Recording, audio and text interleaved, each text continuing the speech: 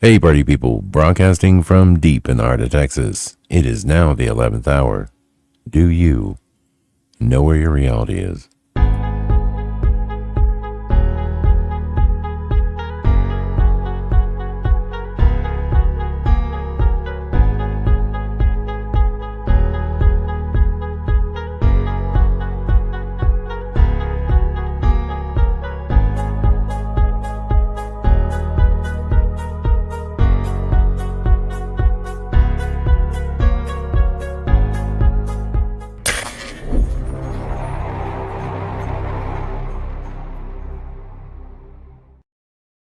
Hey guys, what is up?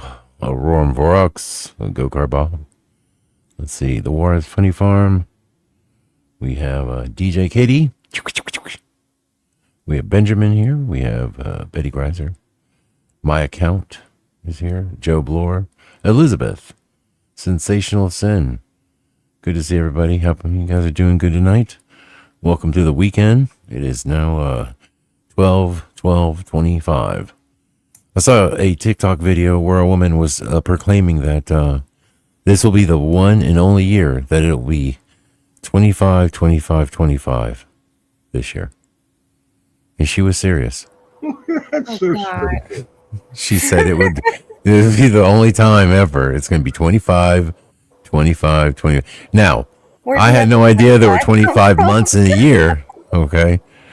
So that's going to be a little difficult. But she was serious. She was even doing little fingers like, yeah, it's going to be 25/25/25. Look out, people. It's going to be a banner year for some crazy stuff to pop off. Oh, end of the world. Yeah, end of the world. Yeah, you know, because it's 25/25/25. So I don't know. Maybe it's maybe she in her world and her, you know, I don't know. I've lost hope for humanity. You know, the simplest question. We've watched those videos where the guy goes to the college campus, you know, and asks questions. And look, I remember the man on the street stuff 10 years ago, and it was pretty silly that people didn't know the simplest stuff. But we're talking college students, man. I mean, dude, it is rough. It's like, my God. So anyway, yeah. So that was funny. I saw that video. Lots of stuff making the rounds right now. Apparently, good Lord, let's see. There's the Candace Owens drama that's going on. Oh my gosh. Wow. That's crazy. I kind of agree with Tim Pool. You got to play Tim Pool's rant about her. No, Tim Pool is a nut right now. Listen, oh my God. Listen. Oh. He had people shoot at his house. Sure he did. You know what? I don't even believe that. I'm having a hard time believing him. If you want to talk about Candace Owens, this is what started the entire thing. Well, first off, what is he? If some random crazy people are going to go to Tim Pool's house and do something like that, it has nothing to do with Candace Owens. They're trying to make it like her rhetoric is somehow allowing people to, you know, incite people to go after these. She made a video about Tim Pool. And okay, did she tell these people to go shoot at his house? No, she. Can you? Okay. Nobody listens to friends around here. I'm gonna go crazy. No. I'm gonna be a Hyrex. The reason this was recorded is because Candace made a video about Tim Pool and said the whole thing was fake. Yeah. And then it could be. He made a rant about Candace Owens because she's been making video after video about Charlie Kirk, just like soaking up all the money. You wanted to talk about Candace Owens. I'm telling you the drama that you missed. Okay, I understand. No. I just want to get into the Tim Pool part. Okay, first off, I am absolutely 1,000% sure that Tim Pool, of all people, has cameras and audio all around his house. Yeah, that's how they caught them. Did he have, is there any audio? I didn't see him put out anything showing anybody shooting at his house. He just said it. He didn't show any proof. Okay. And then Nick Fuentes got into it. Yes. And that goofball, I hate Ian Carroll. He is like such a doofus. He looks like a 70s porn star. He never says anything intelligent. He just is like her yes man or something. Nick Fuentes is such a strange character. You know, there are times where I'm like, you know, I get it. like I understand where he's coming with, from some of this stuff, and from a free speech standpoint, I'm all right with it, and I don't think he's inciting any kind of hatred for anybody. I think he's asking honest questions sometimes. I think that honestly, the anti-Semitic stuff has been used way too much. I think that card's been played over and over. We're all sick of, just like we're all sick of being called racist. Okay, we're it's just absolutely slaughtered Piers Morgan when they did a debate. It was hilarious. He's like, "So you're racist?" And Nick Fuentes like, "Yup." And then he didn't have anything to say.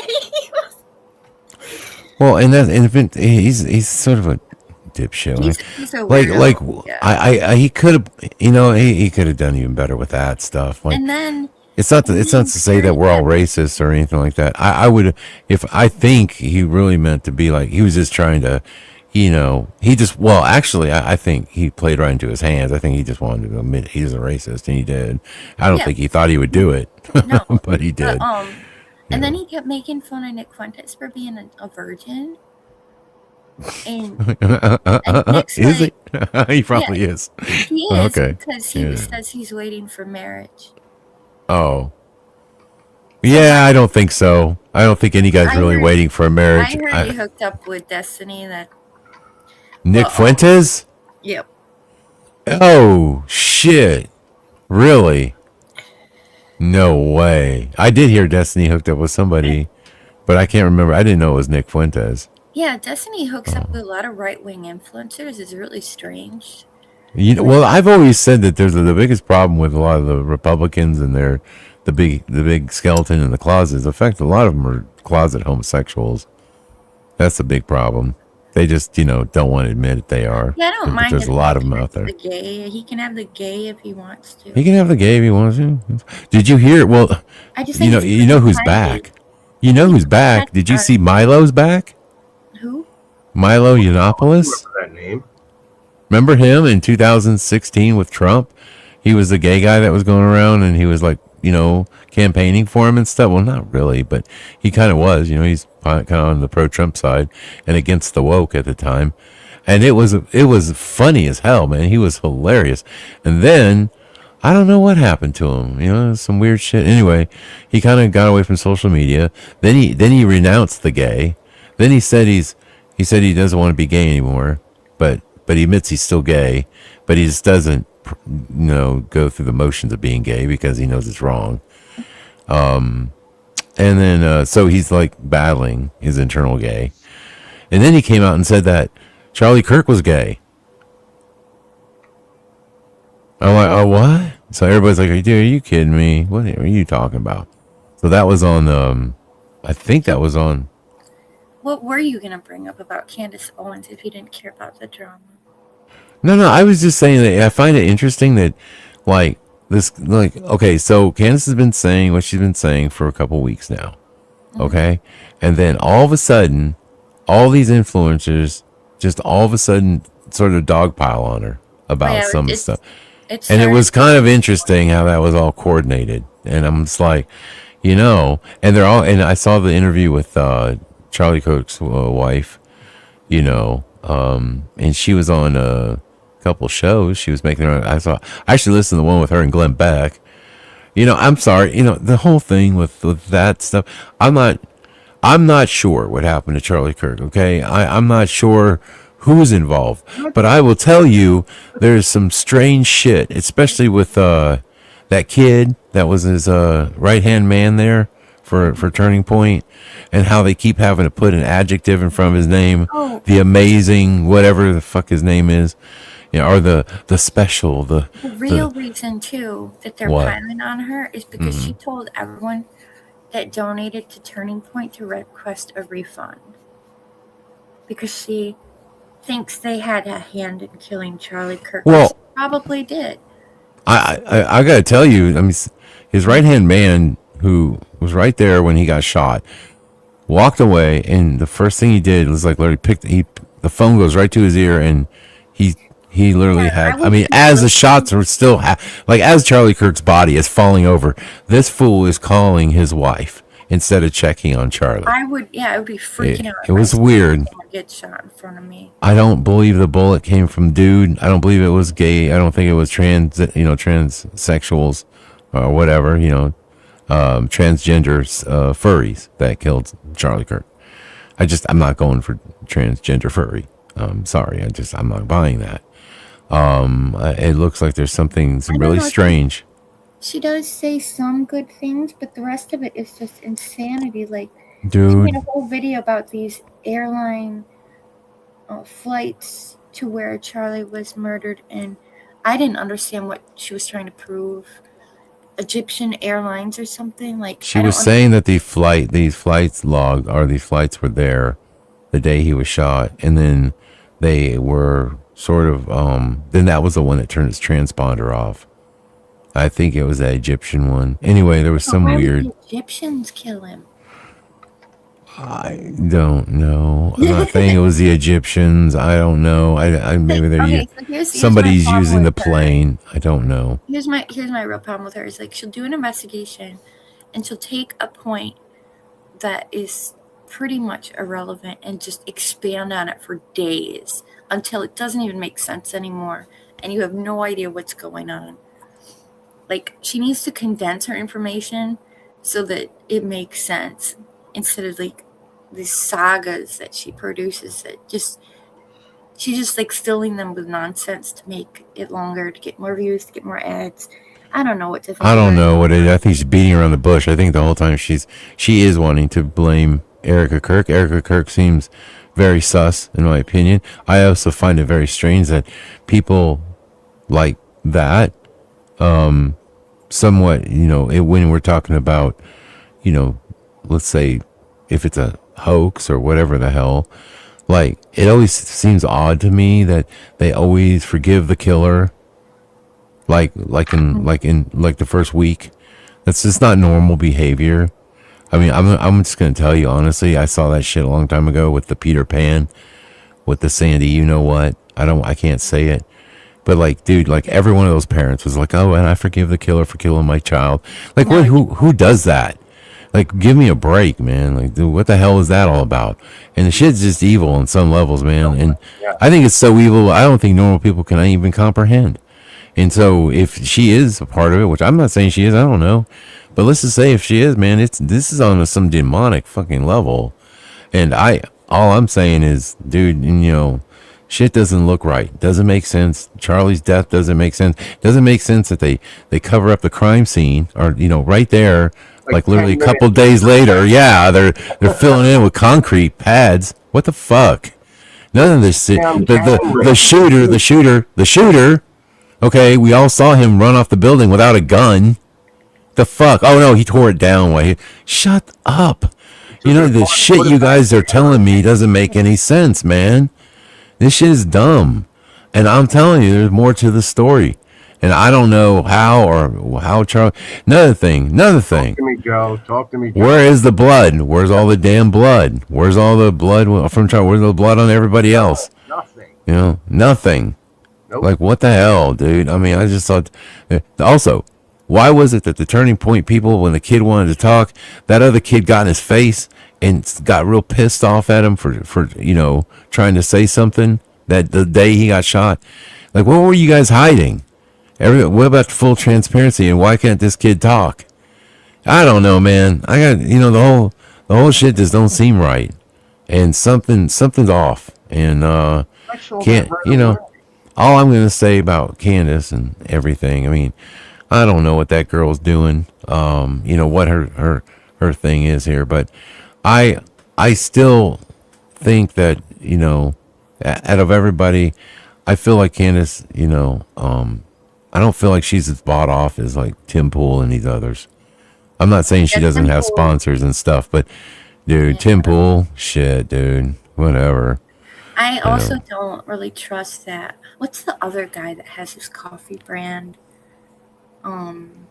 He picked up Hannah Claire after she left Tim Pool's show.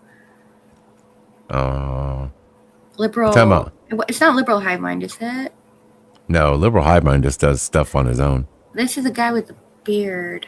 You're talking about what's his name? Where he like the one that was mean to his wife. No, that's Steven Crowder. Steven Crowder. Okay. All right, I'm gonna look it up real quick because it's bothering me. So this is Hannah a good Claire. time for me to- you wanna- The first thing that pops up is Oh, Hannah wow. Claire and Pillow Guy. I don't know Uh, what that has to do with anything. Trump? The Pillow quartering. Trump, right? What, honey? The quartering is his name. The Quartering? I don't even Yeah. know that channel. So Hannah Claire, that used to be on Tim Pool, and I liked her a lot because there usually isn't a woman's perspective on any of these. Yeah. And so she quit his show a couple months ago, and it turns out that Jeremy from the Quartering is a dick. Okay. Sexual harassment towards her and another person on the crew.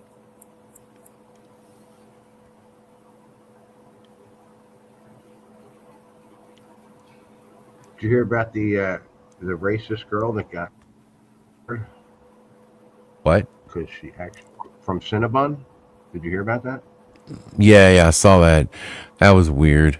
I got That that was up weird. now if you want, but if not, I'll exit. Yeah, the Cinnabon girl. What happened to her now? I don't know what happened to her. I have. I a just clip no, of she got fired, obviously. But it was Yeah, some. But apparently, she didn't start it. But that's not what's coming out.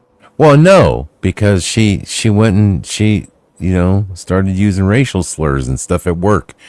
I mean, okay, look, if you just want to lose your job, then do it. I mean, you just can't go around saying. Now, granted, I'm sure that those people were, poking at her and pissed her off, and she went. But here's the crazy part: she lost her job, and she's already raised a ton of money on one of those. $200,000. Yeah, 200 grand. So she's Or something like that. she's like made her salary for the next 4 years, probably. Right. I have an So- unvetted clip up about that. If you want. Maybe.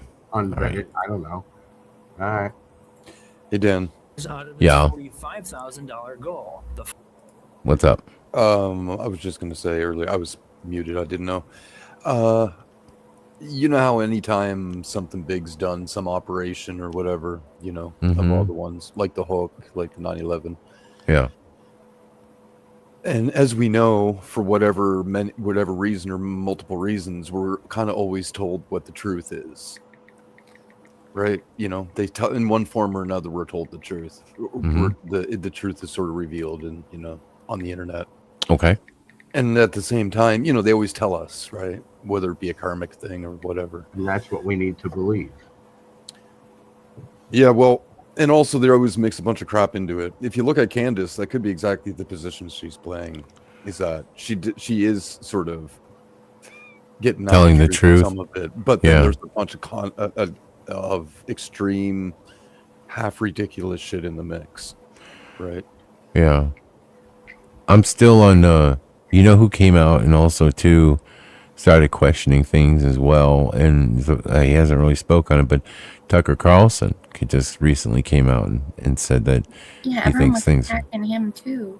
Yeah, well, that's because he's again, dude. It's just like it's like these, it's very clicky right now out there on the internet. So there's certain people and certain networks that, they sort of like you have to play ball for that team, and you go after the other ones, and that's what it is. And I feel like Candace and Tucker are more independents, and they're just kind of saying their piece on it, and they're being attacked a lot. And so I don't know, man. I still think Candace is, kind of just a lot of her stuff that she's going on about. I mean, like, maybe you're right, Noble, and that she's putting out just, some truth as well as some fluff.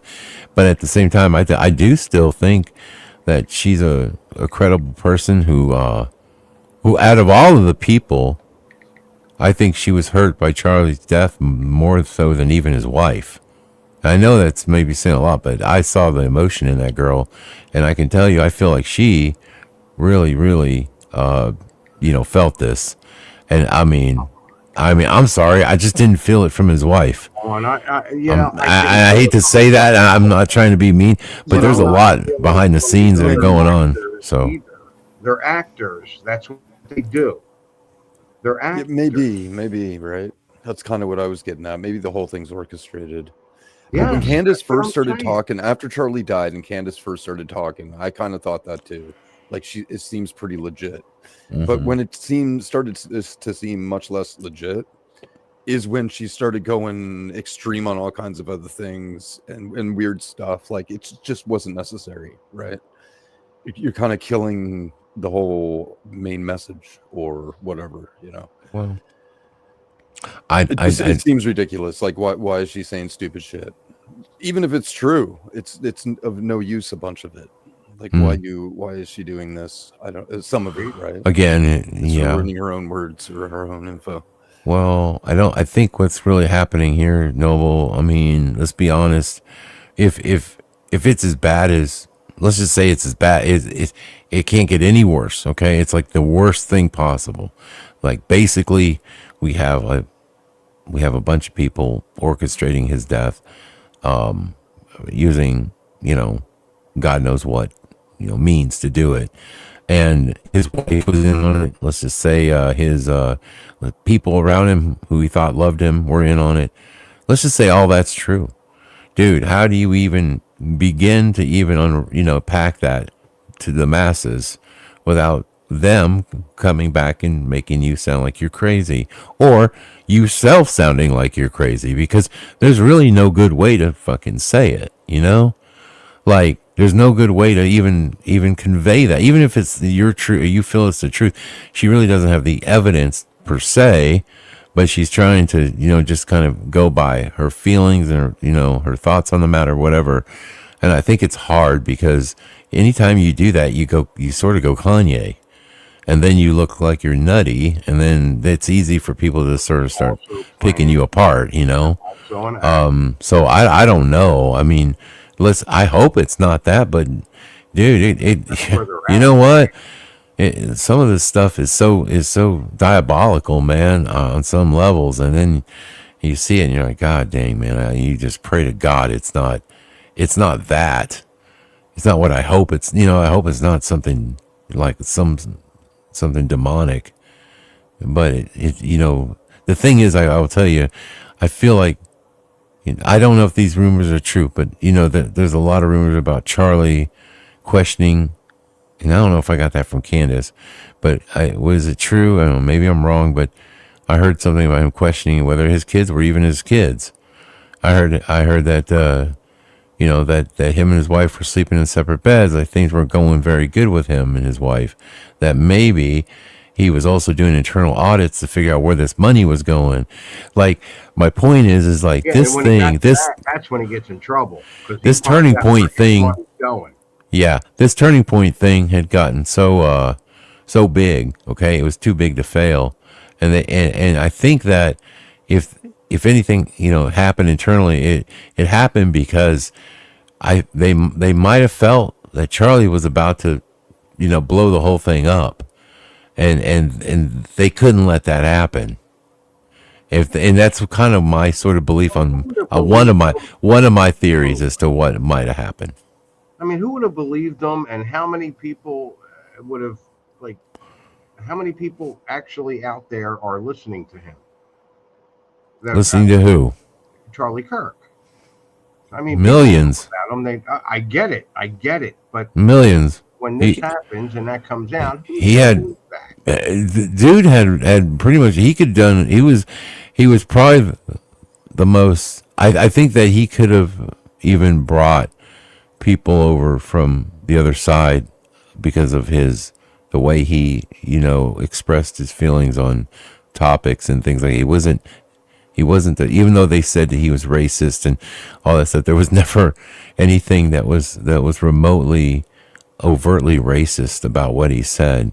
He was just going by scripture and the Bible. And I'm telling you, like, if this guy could have probably ran for higher office at some point, possibly even the president of the United States.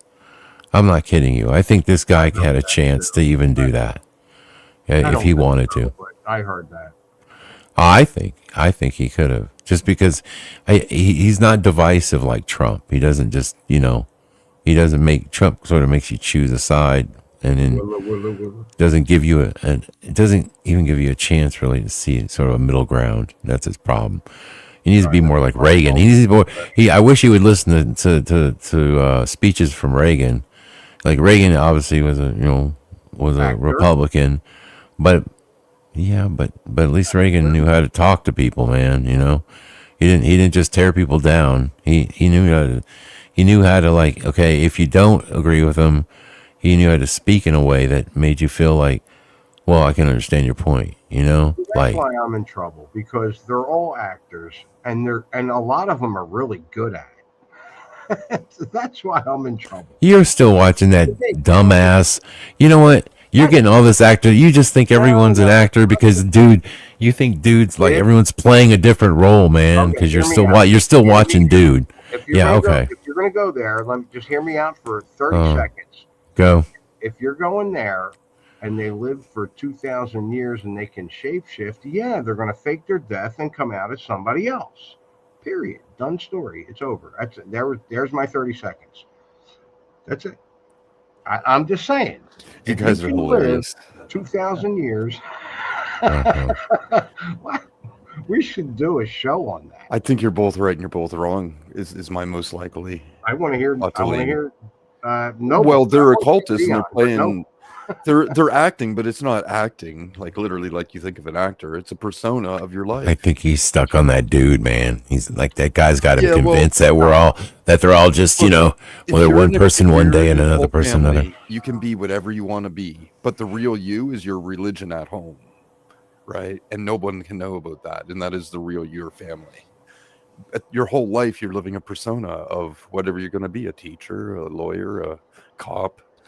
And you get lots of privilege and opportunities. So to say that a bunch of these people presenting information on the internet as actors, they're not actors per se, but they're acting their persona as they did all their life, right? Like they literally have a different mentality than we do. They live a double life. Or triple, or quads, or... Well, I don't know where they're going to live at the other one, but one's at home go in their 2,000 religion years and one's in the world, right? If you're not going to die for 2,000 years, people are going to... Jesus. 2,000 years. No, you don't have to call me Jesus in front of all the other people. Shut up. That's kind of rude. Oh my God. Dude. Today. First it was a Christmas card rant, and now I don't know what he's talking about. He's talking about, like, he's thinking these people are like vampires and they keep on living. Well, let's be honest. They tell you. They could be. They could be. I mean, they all live to be like 100 years old. That's not 2,000 though. They're going 2,000 years. I mean, to me, I'm like, if I was them, yeah, I'd be bored as fuck. So yeah, I'd be bored as hell. So yeah, let me just, keep being somebody else popular and famous and get all the energy and then die, so everybody gives me more energy because I died. Well, and then come out to be honest, man, they could just be living again. I mean, everyone's incarnation of this reality is about 120 years max. So after that, who knows? Game's over. I mean, 120 for real? What do we got? 3 people that did that? Well, it states in the Bible that man's years will be no more than 120 years. So no. Moses was like 2,000, right? That was the Old Testament. Oh. That was before the flood. Oh, so before the flood they lied. Before the flood, people lived a lot longer. That's why they grew and grew and grew. Huh? And why did that happen? Why did they live? Because a lot of people were mixed with angel and human DNA. And that's not still going on now? No. As far as I know, do you see any giants walking around? No.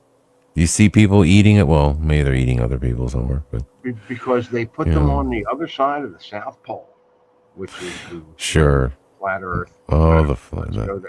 Yeah, maybe. Sure. Okay. Well, good luck with that. Once you know what? Get a glider. You need to get a glider.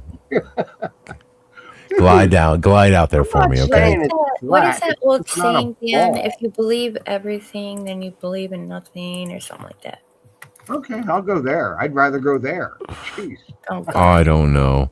You know, all you gotta do Or is no, wait, if you fall for anything. What is that saying? Please, someone help me. if, I know what you I know what you Sounds proper, I guess. Hmm?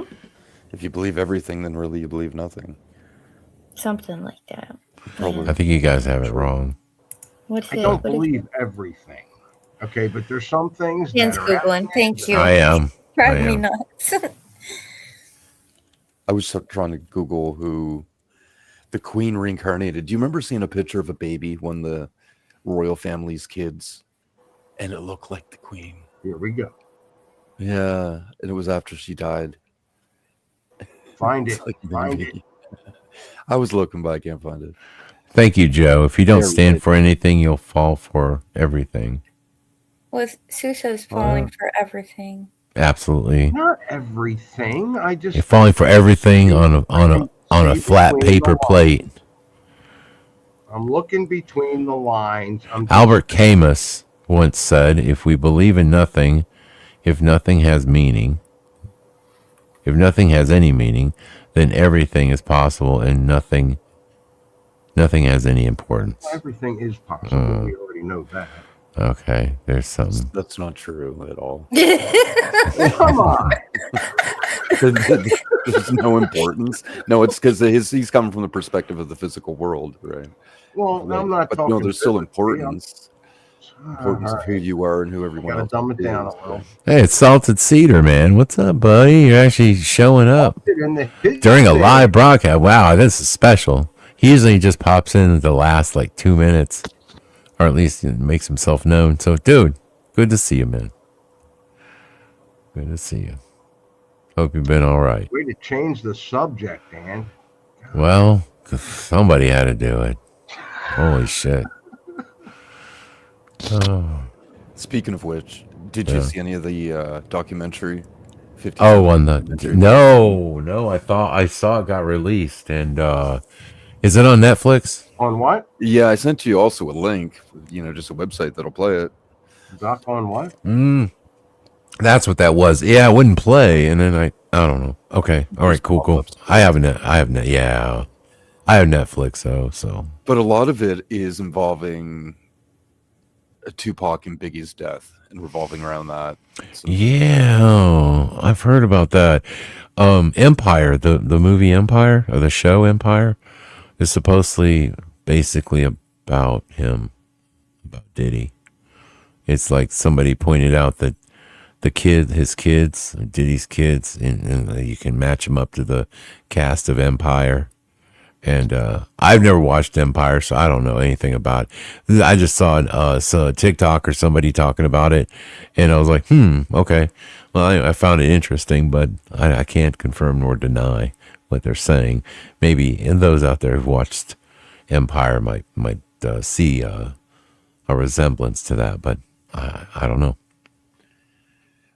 in general, a lot of what 50 Cent is sort of like, the whole thing alludes to Diddy's sort of responsible for the killing on both sides, essentially, is kind of what it alludes to, which could be kind of true, that he was in the middle of it, or involved in it. But there's this other guy, a part I find interesting. There's this dude that Diddy came in contact with because of his dad, who was like a part of organized crime on the East Coast, and then he became in contact with him when he got a little more famous. And I don't know what dude's name was, Zip or Zap or something, I can't remember, but it also was the same dude that introduced Diddy to, I believe it was the Crips in California, but one of the gangs there in California, and which they got involved and was in the mix of some of the shootings and stuff too, right? And money being moved around. So to me, I'm still where I was originally, is that it was all a cult done in the mix of other real things that are true, sort of, as far as different beefs go or whatever issues that they had. But I think a lot of it was set up. And then Biggie was really like, well, he had to die in order for Diddy to get his position. It was planned from the beginning. Like, Diddy sold out, right? essentially, to become more famous and powerful. So was it one of those like Illuminati sacrifice type things? Yes, but, In a but way. also it goes back to some of the older ideas that it was a way for them to get control of the rap industry, right? And they Right. put Diddy in position, and they already had Jay-Z as some fucking ball sucker, whatever. Well, the one that looked like it was truly the one that to me, you saw what was the movie with with Ice Cube and Eazy-E and all that, where Eazy-E had he was the main guy initially that was producing, and then they had to kill him off because then they could basically take those contracts because they couldn't do anything until he kind of had the rap game squared up on the West Coast. And remember, Eazy-E died of AIDS, quote unquote, in a month. Remember, he got AIDS and then was dead. Yeah. That was kind of strange. Who dies of AIDS in a month? And then you had what's the dude? The other guy, the other one that took over down there, the big guy that's always in prison. Oh shoot, he runs Death Row Records. Oh, why can't I think of that dude's name? Anyway, he was the one that was on Jimmy Kimmel or one of those late night talk shows. He was talking about how you stick somebody with an AIDS needle and kill them. Remember that? I think so, but it's not coming to me. Okay. Yeah, AIDS got me. They caught me on Suge that. Knight. I Thank believe you, Joe. that bullshit. Oh, right. Yeah, I couldn't remember Suge Knight. Yeah, Suge. Yeah, it was in the documentary course, and some people blame him. Well, he's a The death. pretty polarizing figure. He's kind of in the mix of it. In any case, it seems. I think he's in jail right now as we speak. I mean, good Lord, how many times does this guy go to prison, man? Holy cow, what happened to the three strikes rule out there? I guess it doesn't apply. I don't know. Yeah, pretty wild. All right, Suso. I reluctantly say this, but do you have anything to share today? Are you kidding me? I mean, I did. I had like 15 things. I got some stuff. I got some fun stuff, and I used to have some fun stuff. Yeah, put this up. I don't know. I don't know. I mean, if you don't really know where you're going with the content, I feel like I'd like you to be more, have more command of your content. Okay, this is a. Do you have any? Because right now it just feels like you're just kind of like, well, yeah, I just I don't know met what this guy. this is. yeah, like I don't know, I maybe just met this guy, and I got to tell you, it's awesome. you just met him. You met a guy. This is. All right. Oh, good for you, man. Good for you. Hey, you know what? It's fine, dude. What? I mean, hey, man, Can I put that out there? love is love, right? I'm not. I have something to share before you let Suso run off the rails. I went off the rails. Just I stop. went off the rails. Oh my god. You need to leave. You need to leave. Can I show my I don't know who I'm saying that to. I don't either. You or Suso. What are you saying, Fizzy? Yeah, at this point. No. I want to show you guys a picture. I have a daughter.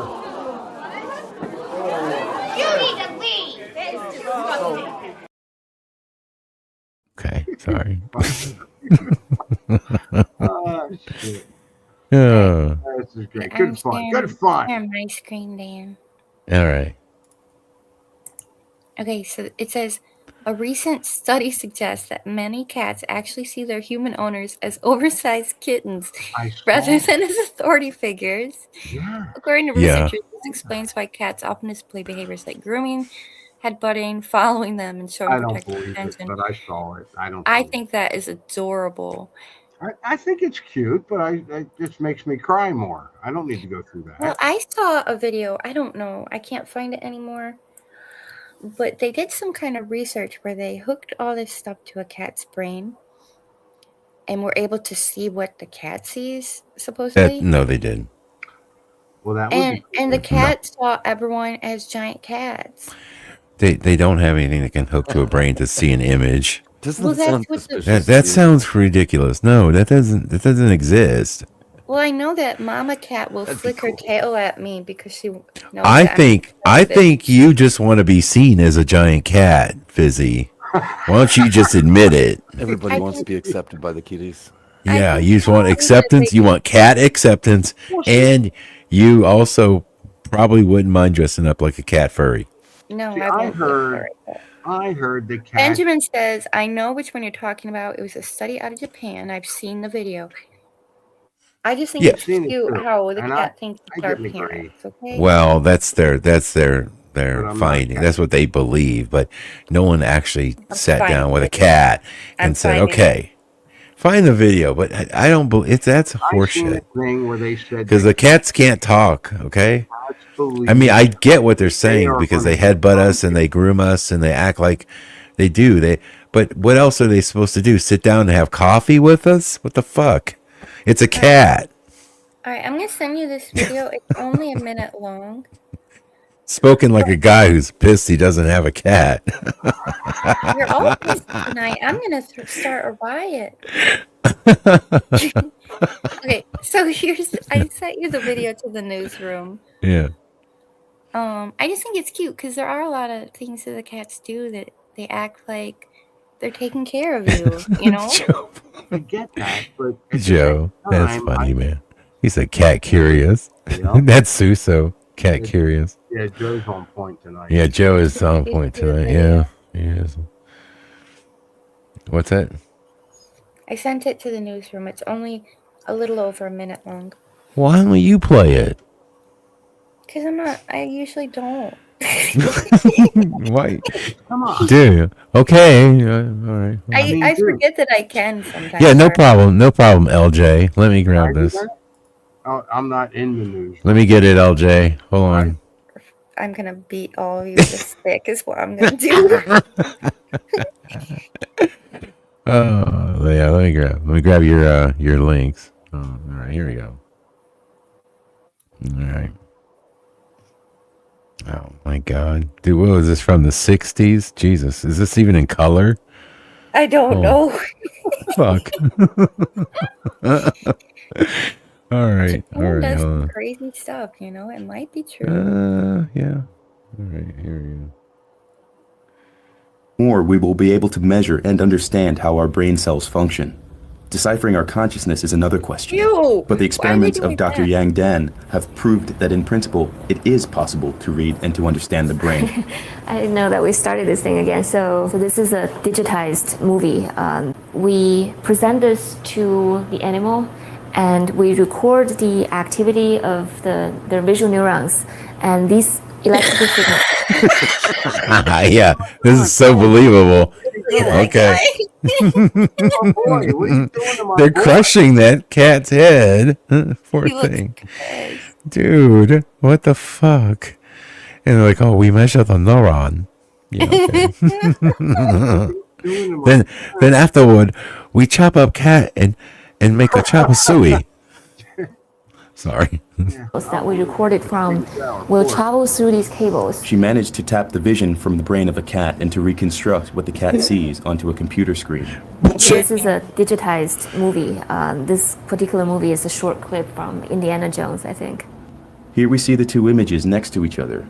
On the left, the image that was shown to the cat. At the right, the image that is tapped out of the cat's brain. Oh, shut up. There's a lot of random flickering, the noise.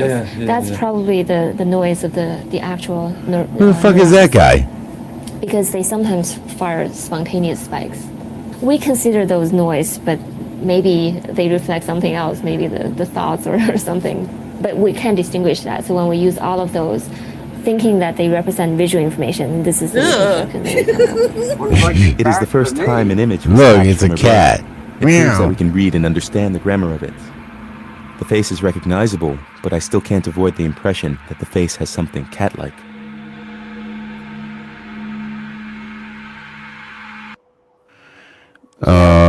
Okay. There it is. There it is. Yeah. Cats see us as other cats. All right. Well, yeah. Yeah. I don't know. Let's see here. Do you know what I was researching today? A little What's that? pool tables. Yeah. I saw this little, not because I'm getting one. I saw this Oh. short video and they were referring to American pool. I'm like, American pool? I'm like, what the hell's non-American pool? Right? Because as a Right. Canadian, I'm like, what are you even talking about? I know there's snooker, and there's pool. So what's non? Turns out there's British pool tables, and they're smaller than American. American size, and Canada That's is what I actually heard. has very little to no ties with the British pool. So everything we've played, I played growing up in the, whether it be in the pubs or the pool halls, has been American pool. There's 3 different ball sizes, snooker being in the middle of the 2 sizes. What are those? One sec, I actually get it right here. The sizes are, there's the table size is different, the ball size is different. Actually, I'll tell you the table sizes. American table sizes is 7, 8, 9. So 7 feet, 8 feet, and 9 foot tables. Most people have never played on a 9 foot. The 8 foot's probably most common for people that don't really get out, because or even in pubs, even is a 7 foot. 8 foot's sort of like the normal large. So if you ever played pool around, you notice there's like a small table and a big table. That's 7 and 8, and then there's 9, which is pro or tournament size. The British pool table is 6 or 7 feet. And I think 6 is a common, so it's smaller, but their balls are also small, 2-inch American Yeah, pool. I've heard their balls are Not smaller. talking about small Yeah, balls, please. American pool balls are 2 1/4. So yeah, I've never played the British setup. But yeah. Anyway, I'm done. I just had to look into that. I'm like, So you're gonna get the American big ball version, or are you going with the? Oh, yeah.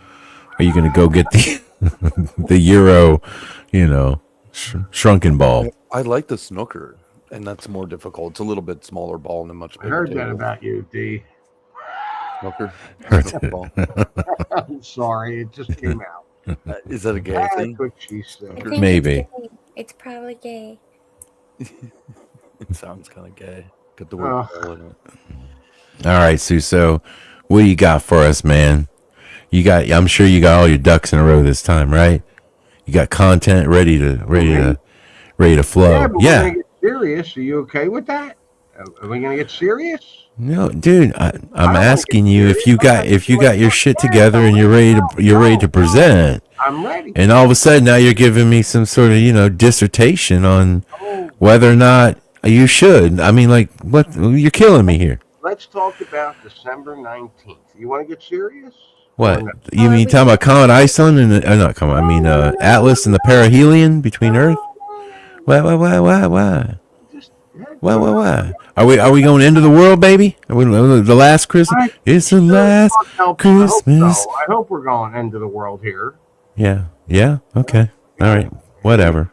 We can talk Fine. about- Nothing we can do about it. If it's gonna happen, it's gonna happen. Let's Right. roll. Yeah. Let's go. Let's just go. Let's go. Look, at least I won't have to pay taxes. Fuck it. Very You shouldn't have to an pay old anything. married couple. I think it's been a few too many years of the getting at each other. The screen to come up. Go ahead. Load up. Yeah, Go ahead. I'm ready to go. No, you're not. You're black. That's right. I don't mean to be racist. Hold on. Put it up. All right. I got rid of the racist stuff. All right. All right. There you go. A boy that I just met the other day. Top of the morning, y'all. Grab yourself a sweet tea and a lawn chair because we're going to talk about December 19th. Because Oh apparently, hell. that's the day the deep state has circled around the calendar and said this is the day right here that we're going to give Americans everywhere a prostate exam they will never forget. This video is sponsored by Backyard Butchers. The grocery store prices are out of control, y'all, and the quality is kind of going downhill. All right, y'all. So talking about December 19th, I feel like this is something really important to bring up because we have two events happening at the same exact time. We have the landing, and hopefully I'm not talking about a spaceship, but we have the landing of the long-awaited Epstein files, okay, that people have been chewing popcorn on for about 3 years now, watching that go down, and it's all about to go public. And on the same exact day, I had to look this up. I was going, hold on now. 3i Atlas was supposed to make its closest appearance to the Earth somewhere in late December. When is that? I've Googled that real quick. Oh, yeah, December 19th. So, look, I'm not saying these two things are connected at all. I'm just saying that we live in a time where our trust in institutions is lower than a snake's belly in a wagon rut. I mean, Okay. damn, I love that. That's awesome. Belly rut. What?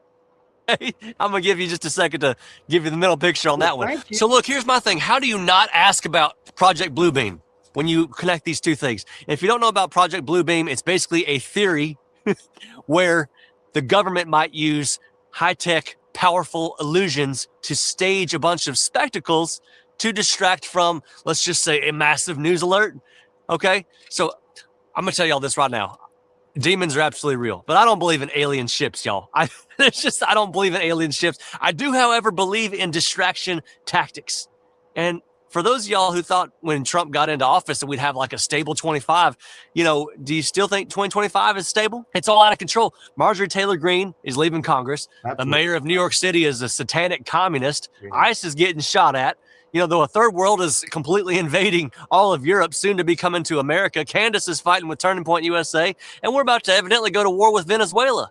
That's about 1/10 of the list. I could go on and on and on. But look, I don't get involved with these stupid sideshows. The $1 million question is, though, for this video right here, the $1 million question is, does Jesus ever talk about anything in the Bible that could be linked to what I'm speaking of, Project Bluebeam?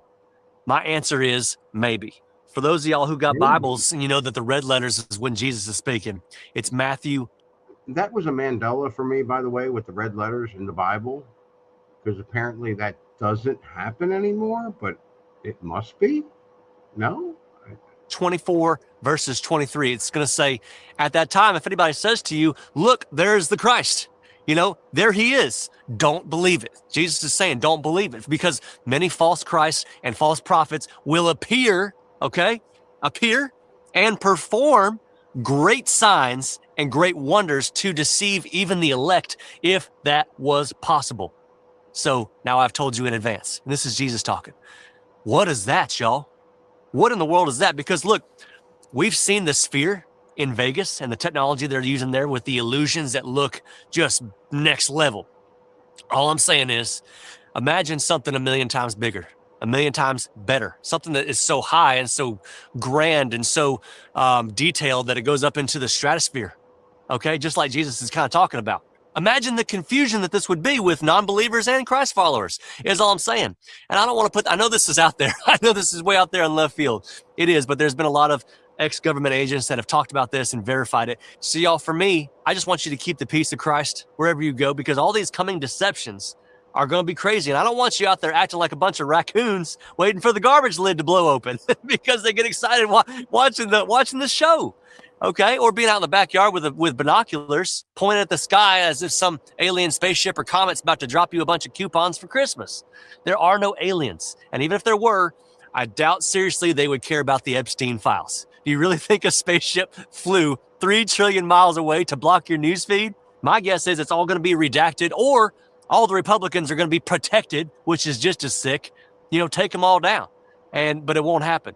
There was a very interesting interview Bill Clinton did with Jimmy Kimmel in 2014. And interestingly enough, I can't find it. If you can, kudos to you. But Jimmy Kimmel asked him, what would you do if we were all arguing down here on Earth and something big was going on and we actually saw a spaceship? And Bill Clinton looked right at Jimmy and he goes, I'd say, who cares? Look at that, right? That was really, really interesting. Usually you can find that stuff on Instagram, and just a quick search this morning, it's gone. Like, that's a pretty big interview with Bill Clinton talking about aliens, and it's gone. I don't know if you can find it. Like I said, kudos to you. But comment or no comment, files or no files, I just want you to keep your heads up on December 19th and all the days after that. And I'm hoping the sun's just going to rise. The sun's just going to set. You're going to take the trash out, pay the bills, and keep the dog from knocking over the Christmas tree. All right? This one right out here, he's got a power tail. It knocks over everything. But just keep your eyes on Jesus. December 19th might not be just a date. It might be a grand show. Or here's his favorite girl. Steven Spielberg just dropped a cryptic billboard in Times Square. A bird with a human eye in the center with 3 words. All will be disclosed. The trailer is expected any day now, and this is not just another sci-fi movie. This is the man who shaped how an entire generation thinks about extraterrestrial. This sucks. I kind of blew this guy out the door here on his last couple of words, and it was a riot. But life, returning to the genre that made him a household name. As always, I'm here to report the information without bias, and you can decide what to believe. You can find the sources in my detailed articles at ufonews.co, along with Billboards appeared in Times Square and Los Angeles showing a bird, kind of like a blue jay, with what looks like a human eye reflected in the center. The tagline reads, "All will be disclosed," with the release date of June 12th, 2026. Many are Yeah, speculating so the world can't end, or the movie won't come out. Universal has What's that, Fish? The world can't end because then the movie won't go out. What? It made What are you sense in saying? my head. I can't hear you.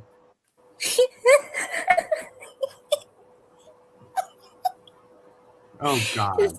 Just play it. It's okay. not confirm that.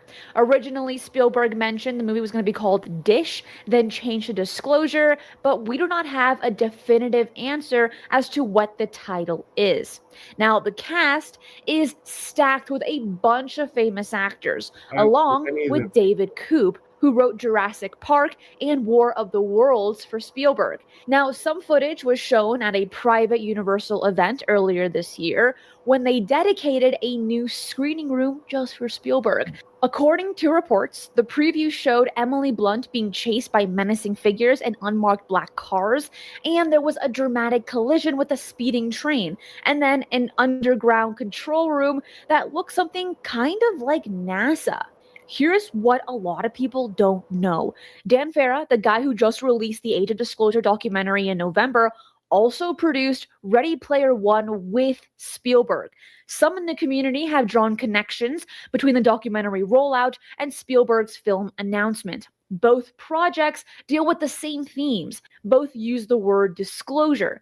Now, whether there's an actual coordination or just parallel thinking, the timing overall has people talking about it. And then in 2023, Spielberg sat down with Stephen Colbert and spoke directly about the phenomenon. He said what has been coming up recently is fascinating, and he talked about the secrecy shrouded these sightings and the lack of transparency. He believes we're not alone in the universe and that mathematically it's impossible that we're the only intelligent species in the cosmos. He then floated a really wild theory. What if these objects are not from another planet millions of light years away? What if they're us, 500,000 years in the future, coming back to document the last 100 years of human history? He suggested they could be anthropologists studying a critical period. They know something that we don't understand just yet. Now, stick with me because there's still a lot more to unpack. We're going to look at why Spielberg's history with this topic matters so much, and then get into. So, to understand why this film matters, you need to understand the foundation Spielberg built. In 1977, he released Close Encounters of the Third Kind, and he didn't just make it up from his imagination. He brought in Dr. J. Allen Hynek as a technical advisor. Hynek was the astronomer who ran Project Blue Book, the official government UFO investigation program from 1952 to 1969, and he created the classification system that we use today. What made Hynek fascinating is that the Air Force originally hired him to debunk sightings, but after years of investigating cases, he became a believer. He went from skeptic to advocate. Dr. Hynek has referred to UFOs in America as a cosmic Watergate. Blame the government for anything that we think we should know about that we don't know about. And there's another layer to this. In 1982, Spielberg screened E.T. at the White House for President Ronald Reagan. After the movie ended, Reagan stood up, looked around the room, and thanked Spielberg for bringing the film. And he said, "I want to thank you for bringing E.T. to the White House. We really enjoyed your movie." And then he looked around the room and he said, "And there are a number of people in this room who know that everything on that screen is absolutely true." And he said it without smiling. But he said that, and everybody laughed. By the way, the whole room laughed because he presented it like a joke, but he wasn't smiling as he said it. Yeah. The room did laugh, and then later on, I'll never forget my conversation with the president. He pulled me aside. He said, even Anna Paulina Luna made a tweet endorsing the film. But now let's shift over to Egypt. In March of 2025. What's that? She cut off the good part. He said, "I'll never." That's what I thought. I thought the same thing. I wanted to hear that. Yeah. research team announced that they detected massive underground structures beneath the Khafre pyramid. The Now team this is neat, but if Dan's got something else, we can come back to this later, or we can keep going because he's probably still getting his coffee. So used a technique called synthetic aperture radar Doppler tomography, and this method analyzes microvibrations on the Earth's surface to map what lies beneath.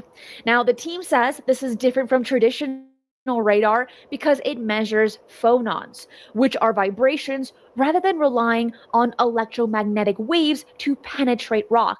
Take a listen to what was mentioned on American Alchemy. And they are like cubes that are connected to the base of the pyramid.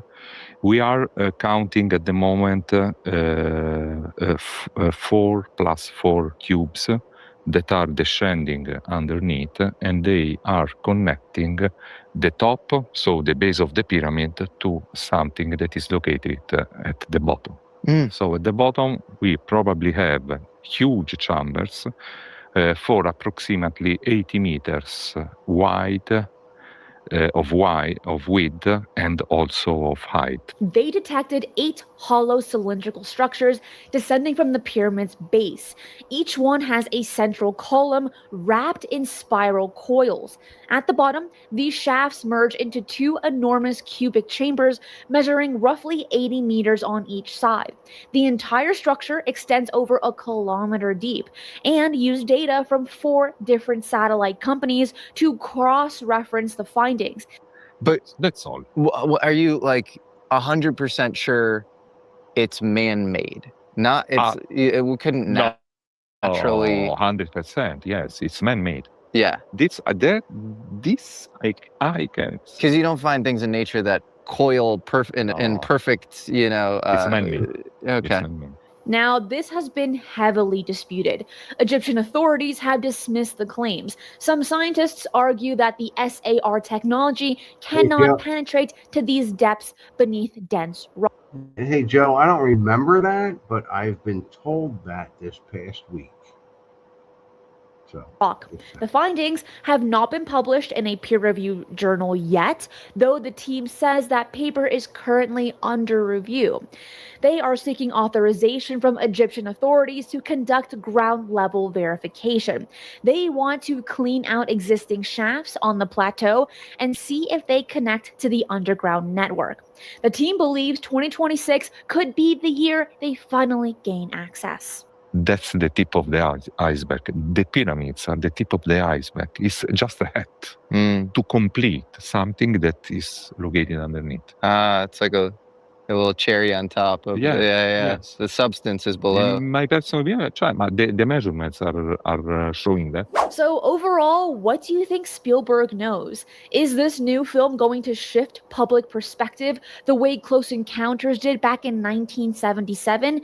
And what do you make of these new pyramid findings? Leave your thoughts in the Notice that there have been a downward spiral supermarkets as of late. Is anybody else experiencing this? now this is brutal, dude. You want to go to something else, or you want me to keep going? Because I can keep going. Well, let's see what he's got. He's got 42 minutes after this. Well, we'll play a couple of these, okay? All right, go ahead. As a produce manager, there is no way in hell you do not know that this is going on, y'all. Look at this. There's black mold at the bottom of the school over here, and then the water that goes down there, it gets recycled back onto your vegetables, man. So look at this. That's the water from the vegetables. Bro, look at y'all produce at the grocery store. Look what's under it. Boy, look at all that black mold. The fan blowing. Moldy water all on your shit. Oh, that's gross. Boy, look, hey, rinse you down with the mold water. It sounds like that mold caught up with him working over here, y'all. Can someone please explain to me, how is it possible for frozen food to acquire mold on it, y'all? Like, how is this possible? This is a frozen, what is it? I don't even know what that is. Do not shop at Food Bazaar. I'm telling y'all niggas again. Why my dumb ass went there again, nigga? Go food shopping. But look, brand new box. I just opened this shit up. Yo, this shit is fucking crazy, bro. That ass, like, I'm about to go over there right now, and I'm about to tell these niggas about these. So, like, what the fuck, bro? Like, it's the second item I came across that got mold on it, bro. The first time, it was endless. Obviously, it got moldy, and then they put it in the freezer. But whatever. Yeah, it must have thawed out at some point or something. Yeah. And then this store in New York, y'all, the employee was caught spraying totally awesome all-purpose cleaner on the fruits and vegetables. What the hell? Today at Ideal Supermarket on Pitkin Avenue in Brooklyn, I observed a worker spraying Awesome, the cleaner, degreaser used in bathrooms and kitchens, on vegetables. I confronted the worker and he told me that it was lemon juice. This is dangerous. It can kill someone. So he's spraying it with lemon for you guys. With lemon. Y'all really believe that? So we're just in Publix. Well, he probably shouldn't use the Awesome bottle, even though he probably rinsed it out, and it could be. It didn't look like it was the cleaner, so. The hotter you are, the crazier you can be. Men will put up with it. But the opposite is also true. This is why fat girls used to be so nice. But then the internet and a bunch of black dudes convinced them that they were hot too. Now you can't even talk to one. Relax. You can't have an attitude and type 2 diabetes. If you're over 300 pounds, you need to be as sweet as your blood sugar. These fat white girls who get with a black dude and then they're like, see, I'm not racist. And I'm like, come on, Cheryl. It's not like you had a choice. It's like when black dudes are like, I don't even like them skinny white girls. I'm like, come on, Daryl. It's not like you had a choice either. Seen her before, man. She's cold. Is this the greatest spiritual discovery of the century? First, this is not for everyone. This is especially not for those who love to meditate for long hours. This is also not for those who want to sit and become a witness to all their crap calls. Is this it? is also not for those Where the who hell's don't Suso? love God. Damn. He probably All did right. that. Yeah, you know, he's going to do something. When did you do this background, or where did this come from? AI. Oh, it almost strikes me as a little new agey, you know. Yeah, Like I know. Well, the AI did it. That's why. Yeah, it's a little painful. Fine. Jeez. Okay. All right. Let's see. I'll pick a You've new been background. accused of being. I know. I realize. You're playing a commercial, dude. Okay. Yeah. So, you know. I walked away. Yeah, I know you did. Well, you're playing a commercial. You don't even want to watch that. So picking up the moody stuff in here, throwing it away, and then putting it, saving some of it in here, or it go back on the floor. So, you know, you have stuff like this, nasty, moldy, throw it away. Yeah, I and then didn't the like rest, this. sometimes we put it on the floor, If or we you put it threw in all this, shit out. and this becomes this. Cut up, sold for way more money. Same with the blueberries. If one of them is doing it, then they are all doing it because they're all chains of the same kind.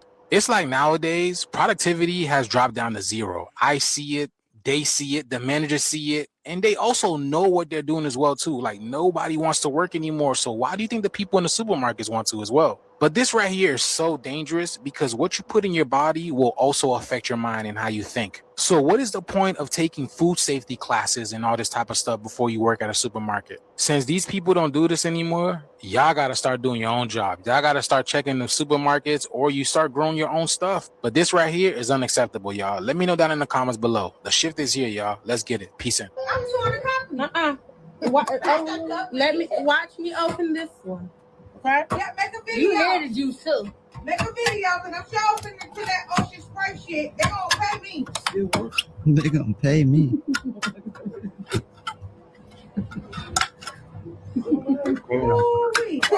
That's one hell of a can opener she's got there. The fuck is this? It's just all water.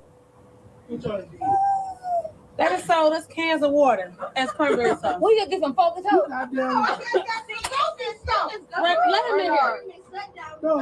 We need to go take that shit back. Look at that. The kid. What the hell is this? That shit water. Shut up! It's funny that happened just before Thanksgiving. Why is there a lock on a rock somewhere in the mountains? What is this about, bro? Who's in there? What's in there? That's the real question. Shh. Who has that key to that lock? Who's got the key? What's behind that rock, actually? Who's in there? Who has a spare key, just in case they lose the key they have? Stop playing with me, son. This video is for entertainment purposes, and I don't know where the hell that place is at, and I don't even know if that video is real or not. Shut up! Listen, something's going on out there, guys. Something's going on. Now, I don't know if somebody put that lock there as a prank to play around with us, but it sure looked real to me. Stop playing with me, son. It's not a camera here, guys. You know what time it is. Shut up! How many times do we have to tell you that this is where these people are at? This dude's a little mountains. Right. Places where people are not supposed to be. He's the water. crazy. Stop playing with me, son. It's not a camera here, guys. You know what time it is. Yeah, but Shut up! But I tell you one thing. If I ever see a lock on a rock somewhere in the mountains, I'm gonna call my locksmith. Today, the Supreme Court will determine if Sony can turn off your internet if you pirate their content. What Sony is getting at is that they do not like that internet service providers still provide internet to people that pirate their games. Sony is saying that if somebody is pirating games underneath the internet that you're providing, I think that you should turn off their Wi-Fi completely. This is insane. Not only does that penalize every single person in the household, this is just stupid. Why? I mean, it is a cat commercial. I could read this one, right? I mean, it's about a kitty. No, you got rid of it. You got rid Why of it. wouldn't they just have the website shut down? Instead, they want to go after us and get our internet shut off when it's just as simple as getting the website taken down, and then you can't download it illegally. Because as long as the website's there, people are going to do it no matter what. So just why not go at the website? Was this dude Adam Sandler? I mean, I'm just saying. Why would the ISP stop continuing a service that people are giving them money for just because they pirated a few games of yours? Think about the PlayStation Vita for a second. This is still connected to the PSN network. I'm here to tell you this right now. My shit is modded out and on the internet. If the Supreme Court rules in favor of PlayStation, they could somehow pressure the internet service that I have to turn off my internet completely. Sony, bro, this is some major corpo bullshit. And you got people in the comments like, oh man, just don't pirate their shit.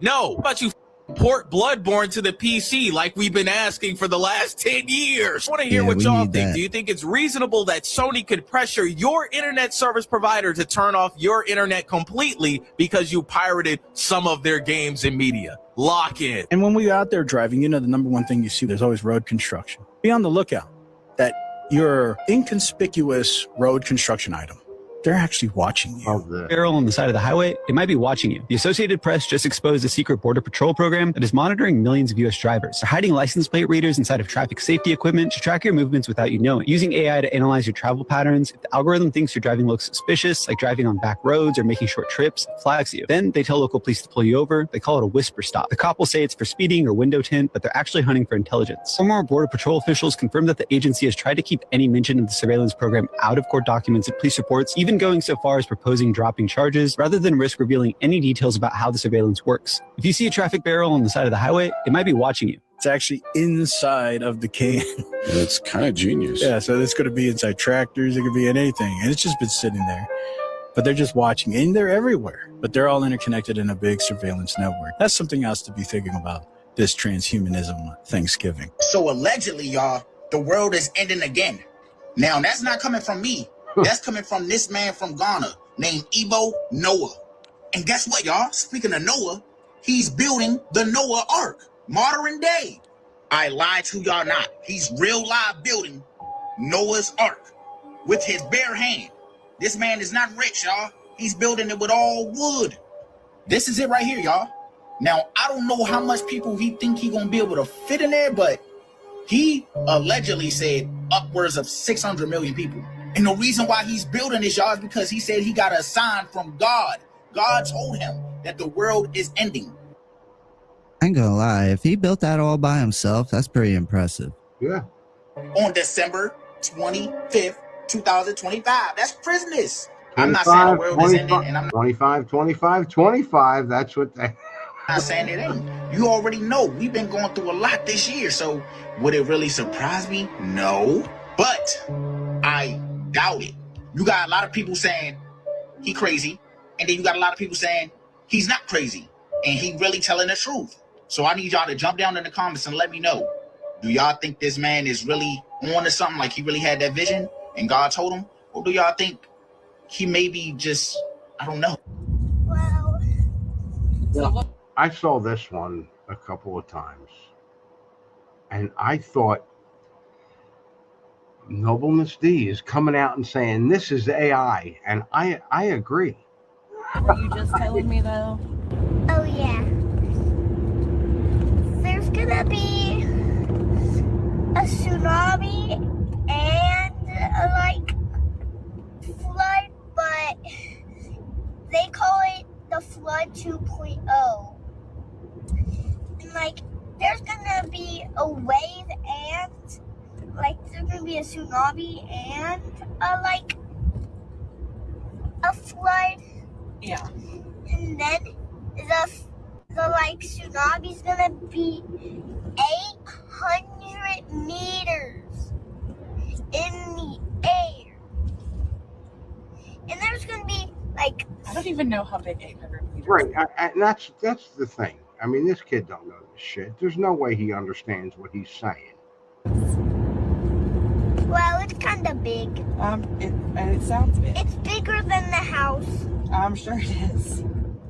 It's almost bigger than the planet. But there's gonna be. Okay, wait. It's almost bigger than the planet, but I mean, if you're that smart, wouldn't you know it's not a ball? I'm sorry, I just went off. Child. I know I went off. I mean, come on, he's talking meters. What's he? 4 years old? 5 years old? If he's not 5. What's he? 4? 3? 3 or 4, I would guess. I think there's gonna be great sharks when the flood comes, because there's Guy said there's gonna be sharks and stuff. I don't know. That's all. Okay. It's not AI. It's real life. Well, there you go. I'm horrified. Are we all just? He's horrified. He knows what the word means. That's a strange kid. I would get There's that no thing way. exercised. There's no way. That kid's nuts. I mean, that's not real. That can't be real. I'm with Noble on this. I'm like, no, this is AI, because that's what he's going to say. Just horrified. Just horrified. Just gonna die today when the flood happens. He don't seem to care. Well, I hope it's not today. It is AI. We're screwed. We ain't got a boat. That's what I'm saying. I thought the same. No, you see thing. how he was just looking, doing his back and forth character. Yeah, but That's AI's got that's a ridiculous character for a kid that age to have. AI has apparently gotten better with the hands, because there's not 12 fingers and, or 2 fingers or whatever. Because AI with the videos. It's probably an AI overlay of their child. That's what I'm guessing. It's something else that exists. Yeah, it could be. It's not today. I've noticed that whenever one of these videos like this starts to go viral, then all the other videos of it just start flooding in. And I just hope that this kid's parent isn't persuading him to think this way, because that would really suck. Anyone who lives in America, stop scrolling and just listen for 1 second. Note, I'm a construction worker, not a news anchor, and I'm just going to try my best. I haven't seen Something pretty serious is going on in Michigan right now. No, I'm not specifically talking about Dearborn, but that's definitely interesting to look at as well. 3 days ago, 2 Chinese nationals by the names of Yongqing Jan and Zenyang Liu, whatever, doesn't matter, They were deported 3 days ago, and the reason why is going to blow your mind. No, not for being here illegally. They brought in vomitoxin to our country. Yeah, I understand your confusion. You don't know what that is, but let me tell you, this is a fungus that destroys all of our farmland, specifically wheat, barley, rice, all those goods. If unaware and you consume this fungus, you begin to vomit, pee out of your butt, get really sick, and all these plants die. Now remember, one of the 4 horsemen of the apocalypse is famine, so I'd be stocking up on non-perishables because I firmly believe we are in the end times. Good luck, everybody. One last thing. If you paid attention to the colors of the 4 horsemen of the apocalypse, they're red, white, black, and green. And it's eerily similar to specific flags. That's all. Bye. I'm sorry, he lost me at, or what? No, that's not the way I should say it. You had me at pee out the butt. If you want to play all the retro games from back in the day, Oh no, he Donkey said Kong, that. Mario. He said that. The guy's like, yeah, you're gonna pee out your butt. I'm sorry, that was. Dan, do something. Oh my. My whole problem with this apocalypse stuff is they are targeting I- certain I- group of people. I when they can't. You can. Okay. I mean, I don't care. I'm just saying. I'm like, just don't pee it out your butt. I'm just saying. I mean, that's what the guy said. I can back it up right here. Yeah, I understand. I just don't want to. By the sounds of it, you could be stocking up. Talking about having like a stomach flu or something. Yeah. Yeah. Yeah. Oh, why didn't he just say that then? He's. I don't know. He said. Don't pee out your butt. Yeah, you don't want to pee out your butt. Don't It's find bad. toilet paper. Ugh. If you've ever had to pee out your butt, it's not a good time. I was just looking up today. Disturation or dysentery, or is it? Do you know that word? No, I don't think so. DYS. Dysentery. TERY, I think. Anyway, Disturbation, all right. it's you get infection in your intestines. A bunch of German soldiers died of it during World War, and some of them with their pants down. But you end up, pooping out blood and mucus. But it's actually what it is infection in your intestines, which may be from bacterial or maybe from a parasite. The bacterial one usually goes away on its own. The parasite, you're pretty much dead if you don't get treated. Kimberly Frederick Digital Arts says it's dysteria. Dysteria, yeah, okay, I'll go with that. But yeah, it was a DY word. But yeah, anyway, my Kind of English sounds sucks. like I a looked it up. mental disorder, dysteria. But okay. Yeah, I was going with well. Basically, you're supposed to stay away from feces and other people's feces, and that's a lot of how it spreads. So, oh yeah, I'm surprised the gay doesn't get it more often. Well, it would spread fast if it got on the go, essentially. But yeah, if people are eating healthy and bathe, usually their immune system can take care of a lot. But during the circumstances like war, extreme circumstances, people are dirty and unhealthy, and it gets out of hand. Oh, dysentery. Yeah. Dysentery. That sounds right. Yeah, dysentery. I've heard of that. Yeah, that's a bad one to die of. I think that's how that little girl from what was it? The one, didn't she die of dysentery? The one that they what was the movie with Steven Spielberg and the one where she, what's the one where she's the ghost? It's the one about the paranormal movie. They're here. Remember that little girl died? I think she died of dysentery. Oh, in real life. Mm-hmm. Yeah. And I don't even want to say it. She died from pissing out her ass. Yeah. Yeah. Poltergeist. Thank you. There's something else. There's something else with dysentery. It makes you like super dehydrated and You would. wrecks your body. Yeah. Yeah, you're It's not almost taking like, your food. I hate to say it, it's almost like parvo for humans. What's parvo? You don't know what parvo is? No. No. You've never heard of parvo? Noble, have you ever heard of parvo? No, but I'm laughing because it seems pretty common there in Texas. Yeah, dude. It's, Apparently, oh great! Gotta get ready. well, animals get it and they die from it, like What the all hell the is time. parvo, Dan? Yeah, I don't know of it. You never heard of parvo? What's That's parvo? weird. Well, maybe I have. It's one of the major. It's one of the major killers of animals. Maybe I did hear it when I was young. You literally have to vaccinate for it. I mean, it kills more animals than damn rabies. I see. You've never heard of it? Do I have to worry about my cats because No, not normally. like infections and shit. Not normally. So, Cat. I don't know if cats get parvo. tell us about parvo, Dan.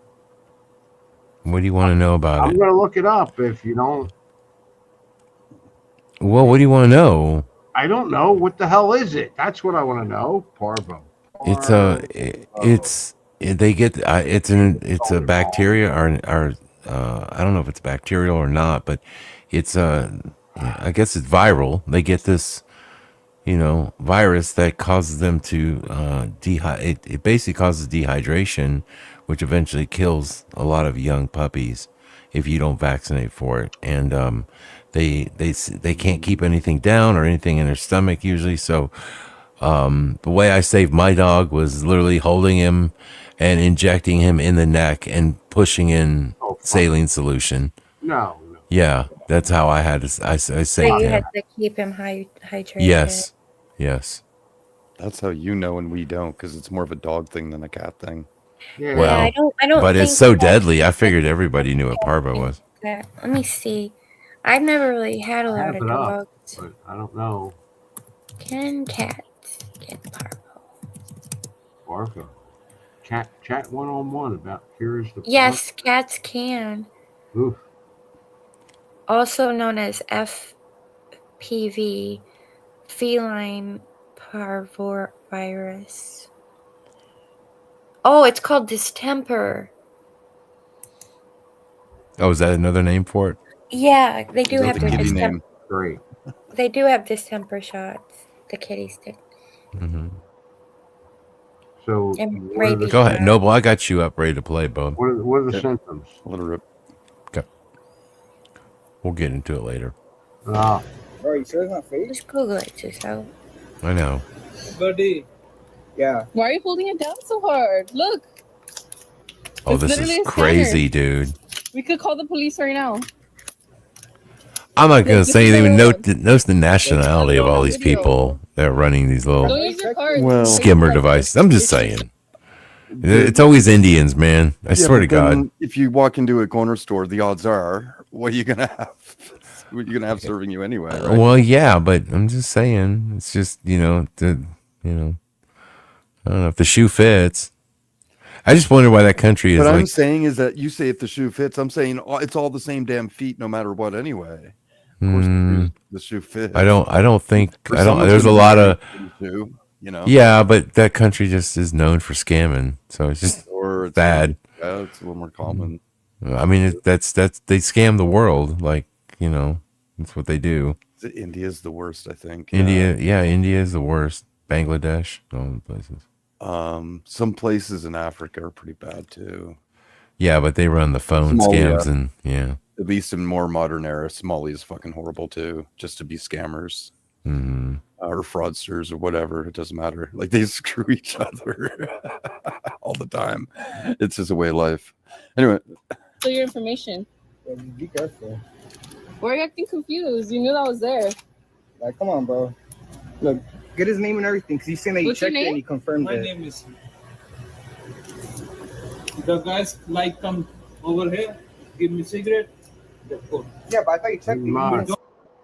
Ahmad, yeah. You know what? I've been store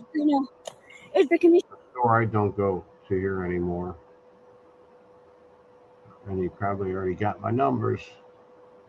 See it? And when me and Rocky. Yeah. He's like, he's running. Never mind. He's running so I can't.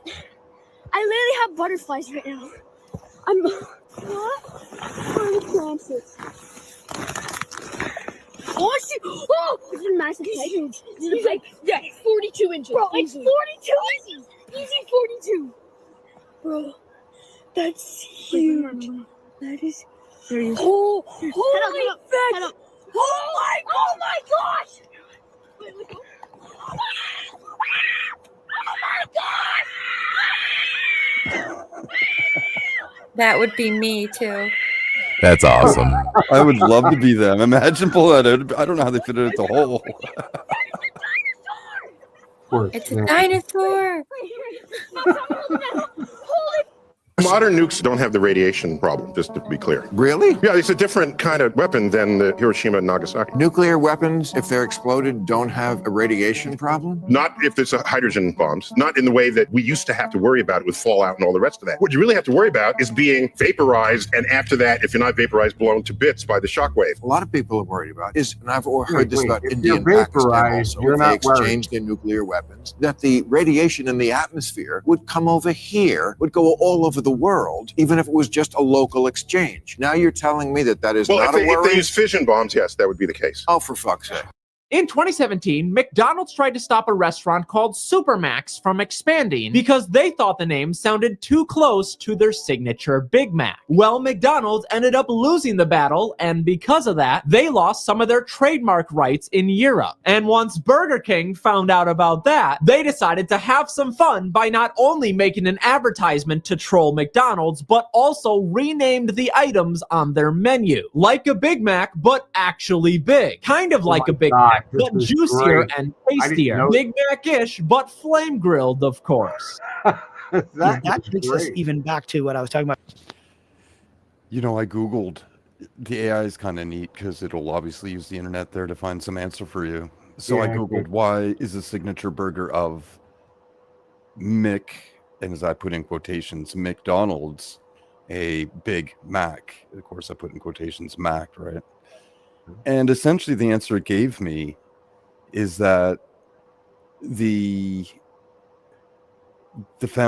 the foundation, but the origins of the name, like basically Mac, the last name Mac, the last name or names using the word Mac existed first. So Mick is a derivative of Mac. And so that's why a Big Mac is served at McDonald's. All right, I'm going to go get some Like, Mac holy Nuggets, and I'll be right back. Some Mac Nuggets? Some chicken Mac Nuggets? Right? That buddy said that on which show was that? Sliders, the Sliders show. The black dude in that. He said clearly. I got a clip of that. I'm gonna get me some. Or he called himself. He's like a chicken Mac Nugget. I'm like a chicken Mac Nugget. I think something was gonna eat them anyway. About earlier with Philip K. Dick, right? And his idea that the universe, what happens is we actually go and we change variables and we rerun it, and we might have the sense that we're rerunning the same scene, we're saying the same things, but something could be different. And usually something is different when you run the simulation. You know, and that's what got me into a whole nother rabbit hole, which I cover in my second book, which is the Mandela effect. I don't know if you've heard about the Mandela effect. I have, but I don't necessarily totally understand it. Yeah, well, I kind of dismissed the whole thing. Did I play this for you guys last week? Yeah. Okay, I thought so. But does that mean I played the other ones for you as well? I don't Maybe. remember playing all those for you. Well, actually, I looked up. I played this one too. Yeah.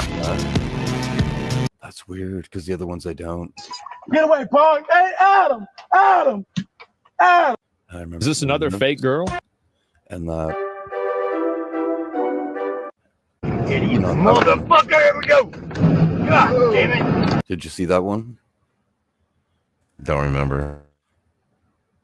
That's strange because I'd looked on our yet last week's show, unless I started picking them up again and playing some more. God damn! That dude is not okay. Motherfucker! He's gone.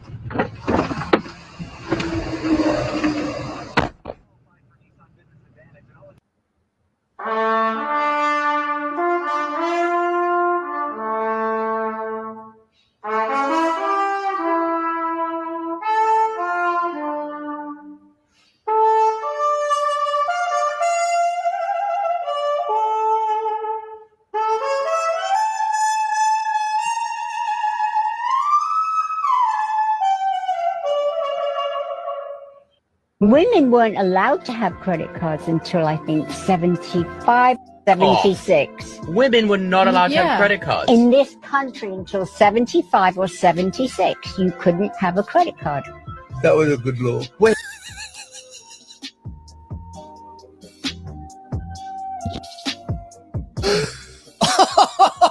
Ozzy keeping it real. You were both in Skull and Bones, the secret society. It's so secret we can't talk. What does that mean for America?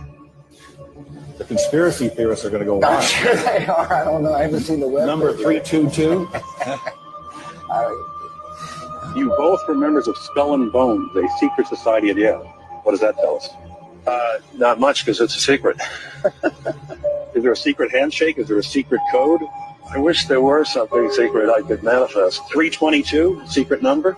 There are all kinds of secrets, Tim, but one thing is not a secret. I disagree with this president's direction that he's taking the country. We can do a better job, and I intend to do it. Tim Russert, the moderator of Meet the Press and NBC's Washington bureau chief, collapsed and died early this afternoon.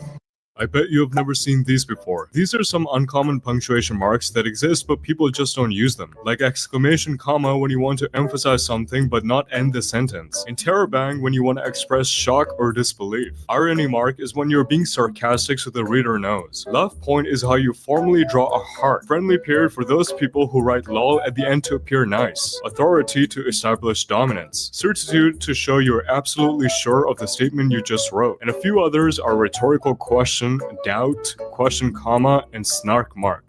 Now most trans people cannot go internationally anywhere where they don't appear as like an M on their passport. And that's just that's dangerous for trans people. If you want to do, I'm running into this with a friend right now who tries to do war correspondence in countries that don't like trans people. They would. So you're asking the U.S. government to produce a false document to lie to a foreign government. It's not. Are you saying that it was a false document before, that the government was just lying this entire time? If you're a man and they put female on your passport, they're lying.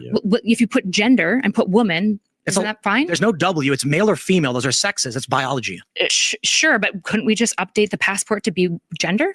No. Why not? Because we're identifying a biological structure of human beings for a purpose, because different laws. On the passport? Indeed. It's an ID. And we have international treaties with foreign nations because they have different laws than us. They finally found the reason why the street flooded.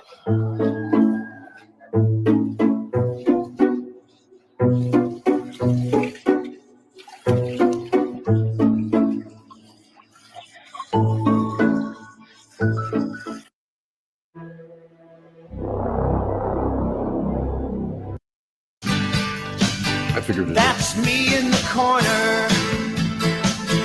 That's me in the spotlight, losing my religion, trying to keep up with you, and I don't know if I can do it. Why? Oh no, Because he can. Yeah, I guess. That's exactly why, because he can. I used to be sort of at this level, but at a younger age, which is nowhere near quite this level, but on the way. I guess that would make your job more fun. I think I thought I saw you try. Every whisper, every waking hour, I'm choosing my confessions, trying to keep eye on you.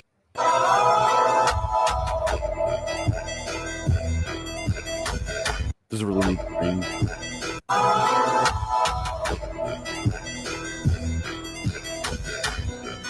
This is the definition of That work was cool. harder, not smarter. Watch this guy's technique of getting common. this snow shoveled up. You know what's becoming more common is stupidity. Definition of work harder, not smarter. Watch this guy's technique of getting this snow shoveled up. He does one line, he lifts it up, he walks all the way back, all the way back. He's getting paid the same. He don't care. Gives a little tossy poo, then he starts again. I mean, I could think of all different kinds of ways to do this way more efficiently. Like, for example, turning it and then like pushing it back the other way and getting double the amount of snow. Just turn. Now, don't pick it up and walk it back. Do the same thing you just did, but back the other way. Double the snow. You get it done in half the time. This guy votes.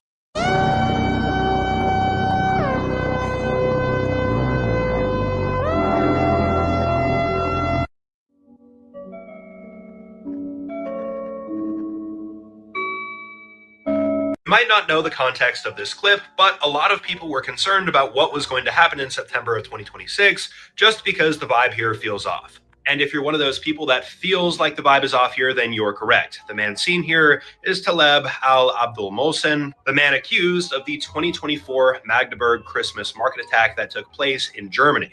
At the hearing for this alleged crime, which, by the way, he did admit to, he held up the laptop with a time frame, September of 2026. So a lot of people were worried that another attack was going to take place during this time. Now, while Taleb did not exactly clarify what he meant by this, we can assume that because of his extremely far-right ideology and Islamophobic views, he's probably referencing the 2026 Saxony-Anhalt election with a party called AfD, an extremely far-right party, hopefully winning in his eyes. So probably not an attack.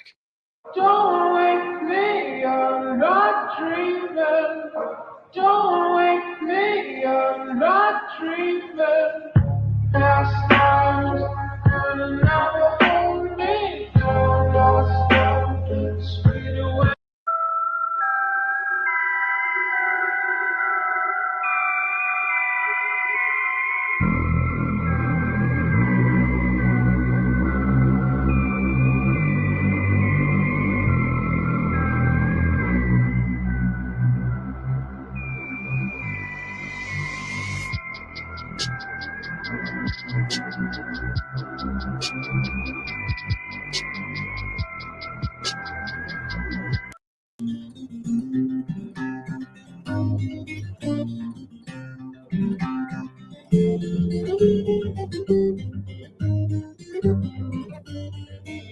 Why did China build a fake US aircraft carrier in the middle of the desert? Deep in the Taklamakan Desert, satellites spotted something no one was supposed to see, a full-scale mock-up of a US Navy aircraft carrier. But that wasn't the shocking part. It wasn't alone. Next to it were the outlines of American destroyers, warships, and support vessels, all laid out like a real strike group. From space, it looked like a battle fleet parked in the desert. The replicas were fitted with radar reflectors, painted with deck markings, and even placed on rail tracks to mimic a ship in motion.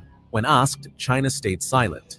But over time, new satellite images told the real story. Parts of the carrier appeared scorched, damaged. Sections were missing. Craters surrounded the site. This wasn't a display, it was a target, and someone was testing how to destroy it. Amber wasn't allowed to write anything negative in her senior quote, so she got creative. She simply wrote, "The Office, Season 7, Episode 19, Minute 445. If you actually check that moment in the show, it's Michael saying this. Should have burned this place down when I had a chance. A steamship loaded with explosives collided with another ship. It caused the largest non-nuclear explosion ever seen, or felt, I guess, unfortunately felt. 2,000 people died. Hundreds more brutally injured, blinded by the glass. And what happened, and it has to be said, before Ottawa could respond, that's all changed now, but before Ottawa could respond, the people of Boston responded. They got a train, doctors, nurses, medical supplies, food, and they made it to Halifax to begin the rebuilding and treat the wounded. And that's friendship, unsolicited, outpouring. And the people of Halifax, people of Canada have not forgotten that kindness. And ever since that moment, the tree has been sent to Boston, and it's lit there. And a few decades later, the tradition began here. It's also true, I think I'm right in saying, no one checked their phones, that you have the highest concentration of Boston Bruin fans in Nova Scotia, in Canada. This is true. This is true because of that reach out. What happened, Noble? Yeah, the Halifax explosion happened, and Boston responded with aid. When was that? What year was that? It was World War II.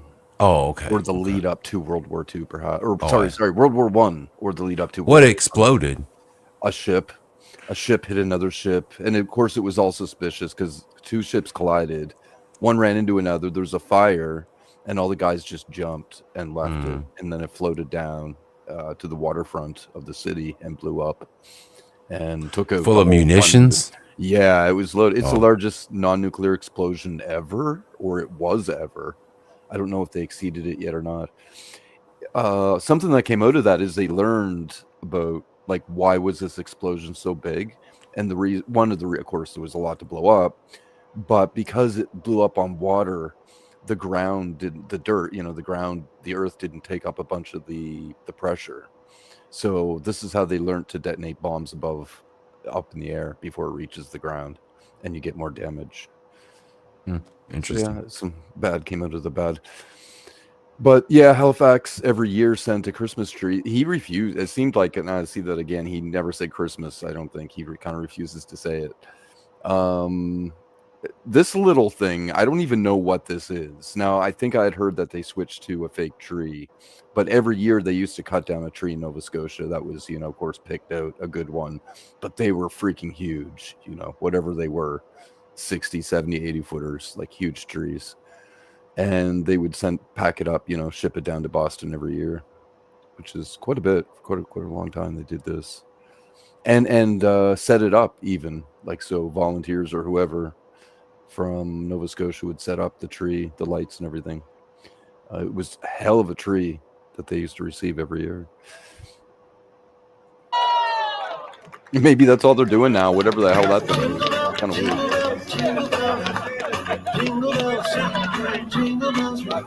6ix9ine had to check in with John Pork when 6ix9ine was on tour in Chi-Town in 2019, and then 6ix9ine hired John for protection against Little Dirk and all his little goon squad.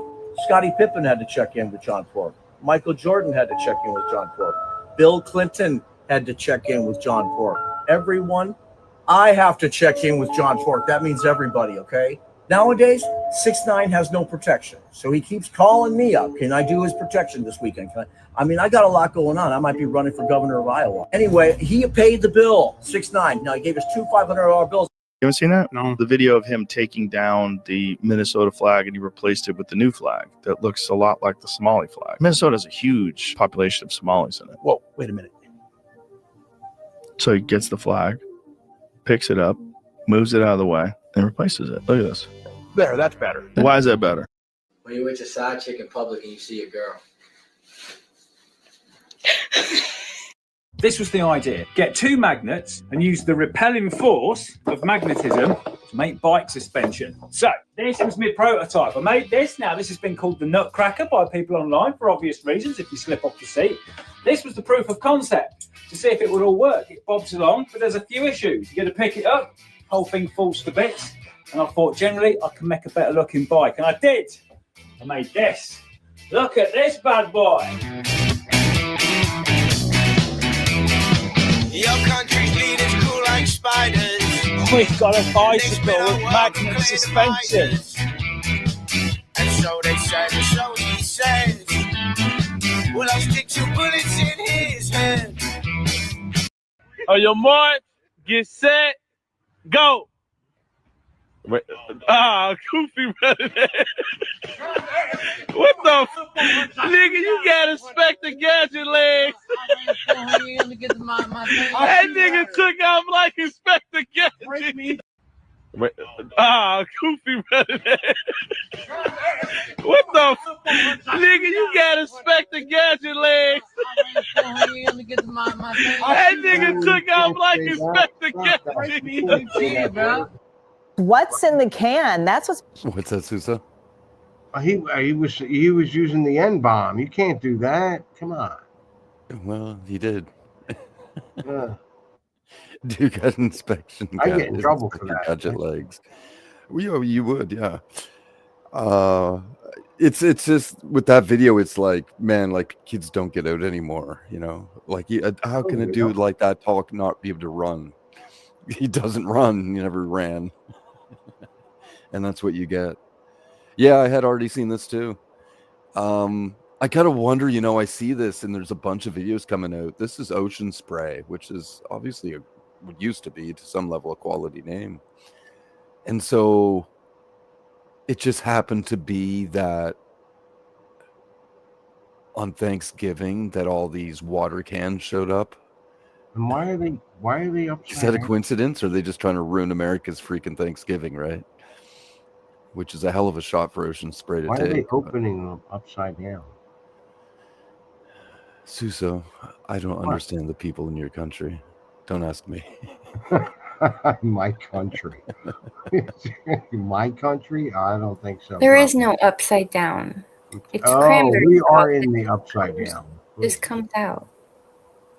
It's being asked across the country after a number of families opened up their cranberry sauce on Thanksgiving Upside and down. found Oh, that's clear why. Yeah, the other side's rounded. It's the type of can that's very round on one side. I got a couple of them. water inside. Ocean Spray, which makes the sauce, says they have launched an investigation. It's a mystery that shocked families across America celebrating Thanksgiving. Imagine opening a can of Ocean Spray cranberry sauce for your traditional holiday feast and finding this. Water. No cranberry sauce, just water, and not just one can. Water. Can you believe that? Water. Unbelievable. It happened to all these families. They posted their videos on social media. Water. They done sold us cans of water. So, why did they take video of opening cans? Are you videoing this? They had previously opened up. Don't think that's the question you should be asking. Why isn't there any cranberries in it is the question. No, what the fuck, man? Why are they taking videos? There's this thing called the internet, lady, and no one believes shit. So if you don't try to get a full video of something, no one ain't ever going to believe you. Yeah, it's all AI anymore. Well, there's that now. And then there's the thing about, how you ever going to prove it if you ever get something paid back to you. Other cans, and when they found just water, they wanted a record when they opened remaining cans. Both of them empty. Oh my gosh. Full of. He did to comply with an order from the city. City told him to get his boat out from public view. So he built a fence, only to have his neighbor, who's an artist, paint a photorealistic version of the boat on the fence. Now, pictures of the boat have gone viral online. The boat owner says the mural looks terrific. Not a rule breaker, but I am like to make a political statement as necessary, and as well as a humorous statement and a creative statement. So I'm all in favor of generating discussion and making people smile. And When you knocked on my door. A Methodist pastor announced to his congregation a few days ago that he no longer identifies as a male. Are my parents okay with this?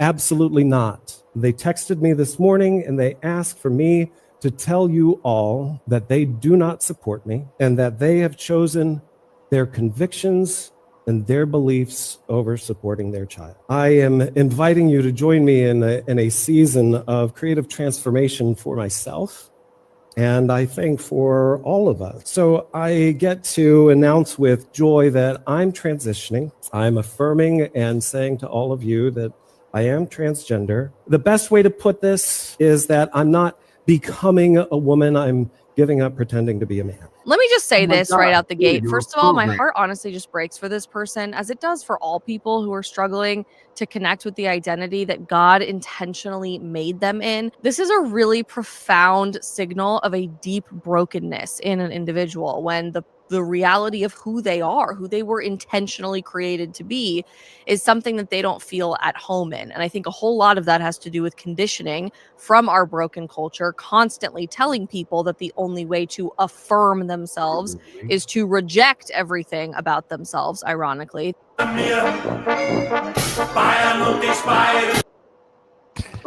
something counter to the gay one. Just need a little pullback.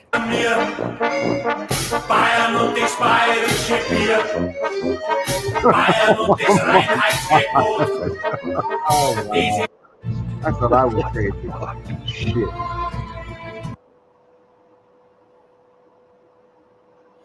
What, you gonna play that again? No, I was just taking a moment to read this. Yeah, that's a bomber making it back to Europe. Apparently, it's like, man, that looks pretty severely damaged. Can it really stay in the air? Kamala Harris, I've known her for about 10 years. 10 years. 10 years I've known her. Off and on I've seen her. She's very, very beautiful. Never really rude. you know. And I would ask her, what are you? What are you? She said, I'm Indian, I'm Indian, I'm Indian, I'm Indian.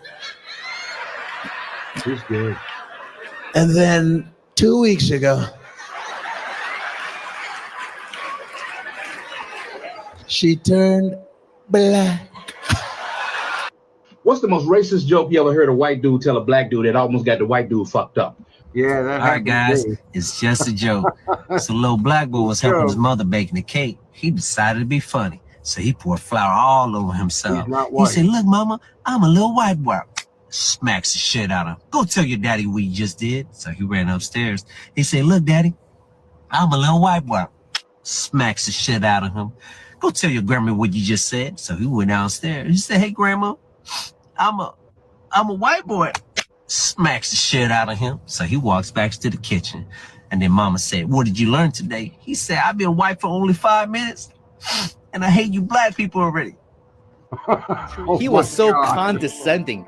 Watch him get destroyed by logic. And in addition, once you've told me where God comes from, please try to clarify how you can figure that a spiritual force can have an impact on a material universe to create it. If angels are made of spiritual matter, and a pen is made of material matter, and spiritual matter displaces no space, how many angels can dance on the tip of a pen? Time, space, and matter is what we call a continuum. All of them have to come into existence at the same instant. Because if there were matter but no space, where would you put it? If there were matter and space but no time, when would you put it? You cannot have time, space, or matter independently. They have to come into existence simultaneously. The Bible answers that in 10 words. In the beginning, there's time. God created the heaven, there's space, and the earth. There's matter. So you have time, space, matter, created a trinity of trinities there. Just, time is past, present, future. Space has length, width, height. Matter has solid, liquid, gas. You have a trinity of trinities created instantaneously. And the God who created them has to be outside of them. If he's limited by time, he's not God. The guy who created this computer is not in the computer. He's not running around in there changing the numbers on the screen, okay? The God who created this universe is outside of the universe. He's above it, beyond it, in it, through it. He's unaffected by it. So the concept that a spiritual force cannot have any effect on a material body, well, then I guess you'd have to explain to me things like emotions and love and hatred and envy and jealousy and rationality. I mean, if your brain is just a random collection of chemicals that formed by chance over billions of years, how on earth can you trust your own reasoning processes and the thoughts that you think? Okay, so your question, where did God come from, is assuming a limited God. And that's your problem. The God that I worship is not limited by time, space, or matter. If I could fit the infinite God in my 3-pound brain, he would not be worth worshiping, that's for certain. So that's the God that I worship. Thank you. I'm so glad I invited Ken to a debate in UC Irvine. He's a good example of being prepared. Subscribe to make Christians stronger. A feminist writer decided to prove men lack empathy by disguising herself as a man for 18 months, which she discovered completely shattered her worldview.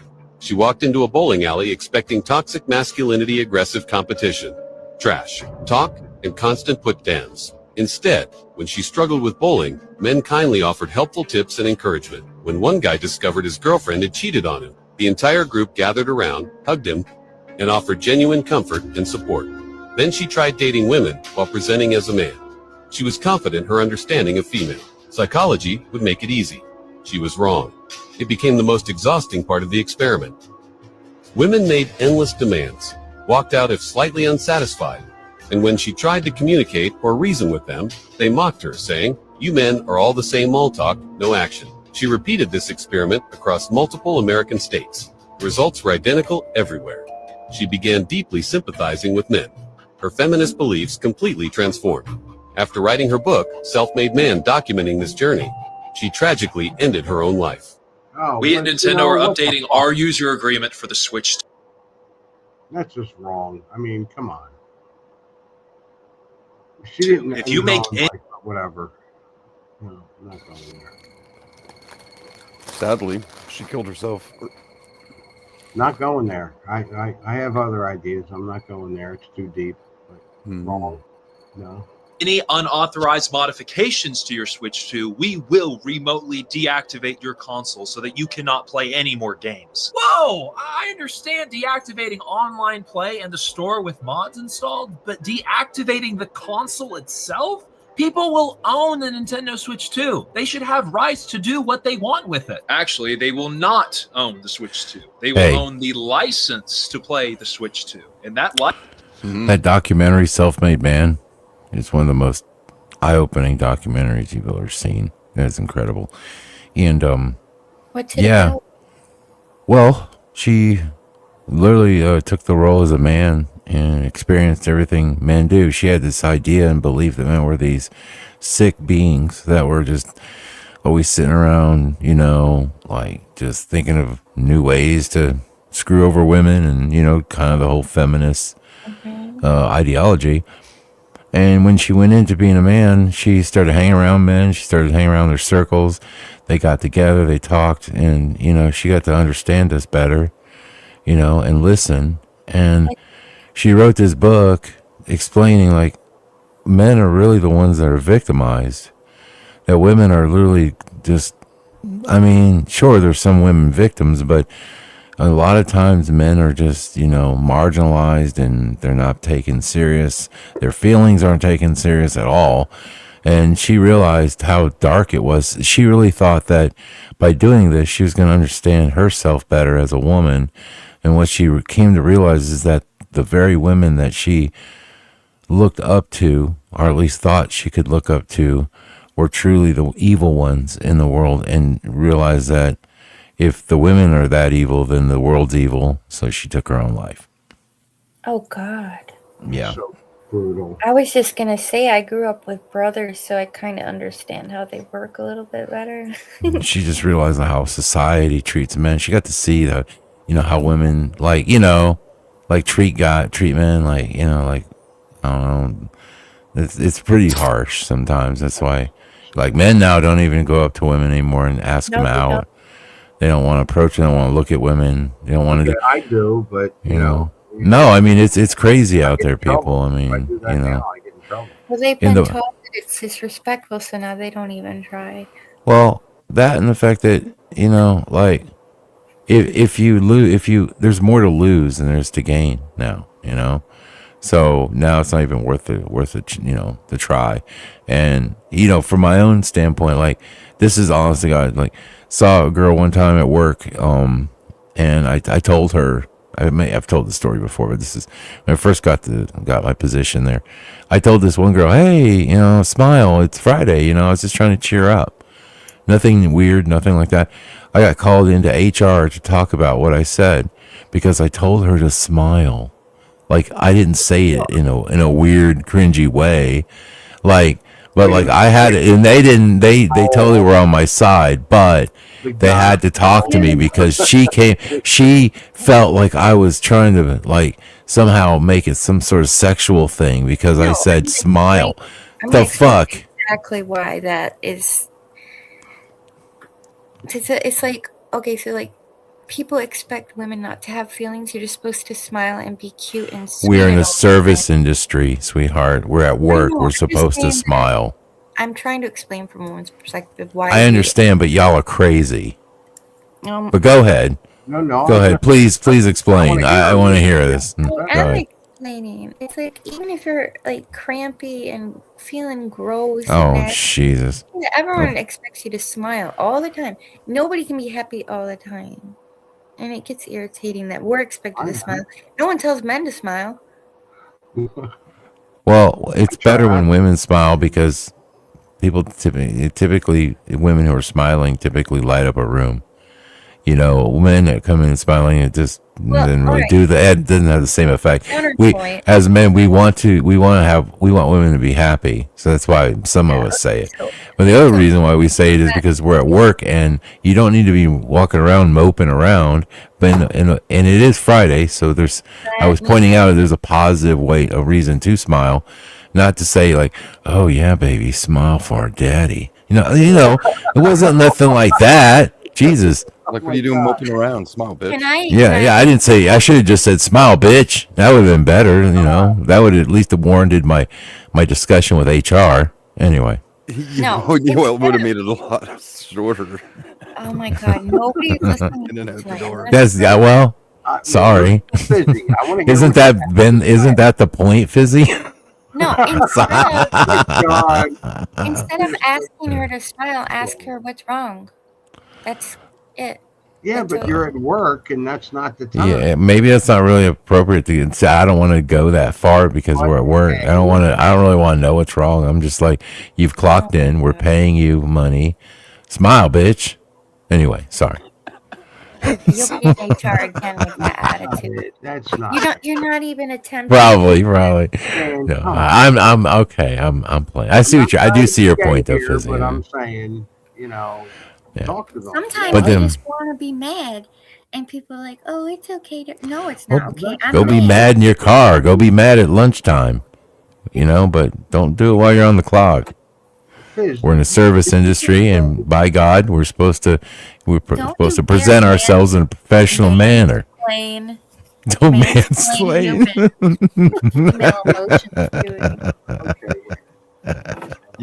This girl there that took that scenario really bad in that documentary and ended herself. That was females are more social and take things more emotionally. Really? So when you get a female in a position that a male's in, taking the heat that males take, it was a lot worse than a male taking it. And so is it bad what in society, the way that women treat men? Yes. But not as bad as one could make it out to be, because men should be able to handle it and not really care. Honestly. I just want to say one thing to Mike. Yeah, I want to say one thing to Mike right here. He's like, no, Fizz has a point, Dan. Let her cook.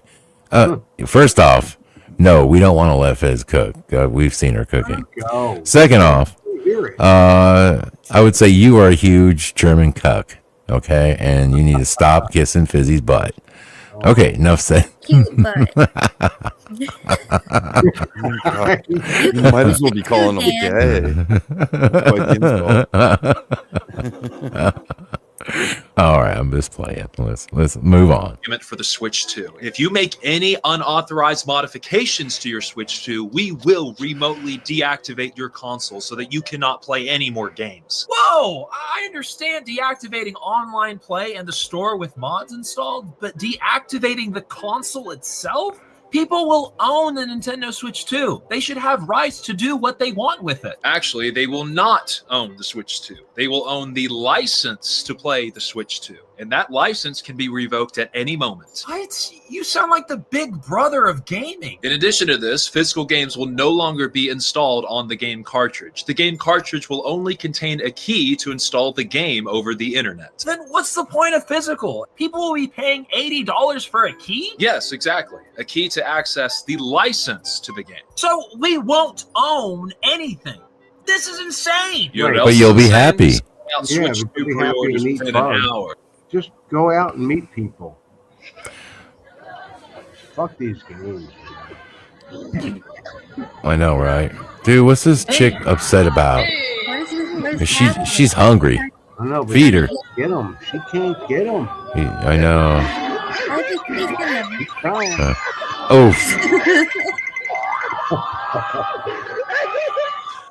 As a cop just walks up.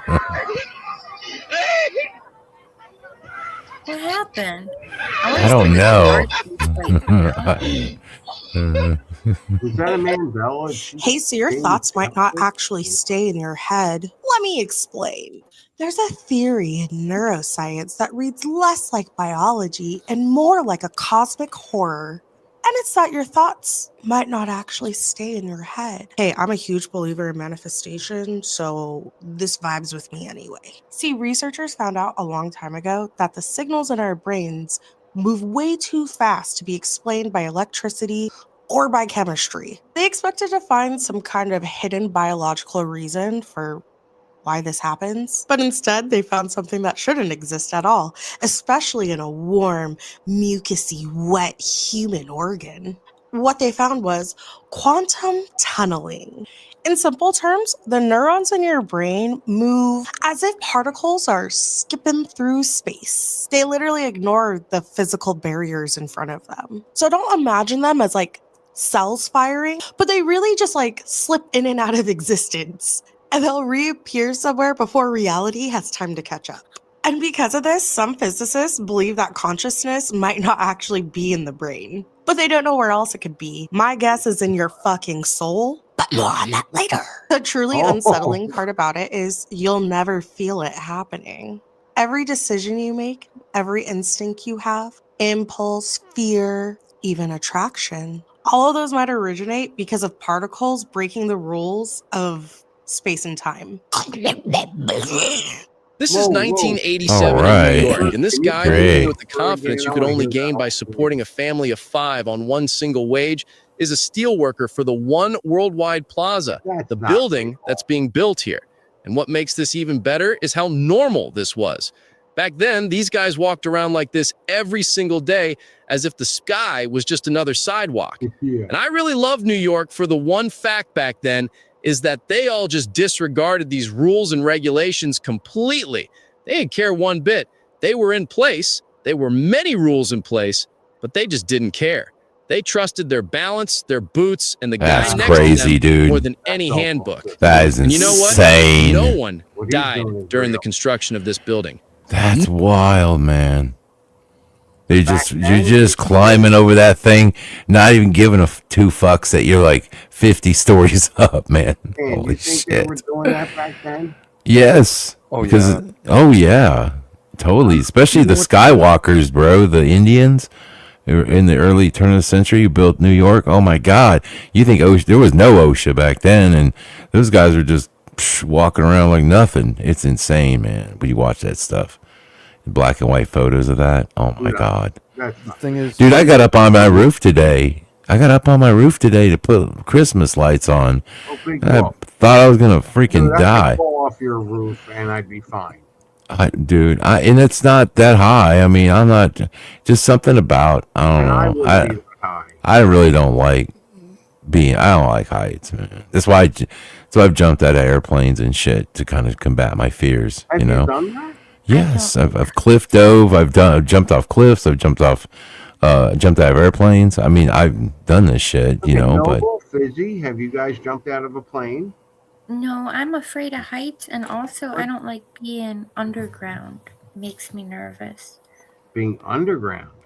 You know, like being in a basement or in a basement. I don't I'm like, That's a hell of a phobia of That's underground. not trapped underground. Wow. Yeah. Well, I've never been in a cave or anything. I would be Noble, you're no coal miner's daughter, I see. No.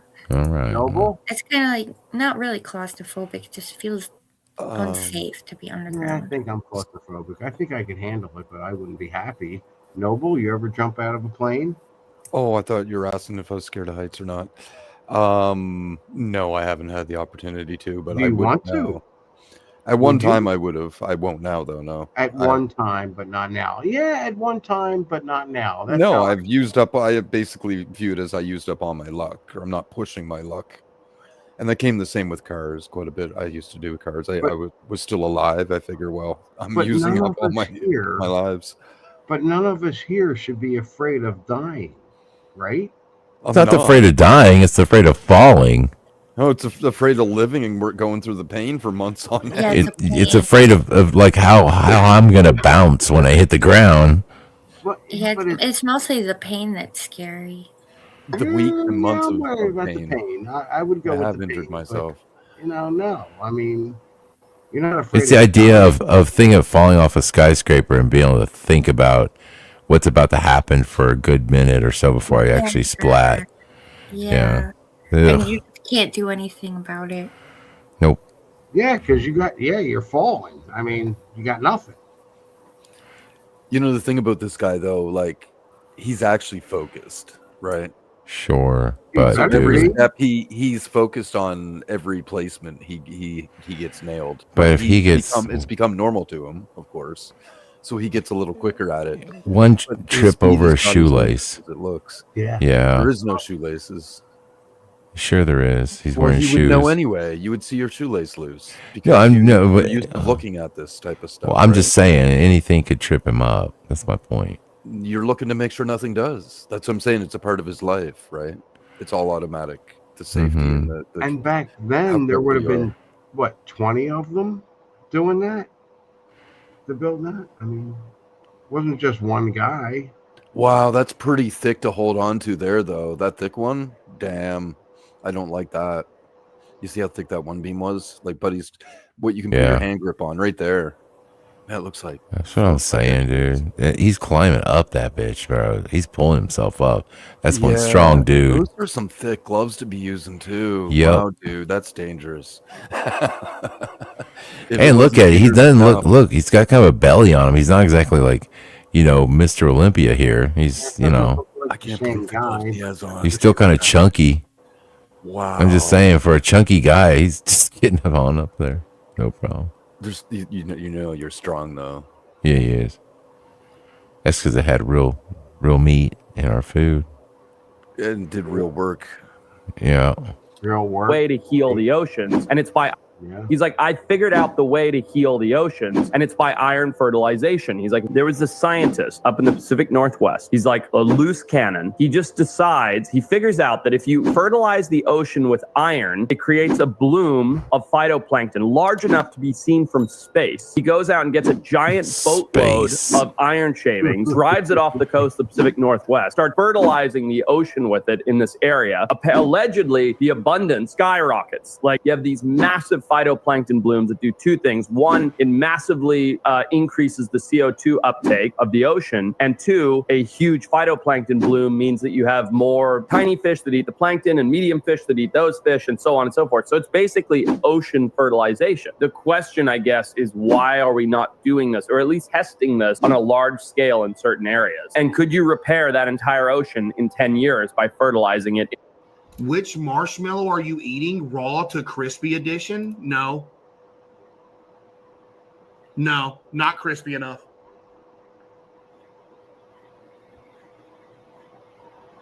Still not crispy enough, not gonna lie. Still not crispy enough.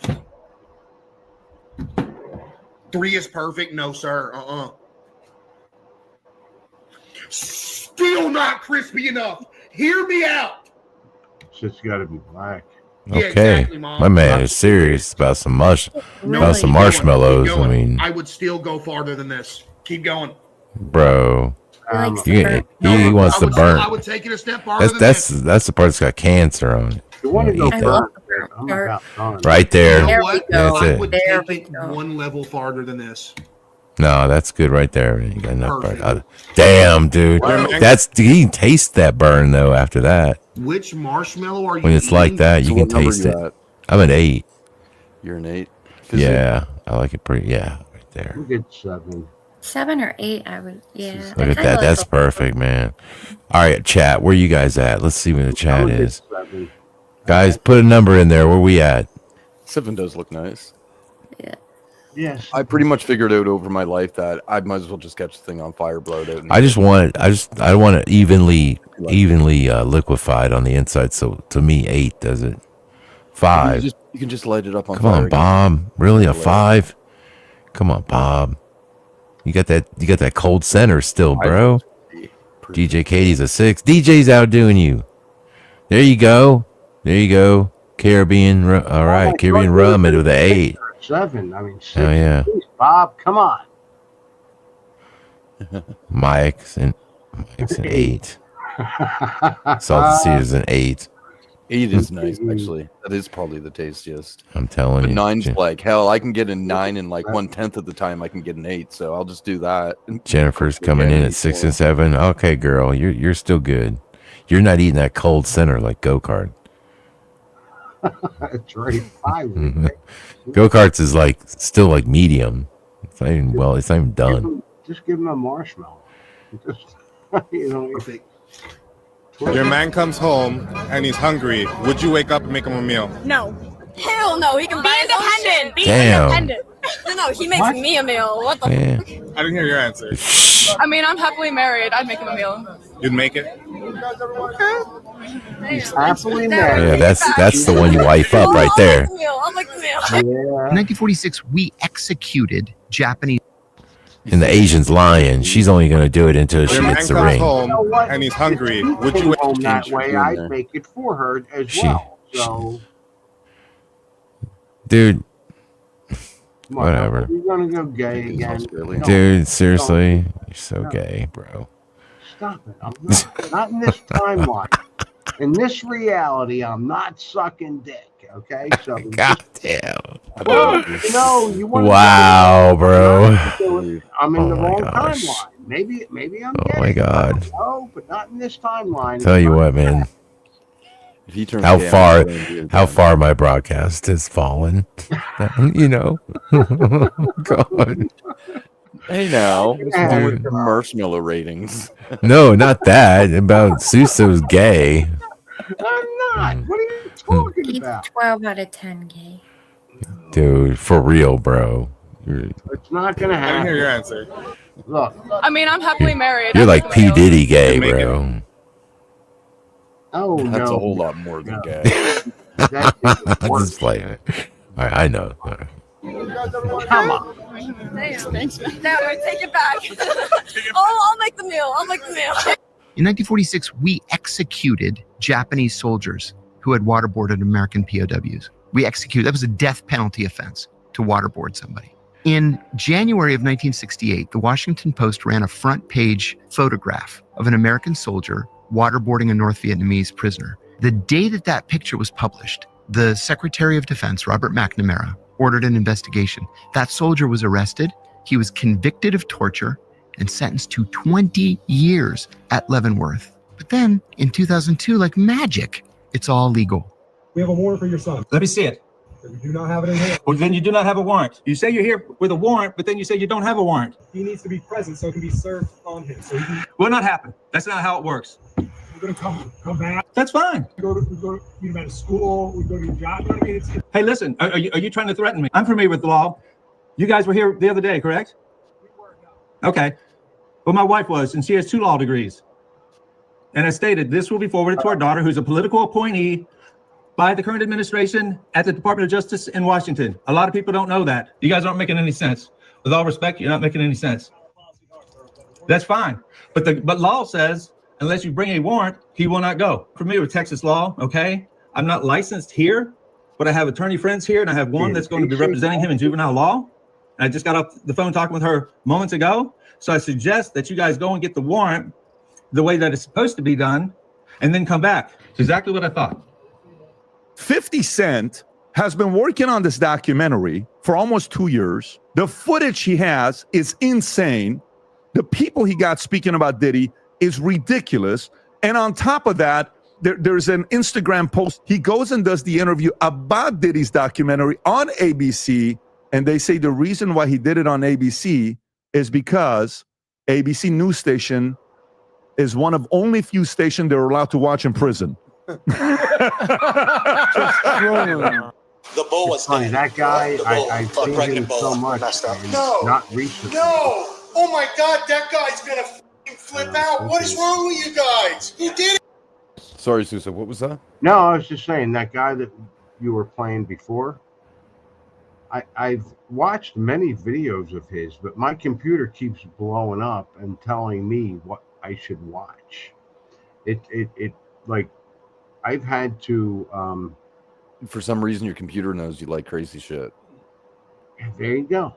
I mean, I have had to reboot my computer many times in the last 3 weeks, and even today, and just because of like I'm not watching the right shit. I should be watching something different.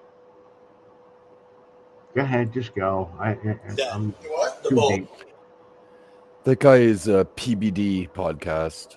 Yeah, what is that? I've seen him many times, and I've watched his videos, and I've liked what he said, and sometimes I disagreed with him, and sometimes I agreed with him, but, you know, that was balanced, and I'm okay with that. And now all of a sudden, when that popped up, I'm sitting here going, wait a minute. I haven't seen him in like 3 months. Why? Well, you're off on a tangent. What's that? You're off on a tangent. Okay, then just play. Just play what you're playing. And You're YouTube watching, and the algorithm has gone off on a tangent. It's not just my YouTube videos, it's my whole damn computer. Every time, like, I cannot get Firefox. Every time I put Firefox up here, my computer blows up. So I just said, fuck it, just do what you want so I can watch what I want. And that's what's happening. It's like the Firefox. Every time I put Firefox up, it blows up. So what's up with that? I got no idea. Do you know what Firefox is in Canada? The same thing it is in America. So you have Firefox. Yeah. Do you use it? It's a web browser, but it's an Apple it kind of wasn't it with Apple or something connected to Apple. It's their web Because browser. I'm looking at I'm like okay, whatever my computer wants, just put it up so I can watch something. Mozilla. Otherwise, Firefox, it Mozilla. blows up. Yeah, I don't use that shit. I just use Chrome. Chrome, Honestly. and that's what I keep trying to watch, but it just shuts me off, and then I put Chrome on, and then I put on there's another one that I use, and it like I want to go to Firefox because I usually don't get any problems with Firefox. And now every time I put it up, it's like, oh, your computer is shutting down, and I'm like, what? I'm like, I don't even put something up, something like one of my tags or whatever was up there. All right, anyway, just hit Is your play. computer old? Is my computer old? Yeah. Well, it's one of the crypto computer parts that I have. It's probably fine then. Back from like 8 years ago when we were doing crypto. Like all of us were into crypto. You remember that? I'm just kidding. Like I was the only one doing crypto. Yeah, I don't And know what your limitations are. I had this massive computer that was doing crypto, and now I have a couple of pieces of it that is making my computer. And no, this is not what I want. I'd rather have a laptop and just be done with it. Yeah, maybe you should save up for something. Save up? Fuck pregnant Ebola. Dude, Messed up. No. Oh my God, that guy's gonna f***ing flip out. What is And wrong by the with way, you guys? Who did it? Hey. I just want to say most of the videos you've been putting up are half of the ones that have crashed on my computer.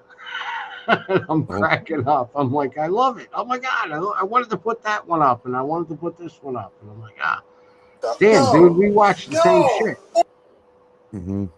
Well, it's the YouTube also pushing the same type of shit to pretty much everybody. Right. Oh my God, that what are we guy's gonna doing? flip out. What is wrong with you guys? Who did it? Hey, we're shaking just like you are. Trust me. Is there a way to maybe save the baby? Can we save it? Oh no, dude. This guy's gonna go bananas. Oh my God. Why? It was a mistake. It was a mistake. How? I reminded you 10 times. Chris, we know. Oh my God. Hey, no, you don't understand what you guys just did. It can get fixed. You can't The fix it. state's gonna fix it. You can't Relax. fix it. You can't fix it. You just killed something that wasn't illegal, and it had about $100,000 worth of fucking babies. So if you think about it, like black people were once thought not really human, not really, right? Yeah. So people like me, back in the 19th century, said, this is wrong. You can't do this to these humans because these humans are valuable, made in the image of God. People like you said, no. What do you mean fucking people like me? Are you shitting my dick? No. Let me tell you something. Have you seen this video? I find that pretty funny. What do you mean people like me? So if you think about it, like black people were once thought not really human, not really, right? Yeah. So people like me, back in the 19th century, said, this is wrong. You can't do this to these humans because these humans are valuable, made in the image of God. People like you said, no. What do you mean fucking people like me? Are you shitting my dick? No. Let me tell you something. Have you seen this? You know what he's referring to is atheist. Atheists could use logic, right, without any spiritual foundation, and just say, yeah, they're not real humans. video. Never, ever, ever pick up dollar bills from the floor because there's a new scam going on that could cost you some organs in your life. Here's how it works. Human hackers are now placing dollar bills in public places like parking lots or beaches, but before they place them, they put a white powder inside the dollar bill, which is used to drug the person picking up the bill. This makes you an easier target for them to snatch up and sell to the highest bidder. So be careful out there. I don't know what to do. I don't want to. Oh. Oh, shoot. Oh. I had a couple of those too, man. Oh, Oh my god! that's wild. Oh, he's so excited. Oh, he's running. Of course. Oh, he They stopped. always run. They're like really bad. What are you gonna do? If you can get out of that and you can run. About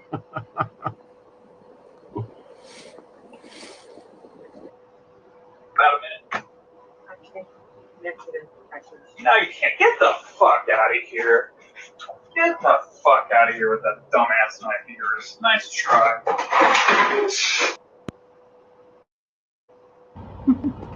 Yo, this gotta be the most dedicated truck driver ever. My man took his bid out and put a driving game in his truck to drive while he's on break from driving. He got it. He the GOAT. He the GOAT, man. I would never. How, if McDonald's is serving an all beef patty, how can 30% of it be soy? All beef patty, special sauce, lettuce. Damn, cheese, that's like a tomato. riddle. How do they? How do? So easy. Well, then what do they? it'll What's blow your mind? How do they do it? What's the rationale? How do they do that? They own a company called All Beef. Oh. Who makes the patties? It's either they don't like us or they just think we're stupid. Maybe even both. The founder of the company that makes Dell computers, pledging $6.25 billion to fund savings accounts for as many as 25 million American kids. Billionaires Michael and Susan Dell say they will deposit $250 into tax-free investment accounts for children under the age of 10 all across the country. The donation expands access to the so-called Trump accounts created under President Trump's signature tax and spending law that passed this year. As part of that law, any child born between January 2025 and December 2028 will get $1,000 deposited into an account starting at birth. How will families actually be able to open these accounts? Are they going to be managed by the Treasury Department? How do people get this money, Joe? Sure. Well, one of the things, thank you again for having me, Elizabeth. This was one of President Trump's key initiatives, another campaign promise he delivered on. It's part of the One Big Beautiful Bill. And it is going to teach young boys and girls that will be adults the magic of compound interest, be able to invest and realize that they could be part of the American dream. Over a 65-year period at the historical returns over that period, Elizabeth, $1,000 would equate to about $647,000. And other things, as the president mentioned, if you give additional with that compounding, that could easily double, triple, or go up significantly more, depending on how much is put in. The form will be 4547, obviously named after the president. And the final details will come out sometime early in the new year when you start filing your taxes. The Treasury will oversee the program, which will be managed by financial fiduciaries, financial firms. And the program will start on July 4th, but you could sign up for it before then. But the exact date is still a little bit in flux, but it'll be early in the new year. Just to understand kind of the mechanics of this donation from the Dells, the $6.25 billion, is that going to the Treasury Department, Joe? No. So what'll happen is the government is going to give $1,000 to every boy and girl that's born between 2025 and 2028.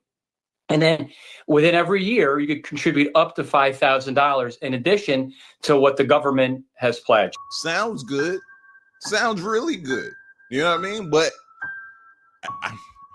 we got to find the fine print. Where's the fine print? I just want to know, just for entertainment purposes. Let me just see the fine print.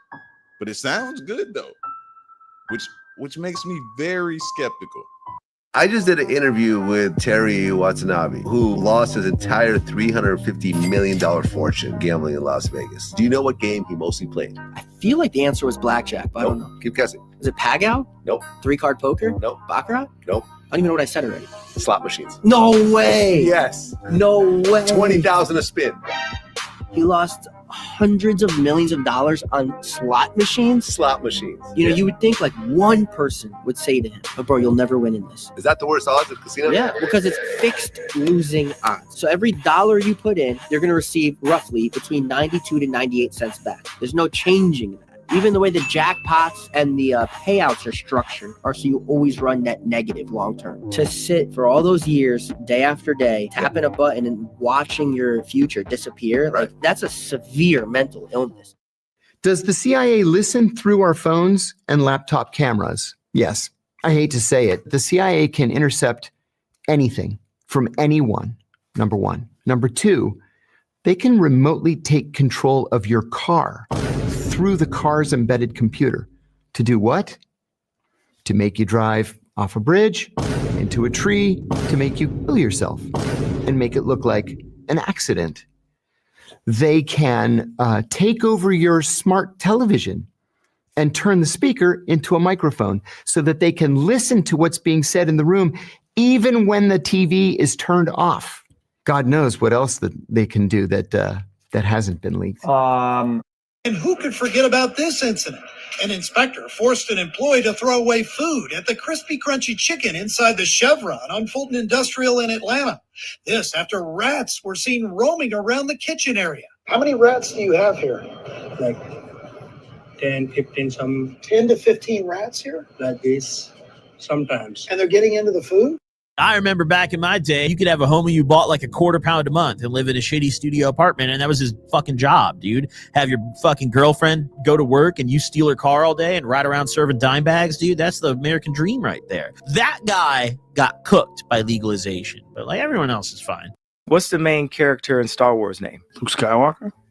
Who created Star Wars? George Lucas? But listen to that last name, George Luke. Yeah. Yes. Yeah. He's the main character in Star Wars. He kissed his sister.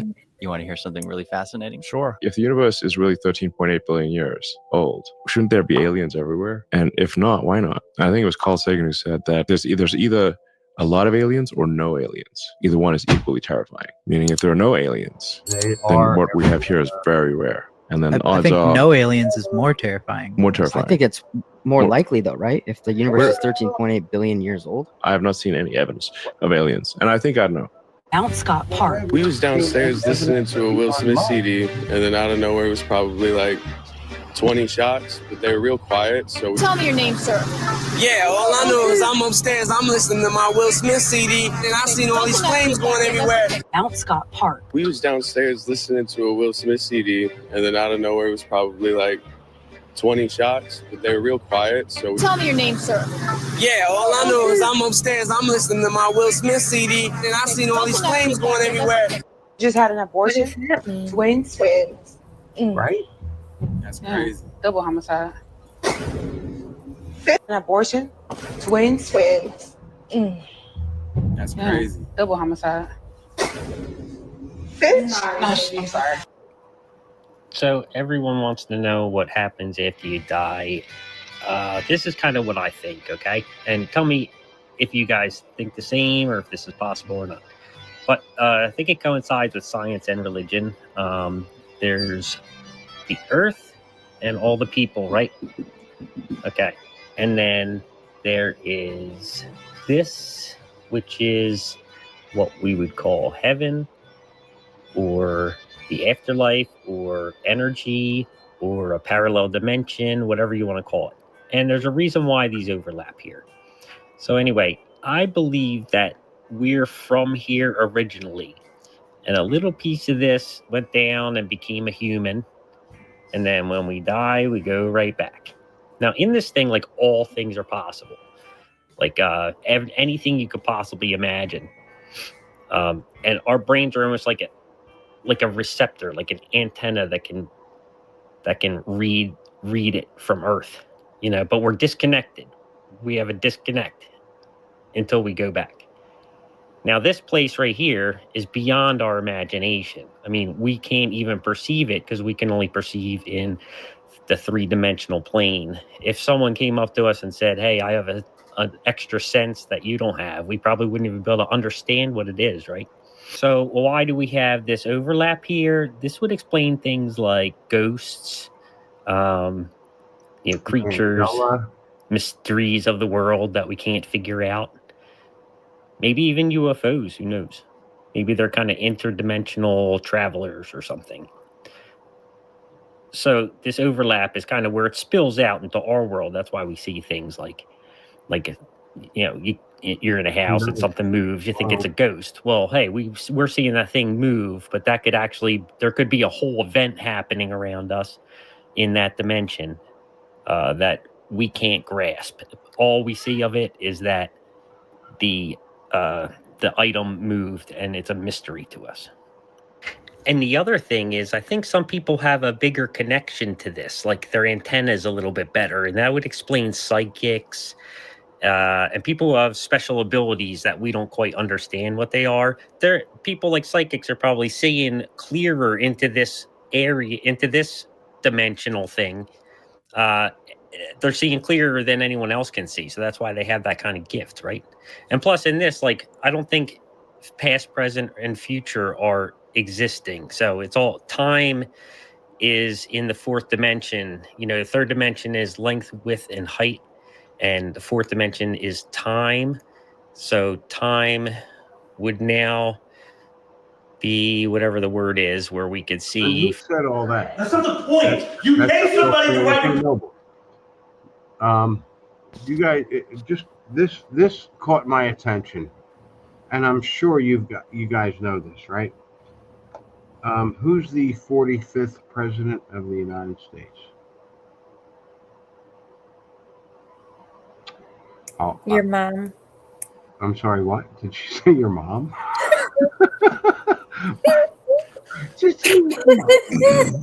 She might be watching, girl. Chill. Oh, okay. I don't care. What, Trump was 45, yeah. The 45th president of the United States was, or is, or was, or Trump? That's what I said. Okay. And who's the 47th? Trump. So if you add 9/11. Oh, okay. So you guys know that. All right, just move on. I'm just saying. It's just a thing. They like their numbers. They do. And I think they're working together. As much as I love the guy, and he glared down at me and whatever, and I saw him physically, and he gave me a look, boy. And I was 21 years old, and he glared at me. I'm like, yes, because I'm one of the real people, and you're one of those. Apparently. Whatever. I don't care. Go ahead, move on, please. That's not the point. You pay somebody to write your paper for you, and you use my credit card. But it was convenient, and I had homecoming, and I had plans. That's cheating. You're supposed to write it. You write it. I'm not paying $50,000 in tuition for you to pay someone to write a paper for you.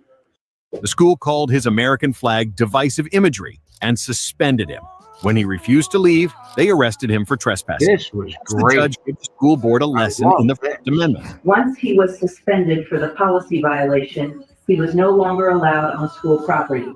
By refusing to drive off campus, he committed criminal trespass. We have a zero tolerance policy for banned individuals. I didn't trespass, Your Honor. I was sitting in my own truck in the parking lot. The principal told me to take the flag down or leave. I told him I have a First Amendment right to be there, and I'm not moving. You can't trespass a student for exercising protected speech in a parking lot. That suspension was unconstitutional, which means the trespassing order is void. So I have to dismiss this. And if you tow his truck, I'll charge you with theft. What's a sign someone is easy to manipulate? You want to spot the people that raise their eyebrows in conversations more often. You'll see that like social gesture. Our forehead is a billboard of emotion. If a person is happy their whole life and they're always smiling, you'll see these little crow's feet that start to develop here, even by the age of 18, 19. It's your etching an expression onto the face. If I told you to make a skeptical facial expression, like somebody's really feeding you something and trying to manipulate you and you're really skeptical about what they're saying, it's going to squeeze these eyelids down here. That's the first thing that'll happen on the face. You're going to see those wrinkles start to form down here. And when a person experiences a life that's lacking lots of skepticism, you'll see the lower eyelid super, super smooth. And it is very provable. If you go look up Charles Manson cult members, smooth lower eyelids. Here, let's watch this because it's so funny. So why would God equip the average woman to be smarter than men? Do you think it's just for homeschooling their children? Again, the claim that you made at first, which is that men and women have bell curves, the men's bell curve being wider than the woman's, would not imply that the average woman is smarter than the average man. Oh, no. It would line them up the exactly. curve itself, if you actually look at the curves at the top, it's women, the women's curve is taller than the men's curve. But the IQ of the curve would be on the x-axis, right? That's where you get the extremes. So I think So are you disputing that on average women are more intelligent than men? By not moving from the spot, this lady thought she had it reserved for her husband who was about to arrive. But this driver had other plans and got out of his car saying, "Fine, then I'll just park my car right here and go to my meeting while you stand there looking stupid." The lady, not believing him at first, watches him walk away and immediately starts chasing him. As the lady followed him, the car's automatic parking system backed in all by itself. The lady, confused who was driving the car, goes to check. Technologia.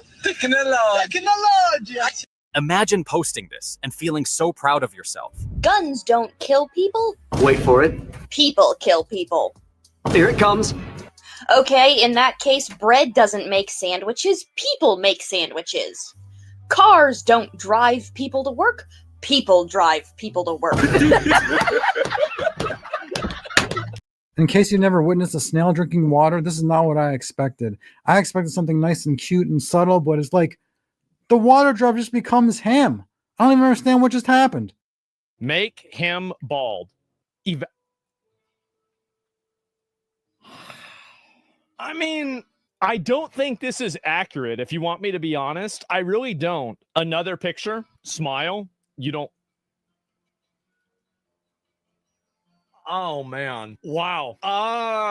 It's my backyard. Yeah, it's in the treehouse, right? That's actually kind of funny. Give him a normal hairline that's not receding. Do it on a pole.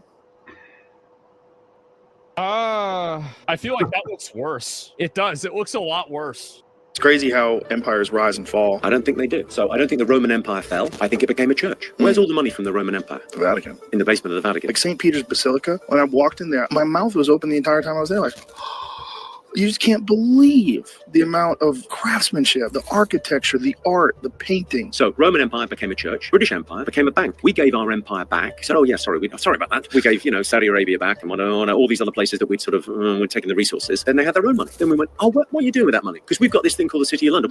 I tell you what, it's your money, but we're going to hold it. You got a call saying that you're screaming, waving the sword and stuff.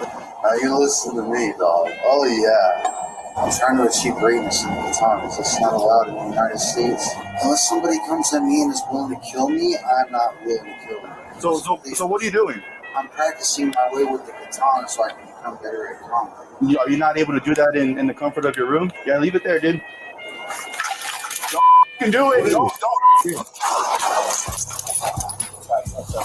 Check out the famous glitch in Mario 3 where you go straight to the credits. Kill these 3 plants.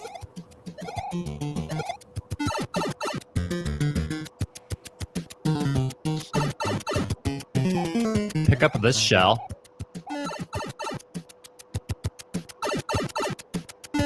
Throw it at this block. Get this shell. Throw it at this block.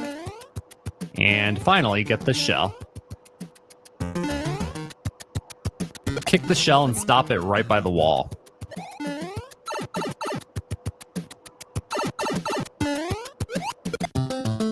Go down here and take damage. Then, pick up the shell.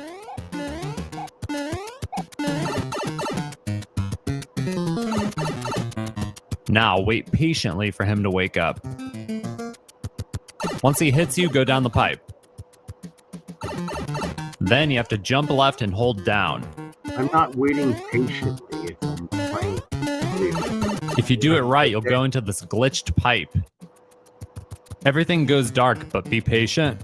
A little bit longer.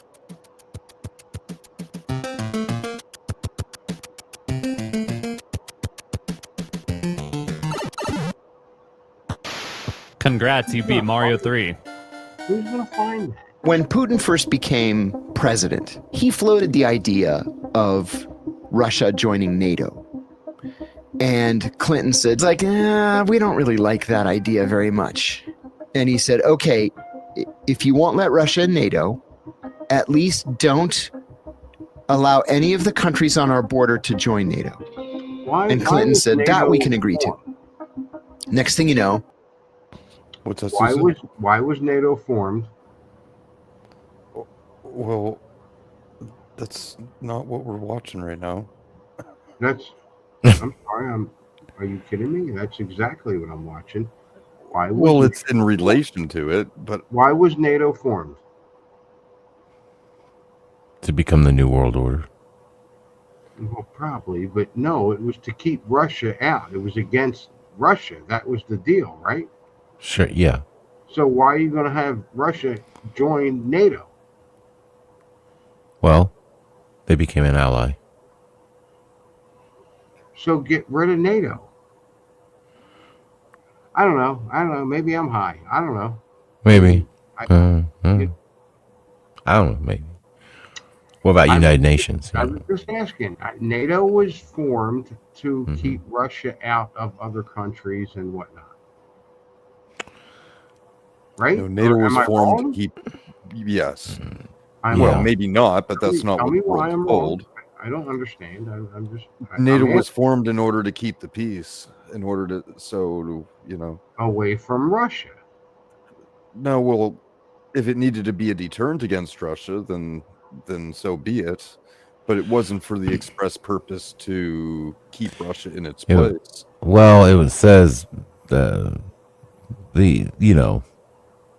explanation of it is to counter the Soviet Union's growing influence after World War II, deter Soviet aggression, prevent the resurgence of the European nationalism, like Nazism, and foster political integration through commitment to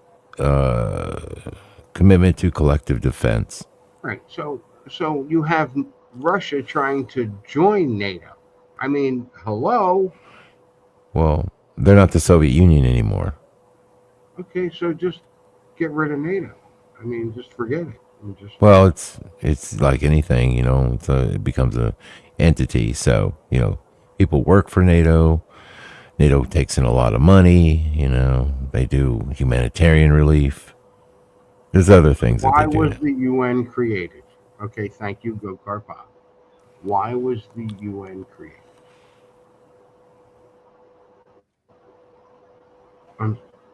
Good thing to keep the peace. What are you trying to get at, man? What do you want? No, I'm just saying. Why was NATO? Well, who cares? Well, I mean, these are always formed. A lot of people think a lot of these are formed as global governing bodies. So a lot of people think this is, being, formed by the elites to kind of keep control and a military presence in other countries. Because that's just go there. Well, the world leaders are doing their thing. Sure. They did it after World War I as well. They made the League of Nations. It's 3 o'clock for me, so I'm gonna head to bed. Okay, Fizzy. Have a good night. Are you leaving us, Fizz? Yeah, it's 3, and I got stuff to do tomorrow with my sister. All right, have a good night, Fizzy. Good night, Behave yourselves, no more gays. We'll try. Oh, damn it. No. Good night, Fizz. Jeez, really? We're not doing gay stuff. If you won't let Russia in NATO, at least don't allow any of the countries on our border to join NATO. And Clinton said, that we can agree to. Next thing you know, Latvia, Lithuania, Estonia, and Poland all join NATO, directly on the Russian border. And he's like, hey, You promised us that you wouldn't let any of these countries join NATO. Sorry, we changed our minds. Right. Strategic planning and all. Then when Obama becomes president at a summit with Putin, Putin said, I spoke with Clinton years ago about Russia joining NATO. It's something that we would like to explore. And Obama said, we don't think that's going to happen. And he said, okay, well, you guys lied to me about these other countries joining NATO. So don't allow Ukraine to join NATO. This is going to be a serious problem otherwise. And he's like, okay, we won't. And then Joe Biden becomes president. And he's like, Ukraine would be a great addition to NATO union. And the Russians said, we've had enough. What is the name of the invisible line that runs around the middle of the earth? Okay, 3, 2, 1. Please reveal your answers. Okay. Adiola, there's nothing there. It's invisible. Basically, if something is invisible, you cannot see it. Therefore, it cannot be named. What? If it cannot be named, there is nothing to write down. So air is just not a word.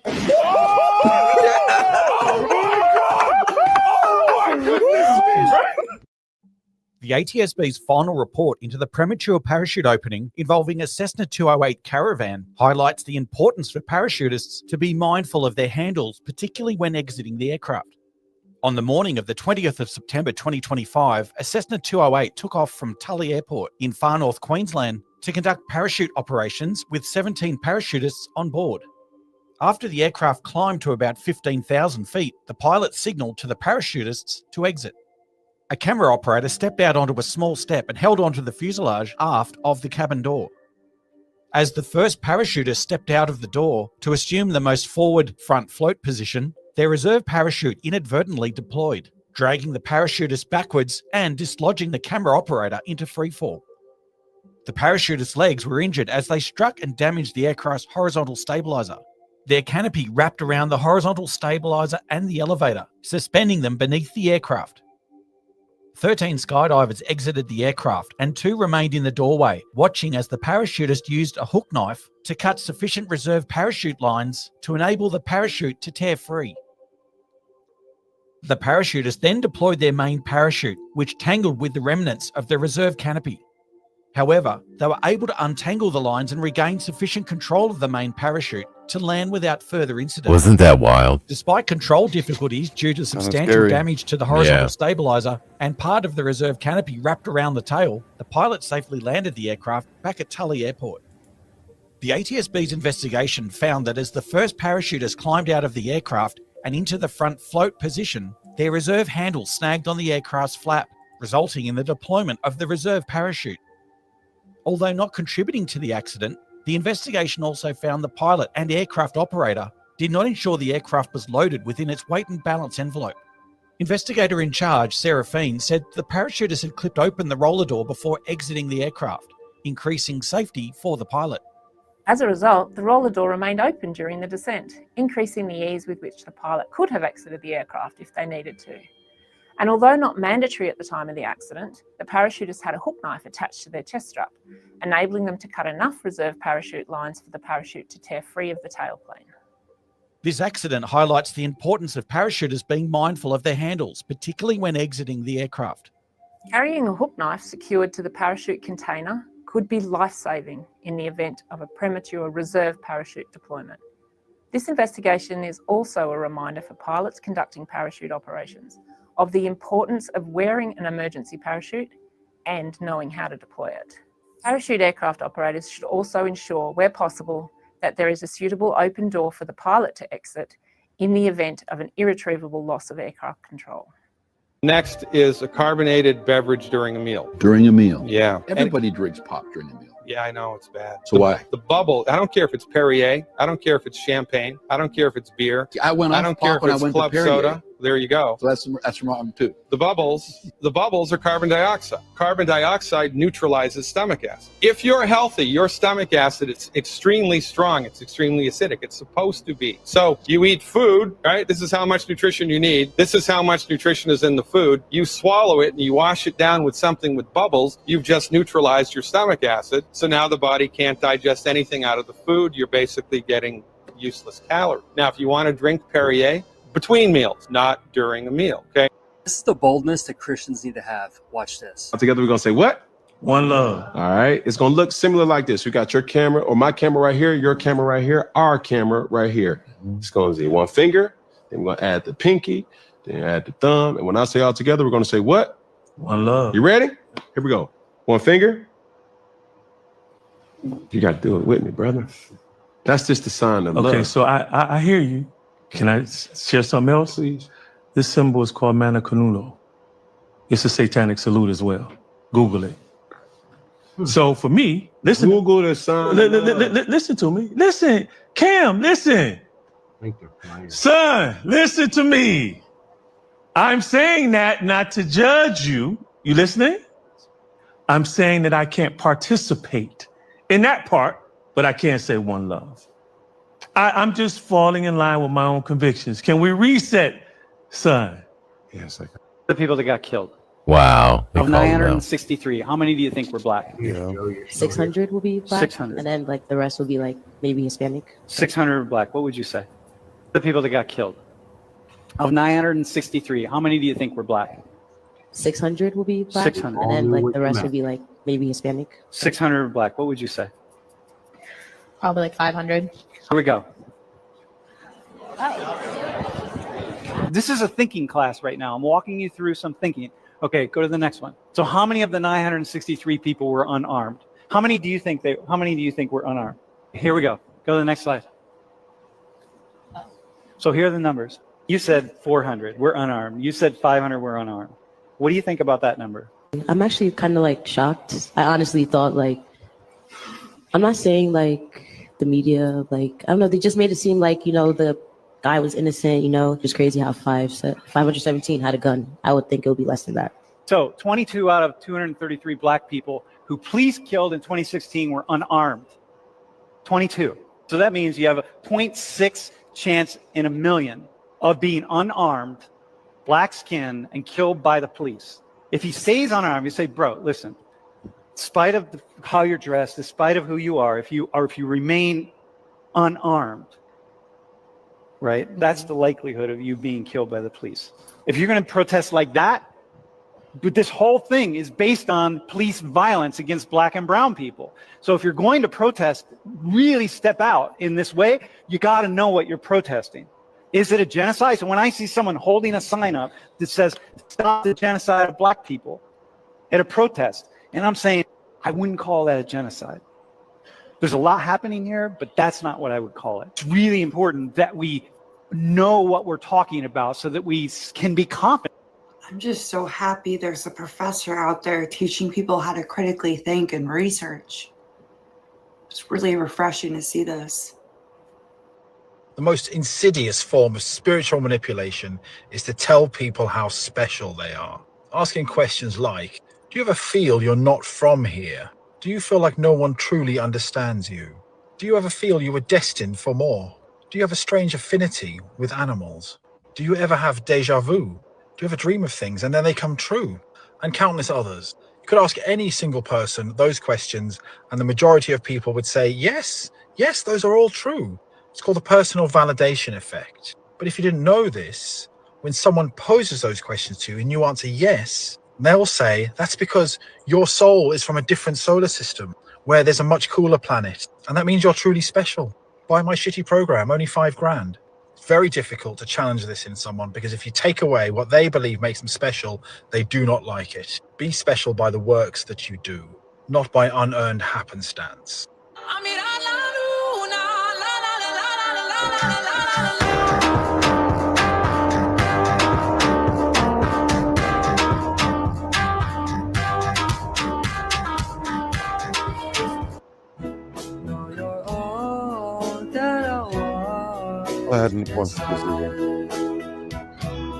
Oh. What's tooth in Japanese? Ha. How about a wisdom tooth? Wisdom. Oyashirazu. Where'd the ha go? Oh. Oya means parent, and shirazu is to not know. Oyashirazu. To not know your parents?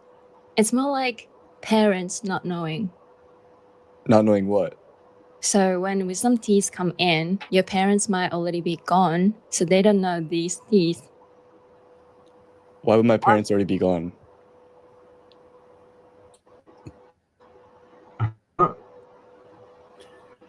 You know why I saved this? So the Japanese word for, let's say, tooth is tooth. The Japanese word for wisdom tooth is parents not knowing. Mm-hmm. That's a pretty weird freaking choice. My question is, how the hell did that come to be?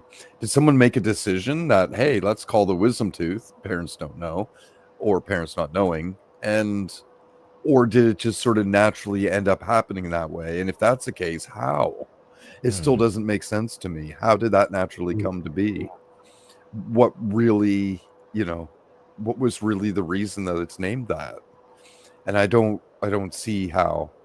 But I'm wondering if it's because, like, it isn't based. I think I got a bit in the comments here that I put, like, it isn't based off of physicality or like physicality logic, but it's based off of a mental perspective. So again, like, how did that come to be? It doesn't even make sense. Like, is it an indication that, like, humanity used to think differently at one point, and the Japanese language has some indications of that, like how they came up with their language or why their language developed the way it did doesn't make any sense to us. But maybe that's because we don't really see reality the same, or don't perceive reality quite the same. I don't know. And Noble, you always, it's true what Joe said, you always do put out Fizzy videos after she leaves. Yeah. Back in the Edo era, everyone died in their 50s, so... That kind of makes sense. Wisdom teeth.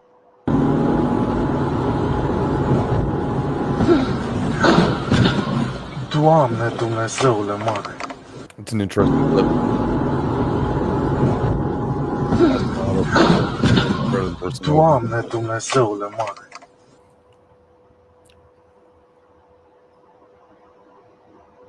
It did way better than, like, 90-something% of humans would.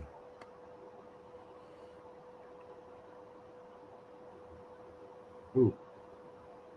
Yeah, that person's very lucky it was a Tesla, or they'd be dead. Quite possibly. And that was one of the videos I had up. It's some other car that drives by itself. What's it called? There's another car other than Tesla that drives by itself. I can't. Well, there's a lot of cars that have similar features.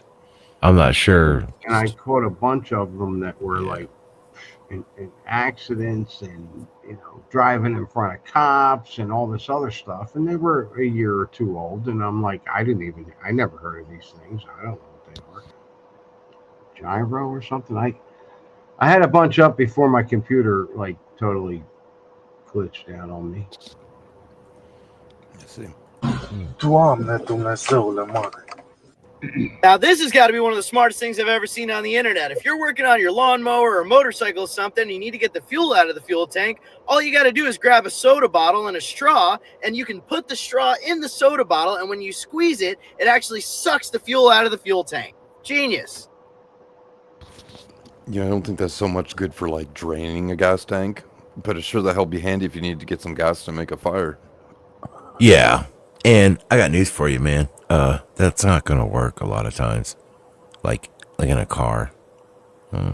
There's a No, it wouldn't work in a car. no, because there's a screen blocking it from hoses going down there and sucking gas out.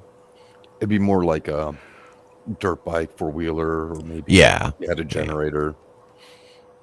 Yeah. They get a little gas out.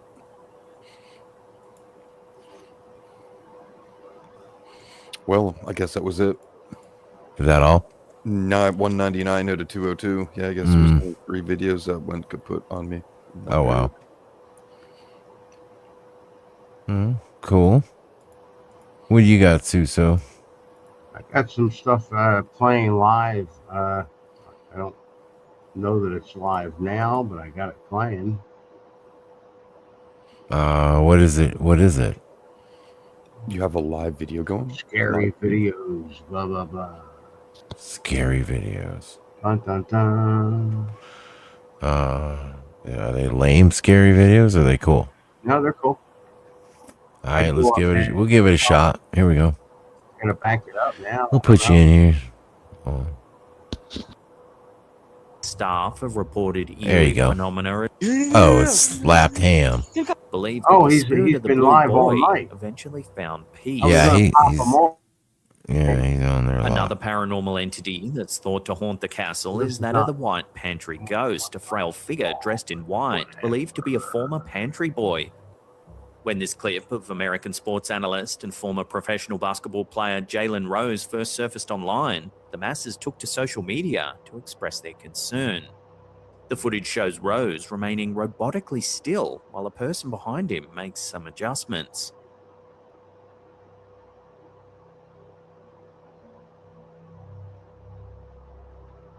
The video sparked speculation about human cloning, potential robotic substitutes, and even the influence on individuals subjected to the secretive CIA operation known as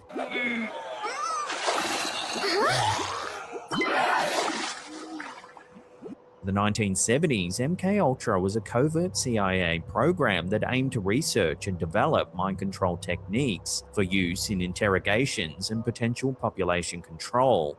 Driven by Cold War fears and inspired by North Korean brainwashing methods, the program's experiments ranged from administering high doses of hallucinogens like LSD to subjects, many of whom were unsuspecting, to techniques involving electroshocks, hypnosis, and even torture. The public became aware of MK.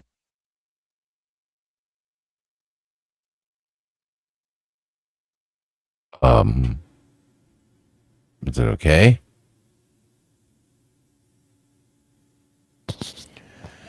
Ultra in the mid-1970s, Oh, there- leading to significant outrage and a congressional investigation, though the true extent of the program remained concealed due to the destruction of many relevant documents. The program's ethical breaches left a lasting imprint on public trust in government institutions and have since permeated into popular culture and conspiracy theories. Not long after Rose's video surfaced online, the media personality tried to clarify the incident on the sports talk show Jalen and Jacoby, which he co-hosts. Because of this video of you getting your microphone adjusted in which you did not move. Now, prove to me that you are not a robot. He claims that he didn't know there was a camera on him at the time and that he was simply trying to remain as still as possible while he had his microphone adjusted. But I'm actually paying attention. I'm concentrating. You're getting your mic adjusted. Do you know what's helpful if you're adjusting somebody's mic? If they're Bullshit. You know, it's kind of like when Bullshit. you're getting a haircut, your mic adjusted, it helps them to not move. Although Rose's reasoning appears entirely reasonable, it hasn't quelled the theories suggesting that the camera captured something much more mysterious. That was weird. Yeah. He was so stiff, man. There's no way that's Like that. I don't know, dude. It's so weird. This footage was sent to us by Slapped Ham fan Alan W. Take a look.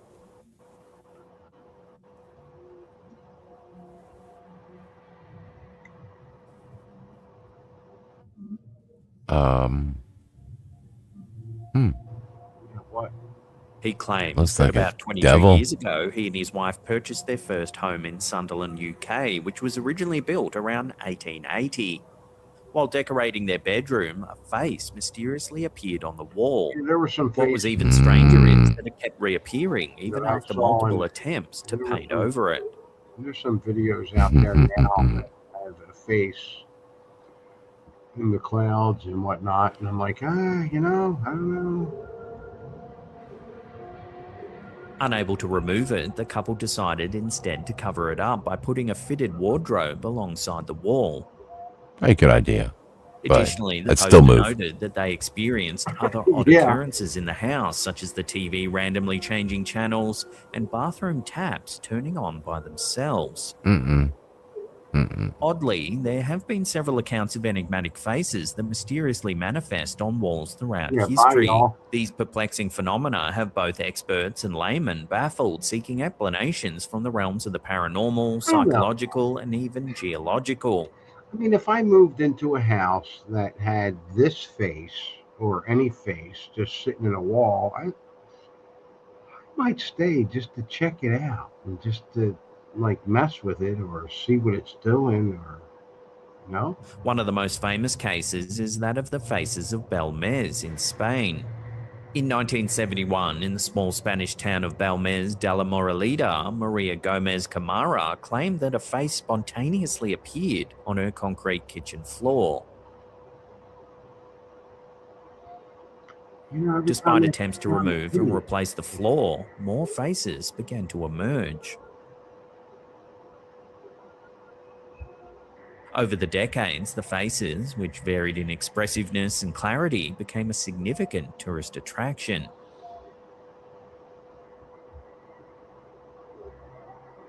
Numerous theories have been proposed, ranging from a hoax using chemicals to photographically imprint faces, to psychic manifestations of Maria's subconscious, and even spirits of the dead. However, a clear consensus on the cause remains elusive. So then, is this strange face-like image seen in Alan W.'s video an example of this mysterious phenomenon? Or is there another way to explain the occurrence? Love to hear your thoughts on this one down below.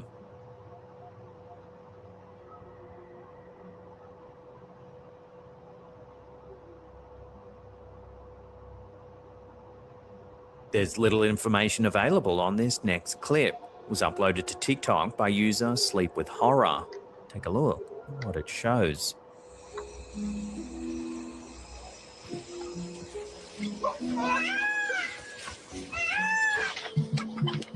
The video appears to be of a farmer herding a flock of goats, when suddenly a strange animal comes running towards him.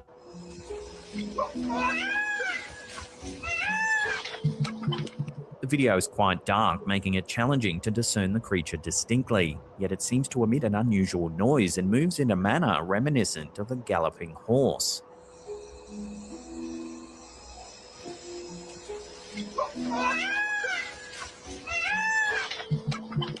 As there's little known about the origin of this clip, it makes it difficult to speculate on what this creature might actually be. Is it a normal animal, or could it be a cryptid, as many people are pointing out in the comments? Watch the clip again and judge for yourself.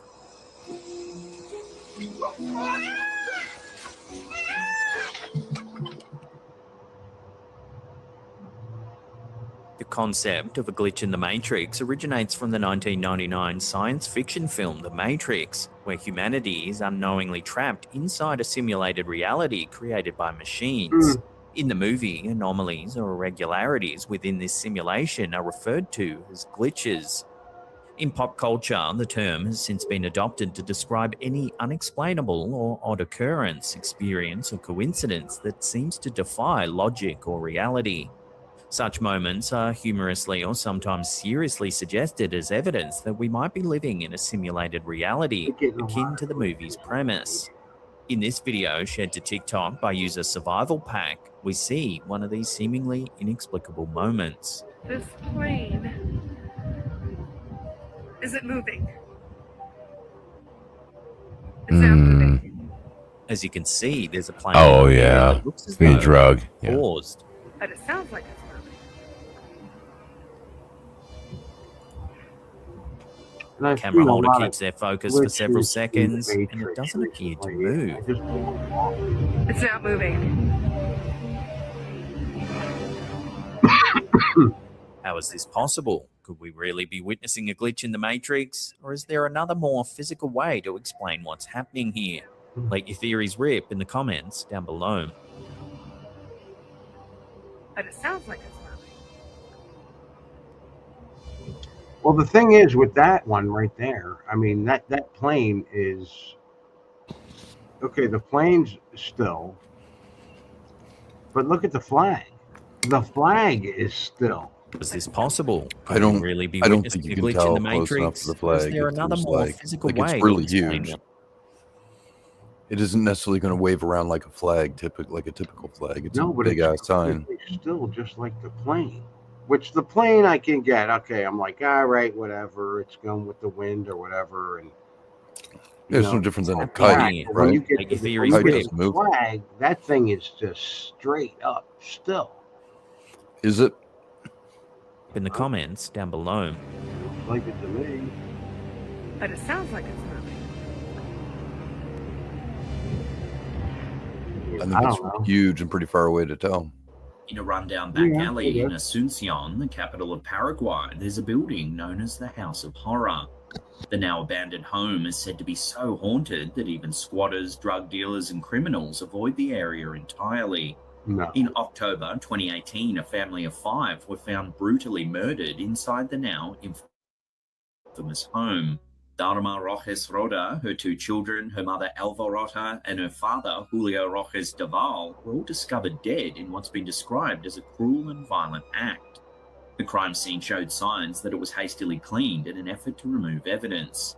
21-year-old Bruno Javier Maribel Ramirez, Alva Roda's son, was found guilty of the murder and sentenced to 30 years in prison plus 10 years parole. A year later, local news network C9N Paraguay visited the infamous House of Horrors to recount the crime live on TV. However, as reporters moved through the house, their microphones picked up something rather chilling. Take a listen. Porque otro de los cuerpos justamente también se presumía que se encontró en el fondo, hacia donde nos estamos dirigiendo en estos momentos, ya en el fondo de la casa también. It can be hard to hear at first, but as the journalist moves out into the courtyard, some screams are heard in the background. Here's the sound isolated and amplified. Porque otro de los cuerpos justamente también se encontró en el fondo. That's pretty haunting. Those who heard the shocking clip said it sounds like a man yelling, followed by the screams of a woman and children. Porque otro de los cuerpos justamente también se encontró en el fondo, donde nos estamos dirigiendo en este momento, ya en el fondo de la casa también. The incident went viral in Paraguay, and many speculated it's the residual screams of the family who were murdered there, a horrific EVP that's been etched into the very fabric of the home. Otro de los cuerpos justamente también se encontró en el fondo, donde nos estamos dirigiendo en este momento, ya en el fondo de la casa también. A recent trend on TikTok has emerged that purports to show real ghosts caught on camera. The hugely popular AI manga filter has proliferated through the platform, with users claiming that it can detect ghosts in their home. The filter's original purpose was to mangify any photo, turning people, animals, and homes into cute Japanese-style cartoon characters. However, users are saying it has a much creepier utility. In this first set of clips, uploaded by Nightbrother72, the user shows a collection of stills taken in a 400-year-old home in North Wales.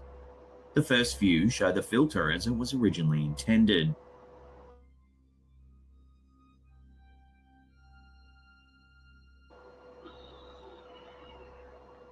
It turns the old home into a cartoon-style drawing. However, when it gets to one of the single bedrooms in the roof of the old home, something eerie happens. Watch.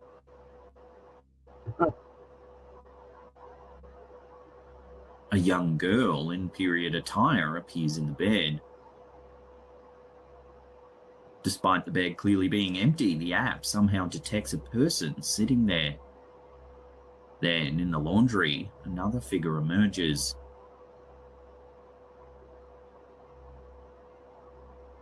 It's like anime, right? If this were a once-off, you may be able to brush it off as a glitchy filter. However, users across the platform have been reporting figures in all sorts of eerie locations.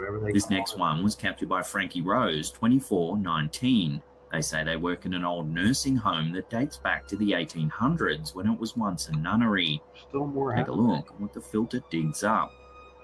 I'm not buying that.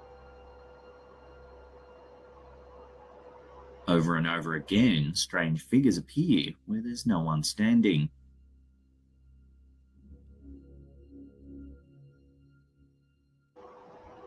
The spooky thing about this one is that all the figures appear to be wearing some kind of nun's outfit. Oh my, you got it for me? Yeah. My wife promised me she found the Yeah, one I'm gift that would choking, like, actually get me excited about a new hobby. What's up, man? No, I'm choking over here. I And don't know. finally, Oh, are you? in this Oh, last okay. set of photos, user Edgerman claims that they Yeah. This next one comes from the TikTok account Escape. Do we have any security guard. any update on our friend 3i Atlas? He wasn't certain of what he saw, so Tell he you what. decided to play back the footage. That's when he couldn't quite believe what I'll he go was seeing. here. I'd like to see some Atlas. What is it that's happening? December 19th is Three-Eyed Atlas. That's its closest approach to Earth. Yeah, what else is happening on that day with the government? That is the. I don't know, dude. There was something about I saw that one. I saw part of that video you played earlier. Yeah. Or was it you or Suso played it? Oh, is it released provided of the by Epstein file? ESA, their XMM Maybe. spacecraft. Yeah, he was This doing was taken December 3rd, about but- 20 hours of observations, and we're seeing it in X-ray light. So we can look at comets and interstellar objects in different wavelengths of light. Here we see X-ray. Gamma rays from like gamma ray bursts are one step higher in vibration. And we can image 3i Atlas guy's in all X-ray right. light because Let's it's go on to pumping Alice. off all this gas, Yeah. dust and material. And gas specifically, when it's neutral in space, it will eventually ionize, and that will often release these X-ray photons due to the ionization process. So we also No get reason X-ray for me light, to be diffuse choking. soft X-ray light from the interstellar medium. And if that interstellar gas comes in, You know what? Let's go 3i Atlas filters. It was like dude was just getting to the punchline, man. I know. He killed it. Did I really? Because I could probably. Yeah, I mean, you know. you can look at this X-ray imagery provided by ESA, their XMM Newton spacecraft. This was taken December 3rd, about 20 hours of observations, and we're seeing it in X-ray light. On Christmas morning, if your kid wakes up to this game stick, it's gonna be their favorite present. Let me show you what this thing can do. So we can look at comets and interstellar objects in different wavelengths of light. Here we see X-ray. Gamma rays from like gamma ray bursts are one step higher in vibration. And we can image 3i Atlas in X-ray light because it's pumping off all this gas and dust and material. And gas specifically, when it's neutral in space, it will eventually ionize, and that will often release these X-ray photons due to the ionization process. So we also get X-ray light, diffuse soft X-ray light from the interstellar medium. And if that interstellar gas comes into the solar system, like into interstellar gas focus cone, which we pass through the Earth every December, January, we see more diffuse X-ray light just in general, kind of in our nearby ambient environment. 3i Atlas also clearly visible here with X-ray light. We see the more dense part of the coma there, and then we also see the coma extending out further. So while 3i Atlas is reflecting and shining this X-ray light as it travels through our solar system, it also was announced and heralded with its arrival when we first detected it by one of the biggest gamma ray bursts of all time and the longest duration by far. Let's learn more about GRB 250702b. And let's just start with the duration of this unique gamma ray burst that is perfectly synchronized with the detection of interstellar object 3i Atlas. So I'm going to turn myself off here so you can see what a typical gamma ray burst looks like. Notice that the scale bar on the bottom, the x-axis, is 60 seconds in length. You see that spike there in the first minute. Here's GRB 0702b, 8 hours of observations. So an absolutely incredible gamma ray burst in terms of its duration, showing that there is a huge amount of energy released here, because you're simply just going to get more energy released over time. The energy, the area under the curve, for example, you could calculate that. For a minute, it's going to be something. For 8 hours, it's going to be extraordinary. Here we see those 3 distinct bursts. Notice how this third one is the strongest. And there's a clear periodicity to those 3 bursts as well. So there's this one and then that one. This would be like a 1, 2, 5 beat pattern. They're almost exactly perfectly aligned with this tempo, which I'll explain more at time. But this was a record-setting gamma ray burst, being the longest ever observed and also the second strongest observed. And the strongest one, the boat, back in October of 2022, that was thought to be a 1 in 10,000 year event. And now 3 years later, we get another 1 in 10,000 year event. So we're just being absolutely bombarded with super high energy cosmic radiation and information, consciousness, and more. So let's learn more about where this came from, because not only did it occur at the same time as we discovered 3I Atlas, and it has 3 distinct pulses to it, which is quite abnormal. And 3I Atlas is the 3rd ever interstellar object observed. It also came in from roughly the same position in the sky. So this gamma ray burst is made up of 3 distinct pulses, and at first they actually thought this was 3 distinct gamma ray bursts. So that's why there's GRB 250702b, then also a D and an E. And here we see the gamma ray focus maps for those 3. So here is B, and here is D, and here is E. And so you see that they're all from the same location in the sky. And so they realized with time that this is one big event from a single source. Now there was also a 4th gamma ray burst that occurred during this time frame. That would be GRB 250702c, but that came in from this location in the sky. So it's not related to these other 3 except in time. But in location, it's completely different. In age, all those other parameters, it's quite a bit different. So these are the first 3 right there, the 3 big pulses of activity. X-rays were observed for a day before that event. So it's quite odd. Typically, these gamma ray detectors, they get triggered when the initial event occurs, and then within a minute, it's over. Instead, we saw these X-rays starting to come in a day before the final big pulse.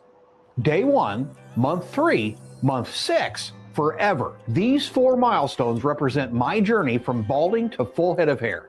A transformation so dramatic that friends started asking if I was wearing a hairpiece. Oh my Lord. And that's, of course, when we were picking up 3I Atlas. So it's almost like, hey, we found this interstellar object, and then the universe is sending us this massive pulse of energy, the 2nd largest ever observed, only behind the boat, the biggest of all time. That is wild. Here we see the location of this compiled and then zoomed in as they focus in with Gemini and James Webb. So we see our initial detections here, those 3 bursts, again, 3 of them, 3I Atlas. I just think you can't get around some of these very simple connections between the 2 of them. And their location, the sky is the same. We see that that was the Milky Way right there in the galactic center. Here we punch in, and you see that eventually we're able to locate the source galaxy using Gemini. And we see that right here. And then James Webb, being so much more powerful, especially in infrared, can finally get that to then show up very nicely. And there's GRB 0702b, the location of it from that galaxy, which is about 5 billion years old. It's 4.9 billion years, plus or minus 0.6 billion years. That is the current estimate for that galaxy. That's way, way, way distant. Now, for those light photons, they are reaching... Hey, Mike or Malik or whatever is out there, the world has been ending since I have been born. The world ends every September or every Tuesday, depending on which timeline you're looking at. I mean, it's like every Tuesday, 4 whatever. That's just, it blows my mind. I found this too. This is more recent. This is only a couple hours ago. Let's go here. It's probably worth listening. So the information I'm going to share with you today is probably worth listening with the background noise is like more that you may be hearing. Somebody is putting a road in front of our house. Anyway, I started this morning around 1 a.m. taking pictures of Comet 3I Atlas. This guy's like Dan. He's got his own telescope, and Dan, Yeah. I think is bigger. I'm just saying. This guy's got a great setup. Yeah. Oh, you've seen this guy? Oh yeah. He's good. Yes. So now it is giving us more like a nighttime viewing, almost until the morning time. So it's giving us a lot of duration for us to take pictures. as I start looking at the data more and more, I feel Just say it, that man. Just say it. You know what I it wanted to is. put this out there. Just call it. It's a UFO. I wanted to keep myself thinking or stop thinking that this is a comet. I also wanted to stop thinking. And this is not NASA or any kind of government thing. This is just some guy doing his thing, right? Because it's a damn big one, so do your thing, right? That this is a spaceship. I don't want to sit on either one of these extremes, because once you see through that lens, everything that you are seeing looks like it, right? I'll give you an example. Today, when I was looking at the pictures, I'm going to show you that as well. We know it is spinning, and I must have shown you the pictures of this Comet 3 Atlas spinning a lot. But as I get closer, and also Comet is coming closer to us, what I'm realizing now is it's not just spinning, it has blades to it. Now I'm saying, now in my mind, I started thinking like a spaceship, so I may be hallucinating. So I wanted to show you the data. Tell me more. It may have maybe 2 blades or maybe 3, and it may be spinning. It looks to me more like a spinning wheel than anything else. Now, this may be my eyes and my brain started thinking, yeah, this is a spaceship, right? Which is something that now I'm biased from the comet to the spaceship side. So I wanted you to look at the data, figure it out yourself, what you think it is. Once you see it, you can't unsee it. That's the problem with these objects. The way I was thinking, if I keep myself completely away from going on either a comet extreme or the spaceship extreme, this could very well be a piece of a planet. Definitely it's not a piece of moon, because this has some mantle glow to it, right? So this could be a small piece of planet, still have the core mantle inside. Maybe that's the reason why, even though it is passing through the cosmic rays and running through billions of years, it is still releasing gases. If it is just a ball of ice, it would have been evaporated and just be a small rock. If it is still releasing gases and if it is still active for so many years like this, for billions of years and running through the interstellar space, it probably is having some kind of a planet core which is like a mantle in it. That's the prediction. Okay, so hypothetically, if it's not, if there's no outer space and there's just domes all over the place, what is it? Is this something coming from another dome? Is this something coming? I mean, I'm just, I went out there. I'm totally out there right now because I'm like, no, there's no outer space. What they told us is not where we're living, and like we're totally brainwashed. So what is it? Oh, okay. That's a tough one. But a guess that I don't know. All I know is stuff's up there. That's all I can tell you. Oh, but, shit. Anyway, let's see what you got.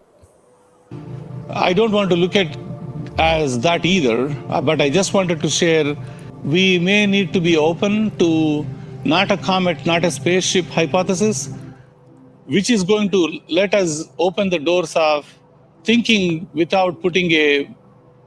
The reason your nose is always blocked, it's not what you think. You're not sick, but you always feel like you are. Blocked nose, constant pressure, mouth breathing through meetings, that thick congestion. Bias into the data, right? So that you can carefully look at what it could be, right? I'm going to share the pictures with you and show you all the data I have. It's fantastic. It's fascinating.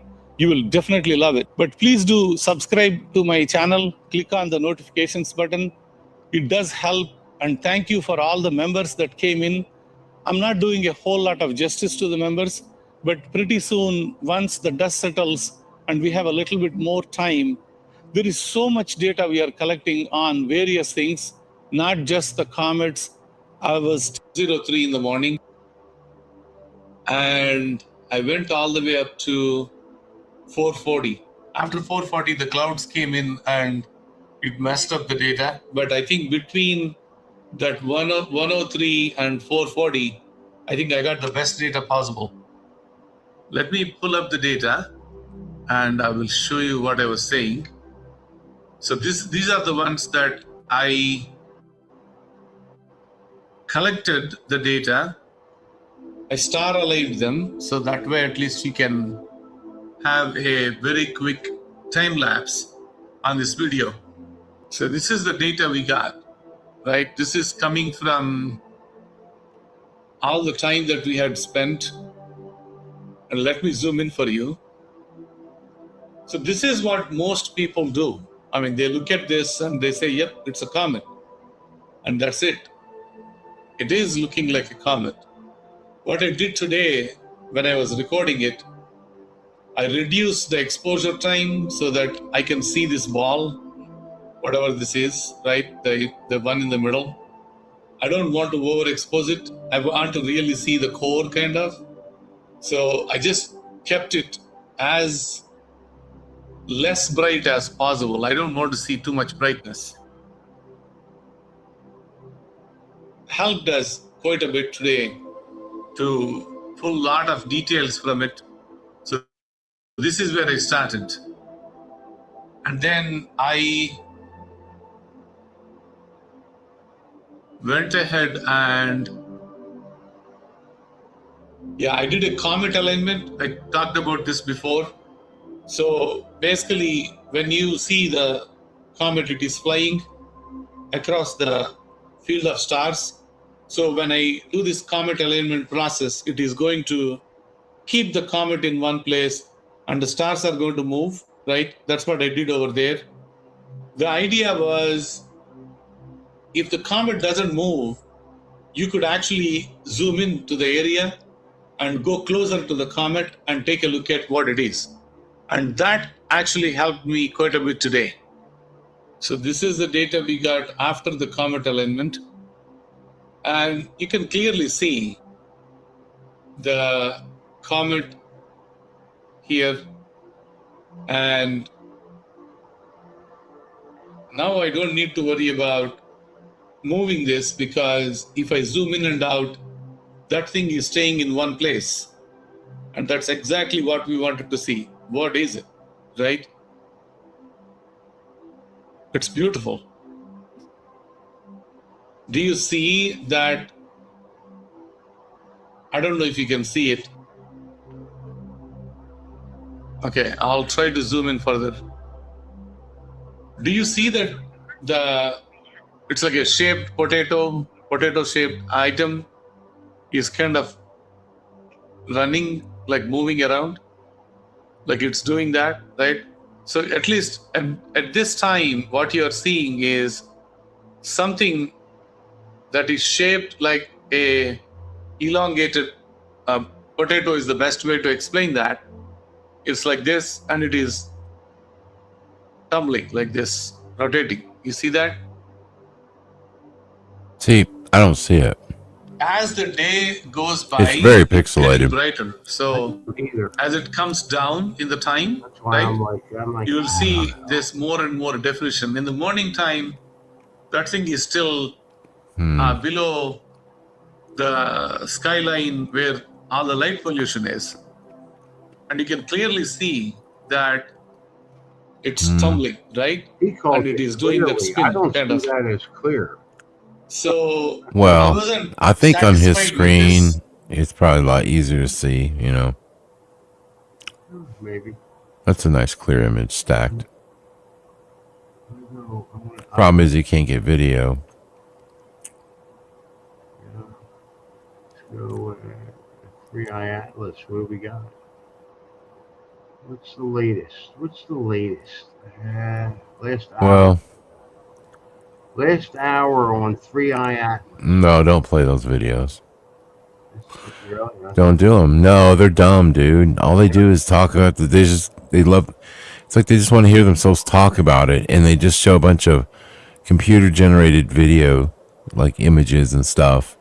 Nothing to do with it. They just keep saying it and going, "Yeah, we think it's this, we think it's that." Yeah, but dude, they don't even include any real photos. You waste your time with all those brightly colored ones that are like 3i Atlas. Like, yeah, don't even. No, it's like a scam. It really is. Thing's a scam. I thought that from the beginning, and I kept going with it. And I'm like, wait a minute. Why am I all into this thing coming from outer space? And I don't really think there's outer space. I don't. Well, yeah, I don't know, man. Can't really say. I don't know. Something's up there. I do want to see. I see that there's definitely, thousands, billions of stars that we can't see, and there's stuff going on, but I don't know. This is I don't know what to tell you about that. 11 vehicle not have one of these, especially in 2026. Cars that have. You clicked one of those videos. I did. Don't do it. What is this? Don't do it. Let's see. Social media has been awash with What is this? These images spread like wildfire. The president has authorized NASA to attempt communication with the object. Can you It is hear now that? Circling our planet. Because I can't. It is currently over the United States, moving west. What are we watching? Can you hear it? Yes, dude. What are we watching? I can't. I don't know. I went some AI 3i Atlas like 15 minutes ago, and Viele von euch haben bestimmt.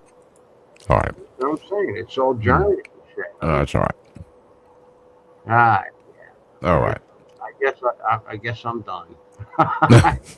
I've been shut off. I've been shut down by Tier 3. Wow. Look, this is other countries or languages talking about this shit. Mm-hmm. Well, this is a computer game, so you'll be into this, right? No, I'm not going to do that. Mm-hmm. Let me see here. I had something I want to share with you guys. What is that? Japanese? God, it's awesome. It's so beautiful. Anybody? Hey, Suso, give me a second. Does anybody know, or I don't know who this chick is, man, or anything about her, but all I know her is Kanye's wife. Okay, and this one popped up on the feed. Let me show it to you guys. This is weird. Apparently, she's doing some sort of art exhibit. God, these people are so weird, dude. What the hell? So this is her art.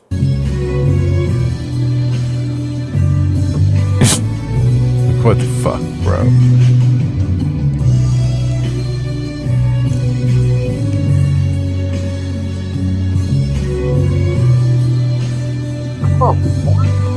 I think these people are just insane, man. That's not what I thought was behind her was not what I thought was going to happen. Oh, yeah, I don't know, dude. It's just this weird, wacky shit, I don't know what the hell, as far as like, huh? This has got to be AI, right? I don't know. I don't think so. I'm gonna bounce down. I'm trying to stay awake here, so. All right, bro. We'll see you later, man. I'll see you guys next week. All right, man. Have a good one, man. Later, D. Apparently there was a news article out with I never heard of this before. I don't know if it's true, but he was a pilot, and he was tripping mushrooms, and then got in the plane and started freaking out, like trying to understand it. Right there. He started realizing, started thinking to himself, maybe he's not real. I want to trip mushrooms. And here it is. Let me show you the clip. Is there a way to do that? Like for real? Because it doesn't happen for me. I tried them. It doesn't work. I don't know. Let me see here. All right. And let's see. Fuck, shit, fuck. Okay, yeah, figured that out.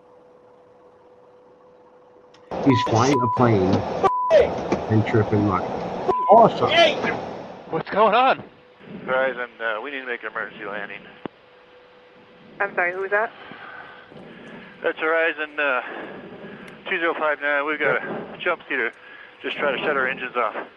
We need to go direct to Portland now. Throttle. Throttle. Yeah, he tried to shut the engines off on the plane. Officer Adams. Yeah. Do you believe in forgiveness? I mean, I want to be accountable. So who's but tripping? The am I gonna guy be strapped up or the pilot? forgiven for Oh fuck, man. He the pilot, bro. Who do you think this is? The pilot is tripping on mushroom. Right. Yeah, man. Are you having trouble keeping up on what's going on, bro, or what? No, I'm just trying to follow along. I mean, I just God. what is there not to keep up with? The pilot of this. Yeah, the pilot. This is the pilot arrested. Oh, he was arrested. Well, yeah, he's tripping mushrooms and he shut down the aircraft. What do you think? Okay. I thought we were on the plane. Why would we be in the plane? I don't know. They cut to a scene where just he had an audio recording, and now he's back. Do I have to explain this? Yeah, probably for me right now with what's going on behind me. All right. Well, I'll tell you what, man. I'm gonna go ahead and wrap up the broadcast on my own. Oh, probably a good move. I mean, Okay. So I will see you guys next week. No, finish. Because I'm good, man. Go ahead. I'm just gonna finish this right now. All right. Call you. We'll talk to you next week, sir. Have a good one. All right. Then.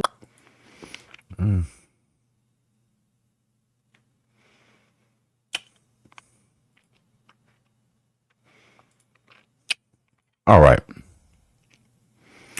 Good deal. Let me see here.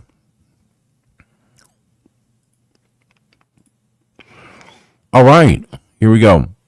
This is what happened. We had a guy apparently tripping mushrooms. And he got arrested.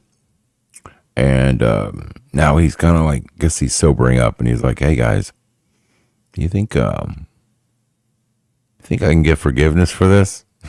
He's like, he's starting to realize, but he also explains why he did what he did. So let's listen in. Yeah, I think so. There's a feeling of being trapped. Like, am I trapped in this airplane and now I'll never go home? There was always that feeling of not really being in the present moment, and I need to wake up, essentially wake up from this experience. This is not real. I need to wake up. There are two red handles in front of my face, thinking that I was going to wake up, thinking this is my way to get out of this unreal reality. I reached up and I grabbed and I pulled the levers. Did you know what the levers were at the time? What I thought is, this is going to wake me up. I know what those levers do in a real airplane, right? And I need to wake up from this. Wild, huh?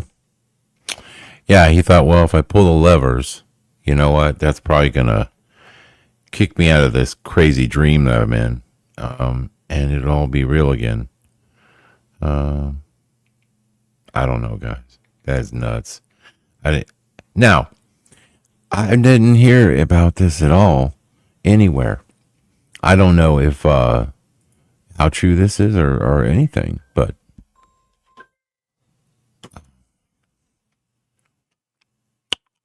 so anyway, very strange.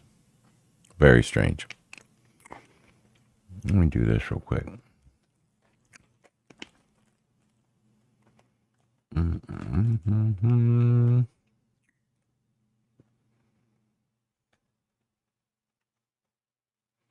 Sorry about that.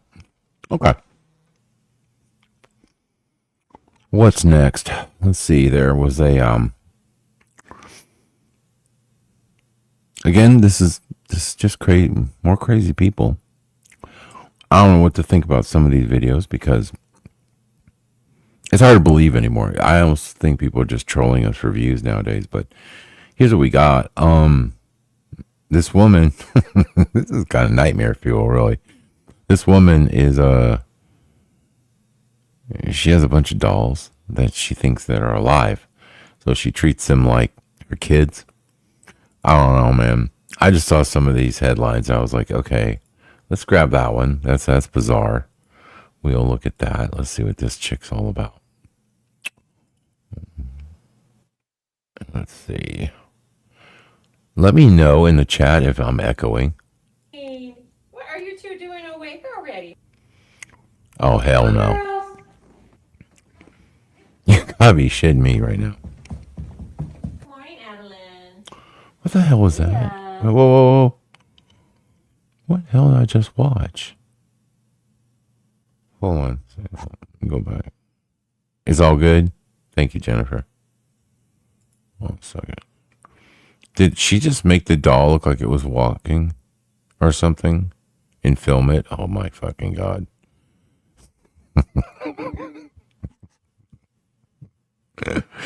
Wow. Yeah.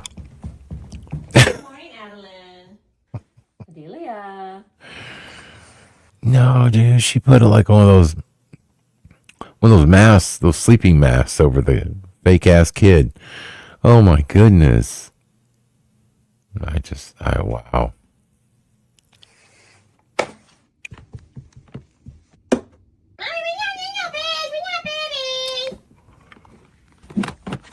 Come on, time to get up, sweeties.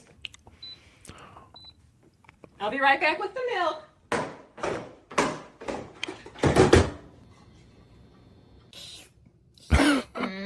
I hate mornings. Yeah, we want to watch Pig. You go to the store.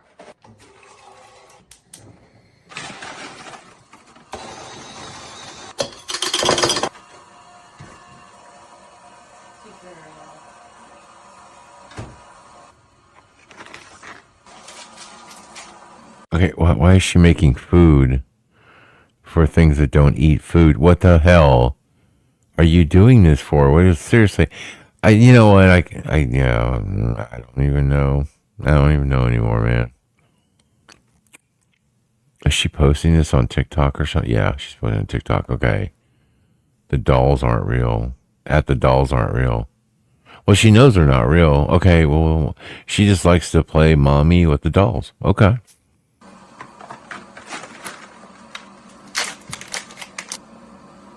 Oh my God.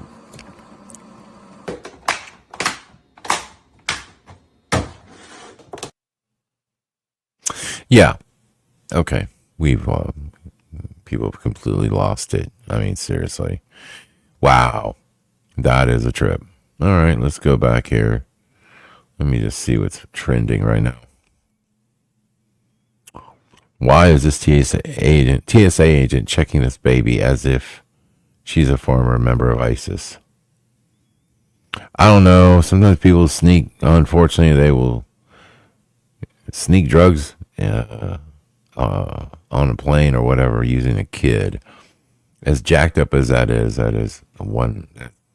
Honestly, that's what they're hoping you don't do. Is would you put your hands on a child? It's a sick world. So yeah, that happens. Let's see. Speeding motorist crashes, gets ejected into the back of a pickup truck in Santa Barbara. 18 seconds. Sure. We'll click on it.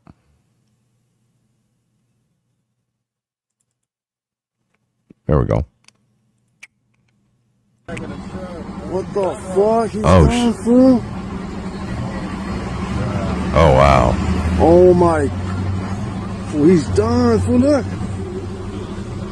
Oh my God, fool. Okay. Wow.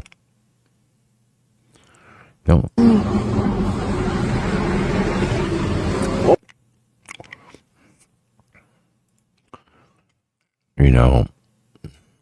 I quit riding not because I crashed or anything like that. I quit riding because, dude, you go through life on a motorcycle and you have so many near misses I remember one time I was just riding. Just riding. I'm heading to Dallas. It's traffic's, I wouldn't call it. I'd call it like moderately heavy. It wasn't super heavy, but I'm just driving. And next thing I know, on the other side of the road, the traffic stops, okay? And the I guess it would be the southbound side stops. I'm going northbound. I'll never forget it. This dude decides, instead of slamming on the brakes and maybe, running into the back of a car, he decides, hell no, I'm just going to crank the wheel, go through the median. And I'm watching this fool go across the median. And as he goes across, he starts losing control of the back end of the car. It starts to spin. He is now spinning, going over the highway. He went over to the other side, down a hill, spinning, still spinning, mind you. And I think he made it all the way down to the service road. And he went through like a chain link fence, a couple of those. And honestly, doing the math, had I just been started or accelerated maybe a couple seconds earlier, that guy would have just taken me out, and it was right in front of me. Probably about, I'd say he probably spun out in front of about like 100 feet. So it wasn't real close, but it was close enough if you're on a bike to be like, damn. And people just don't see you. And that was the issue. And I was, I'd always, the way I rode, and the way I always, you should know this. You ride a bike, I'm preaching to the choir here, but you're always moving faster than traffic, so that they see you, because truthfully, if you just sit there and try to go with the flow, you will get taken out, because no one's going to see, they're not going to see you. You're going to be on a blind spot, whatever. It's just not a good situation. So you always want to constantly be moving quicker. And, I'd be just moving along like I'm supposed to. But even that, I don't know how many people, man, I swear I had like a spidey sense.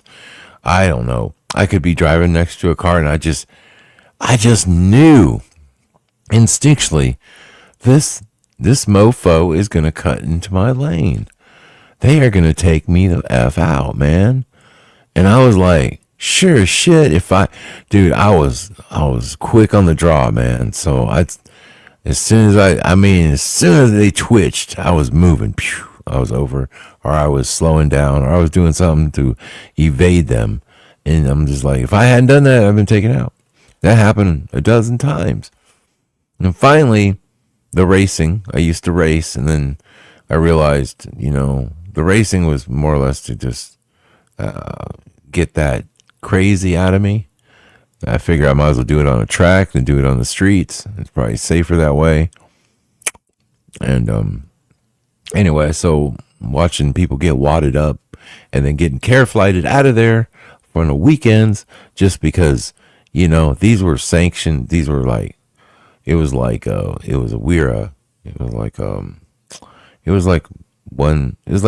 AMA, but it was like, it's like the minor leagues for Superbike. And I raced an endurance team. And I just watched it happen too many times where it's like, okay, it's a weekend. I'm going to race and I'm putting my body on the line, and, and I never crashed. I didn't go down, man. I didn't go.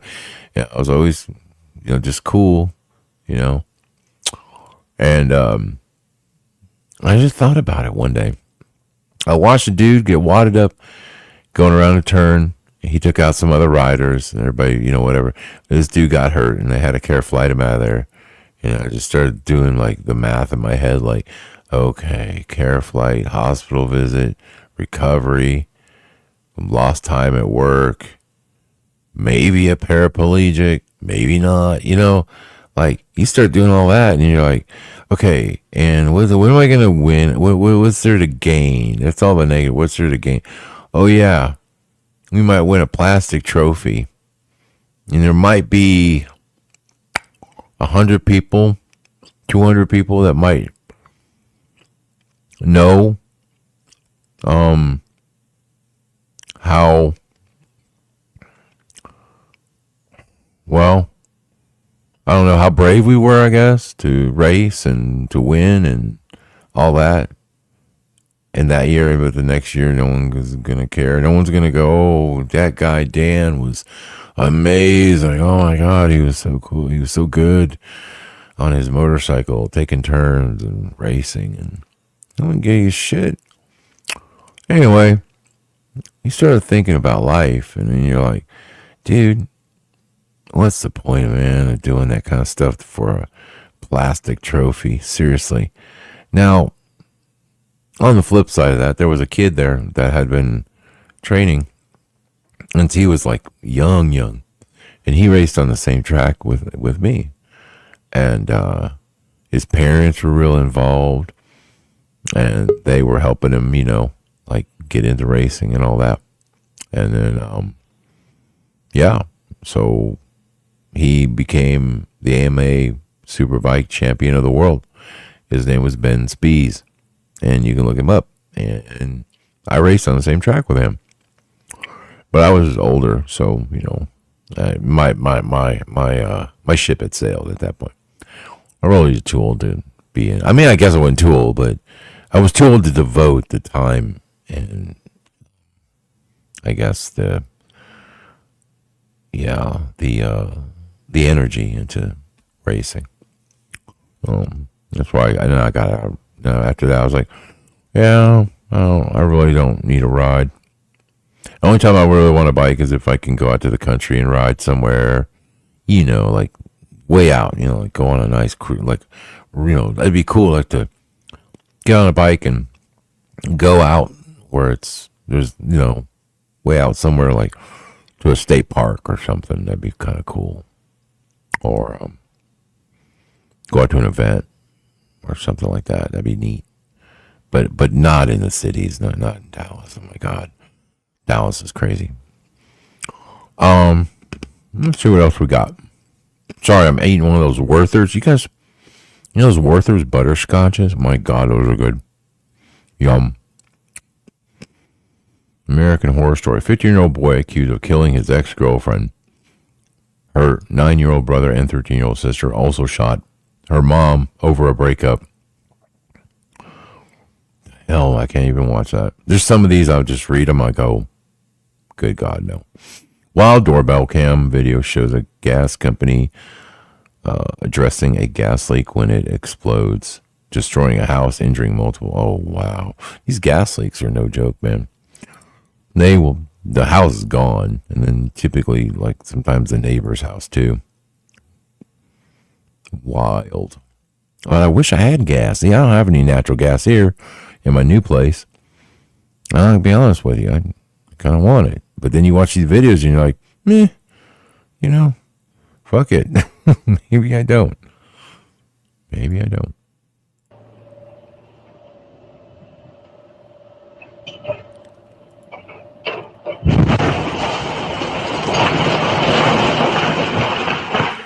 Holy shit.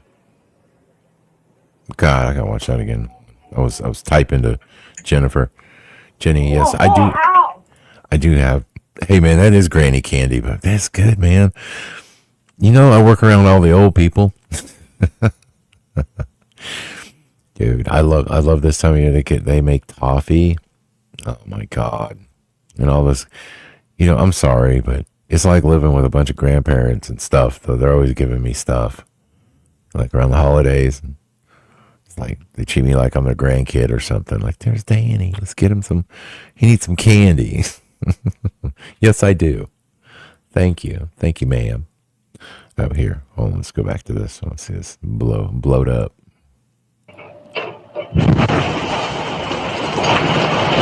Dude, that is the fucking roof. Holy shit. It picked up the whole roof. Wow. I can't believe nobody died. That's another thing about these gas ones. I mean, holy shit. the entire house, sometimes like part of the block, and they're like, nobody died. I'm like, what? What in the hell? That's wild. I gotta watch. You know what'd be cool? I do have another video I could show you too. Today I was watching Storm Chasers and stuff, and I had dude, I saw the most. It was, I hate to say beautiful, but it was beautiful. It was like this tornado was gorgeous, man. I mean, I'd love to see a tornado like this. It was so clear. It wasn't like, rainy. Like, I don't know how to explain it. It was just, you could just see, it was just badass, man. I was like, that's cool. Now, it did, unfortunately, hit a house, but I don't think anybody was injured or in the house. So, but that's sad. But, dude, the tornado itself was really neat. One of the things on my bucket list, I want to see one. I want to go maybe chase one, but I definitely want to see one. And, see one like this one, like I'll show you in a second. All right, let's see here. Okay, blow it up. Yeah, there's pretty much not much else to really show. House is gone. Okay. That dog is so fake. I wish it was real, though. I'm not going to lie. Wish that fake dog was real. Let's see here. Doobie-doobie-doo. How many women does it take to break a handyman's neck? Oh, no. What'd you girls do now? Oh, God. Let's see. Oh. So it looks like he's the one that fell off the ladder, though, but we'll see.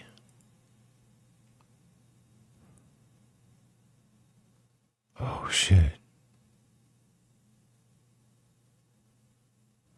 Oh, no. Shouldn't know what to do with the ladder. Oh, crap. Just drop down, bro. Just drop. Just drop. Just drop. Oh, no. No, don't do the chair. Oh, no. Just don't. Just get away. Quit with the chairs. What is wrong with y'all? No, that's not. No. You're better off just dropping, dude. It's only like 6 feet. It's not. You're fine. You might mess an ankle up. You'll be good. Good Lord, woman, get that chair out of my way. Oh my God. Oh my God. Hey, there you go. What I tell you? Yeah, they were gonna try to kill that man with them chairs. Oh my goodness. I'm surprised they didn't start unstacking the chairs and trying to like sort of like trying to cushion his fall with chairs. I can kind of see that happening. It's wild. Doo-ba-doo-ba-doo. Let's see here. Oh, frightening footage shows a woman fall from her chairlift in the mountains of Uzbekistan. See, I don't want to watch somebody fall. I'm not saying. See, like, I don't even get morbid. I can't even do this anymore. Like, I mean, I remember when I was younger, it was like, oh yeah, well, what the fuck, yeah, watch all that crazy shit. Now I'm like, gotta protect that inner child. Can't be watching all that negativity, man. My cup is full. Mandela effect, everything. Just like, dude, I've already seen enough. I've seen enough for a few lifetimes. I just don't need it. Bartender, give me a tall glass of ice and make it as stupidly fancy as possible. Oh, it's that Japanese dude, bartender. Watch. He does some tricks. Yeah, I've seen this guy before. He's very dapper.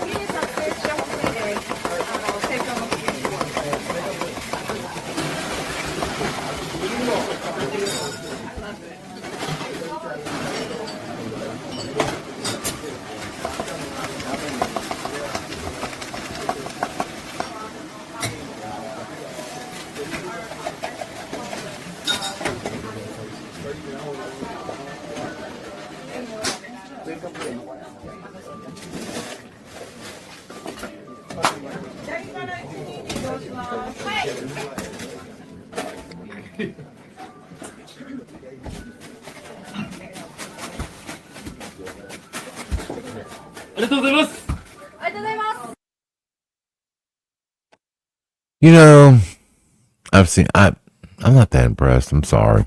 I'm just not. I don't think he really did a whole lot other than make the ice stick to the glass. And then I don't know what the fuck that is in there. Was that kale? Sorry. Am I an asshole for not? I'm sorry. I'm not impressed, bro. I mean, just not. I tried to be impressed. I'm just not. Sorry. I try harder. Sorry. Looks like Road Rage Karen forgot to take her meds today. Uh-oh. Road Rage Karen. Let's check her out. Oh. Wait a minute. Here it goes. Whoa. You didn't want to move your car, so now you're not going to leave. Yeah, I am going to leave. Can you get away from my door? No, you're going to sit here and wait until Joe Anderson gets off his call. He's on a very important call right now, and then he's going to come out and he wants to talk to you. What are you talking about? I'm not waiting for anybody. Well, I guess it looks like you're going to have to because you're not getting out of the car right now. So just to be clear right now, you're punishing me for parking in a public street parking spot. No, I'm not punishing you.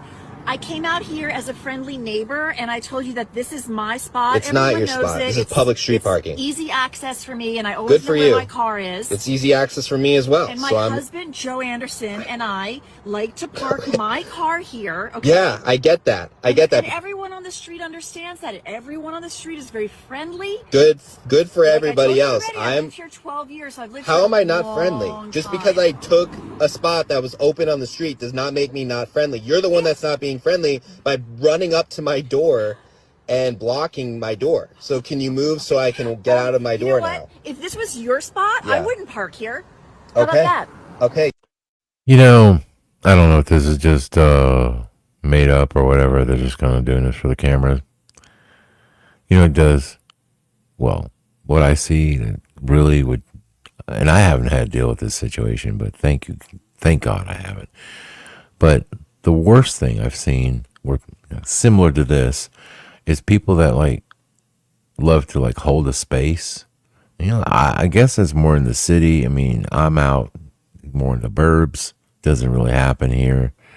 But dude, when I see that is like infuriating. I mean, I'm like, seriously, you're in a spot that's meant for a car, and you're standing there blocking up traffic, blocking up people's ability to find a spot. You know how you've been to a place before at the mall. I went Christmas shopping the other day, right? And I finally found a spot, and I was so happy to find a spot. I would have been pissed if someone was just ran in there and was like, no, you can't park here. I'm waiting for my friend who is like way back there, who will not get up there unless I move or other people move. You know what I mean? Like that is, oh my God, that just pisses me off. I mean, I can't think of like anything worse, like as far as like dealing with a parking situation than that. I don't know what you guys are. I wonder if any of you guys have had to, encounter that. But that is nuts. Anyway, we'll watch the Karen a little bit here.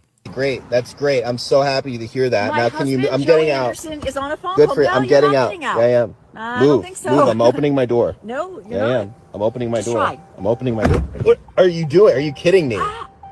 Oh. You parked in my spot and now you punctured my lung. All right, that's fake. Moving along. I mean, you're just being fakey. I don't want to do fakey. Or you saw that. We saw. This was a crazy one. You can guess what happens here. Someone didn't get something they wanted at the fast food place and decides, well, they need to go behind the counter and take care of business and tear the joint up, in the process. Oh my Lord. It's just, I don't even want to show it because it's just terrible behavior. This wild dude claims he has teleported into a stolen BMW moments before it crashed by X-Men. I can't believe I'm reading this caption. All right. Let's go. That's his road. Do you have a fire extinguisher? I got in the car. I don't know. I teleported or something. Where'd you get the car from? I don't know. You It's come from the Calvin. beach side? I don't know. I teleported. Officer, where's your fire extinguisher? Come over here. Give me just one Yeah, second. yeah. Put your hands up on my car. Yes, sir. I teleported. Did you come from Bicentennial Park? It came from Bicentennial Park? from north. They told me the X-Men to do it. Okay, but the dog park? I don't know. X-Men told me I don't do that stuff. Meth is a hell of a drug. I got 110 roll. I'm gonna keep a mistake. I've heard lots of excuses before. I'll be damned if it's the first time I've ever heard anybody say, yeah, man, it's not my fault. Swear to God, I was just chilling and I got teleported into this BMW. And I'm sorry, sir. I wasn't expecting that and I crashed. It's going to be kind of funny when the teleportation shows that, it also somehow not only teleported you into a car, you somehow are registered to it as well. I'm just saying, that's going to be kind of sus. I don't know if they're going to buy the teleportation excuse. But anyway, here it goes. Nine Hamilton. Someone told me to get here. Just sit tight. Someone's in my head. Cut him out of his seat. It's not his. You know what a fire extinguisher is? I don't want the wood. I got one secure. Thank you for saving me. Give me just one second. That's not going to catch it off. Thank you for saving me. We got him. He's out. I don't know how I got him out. Yeah, signal 20 says Oh my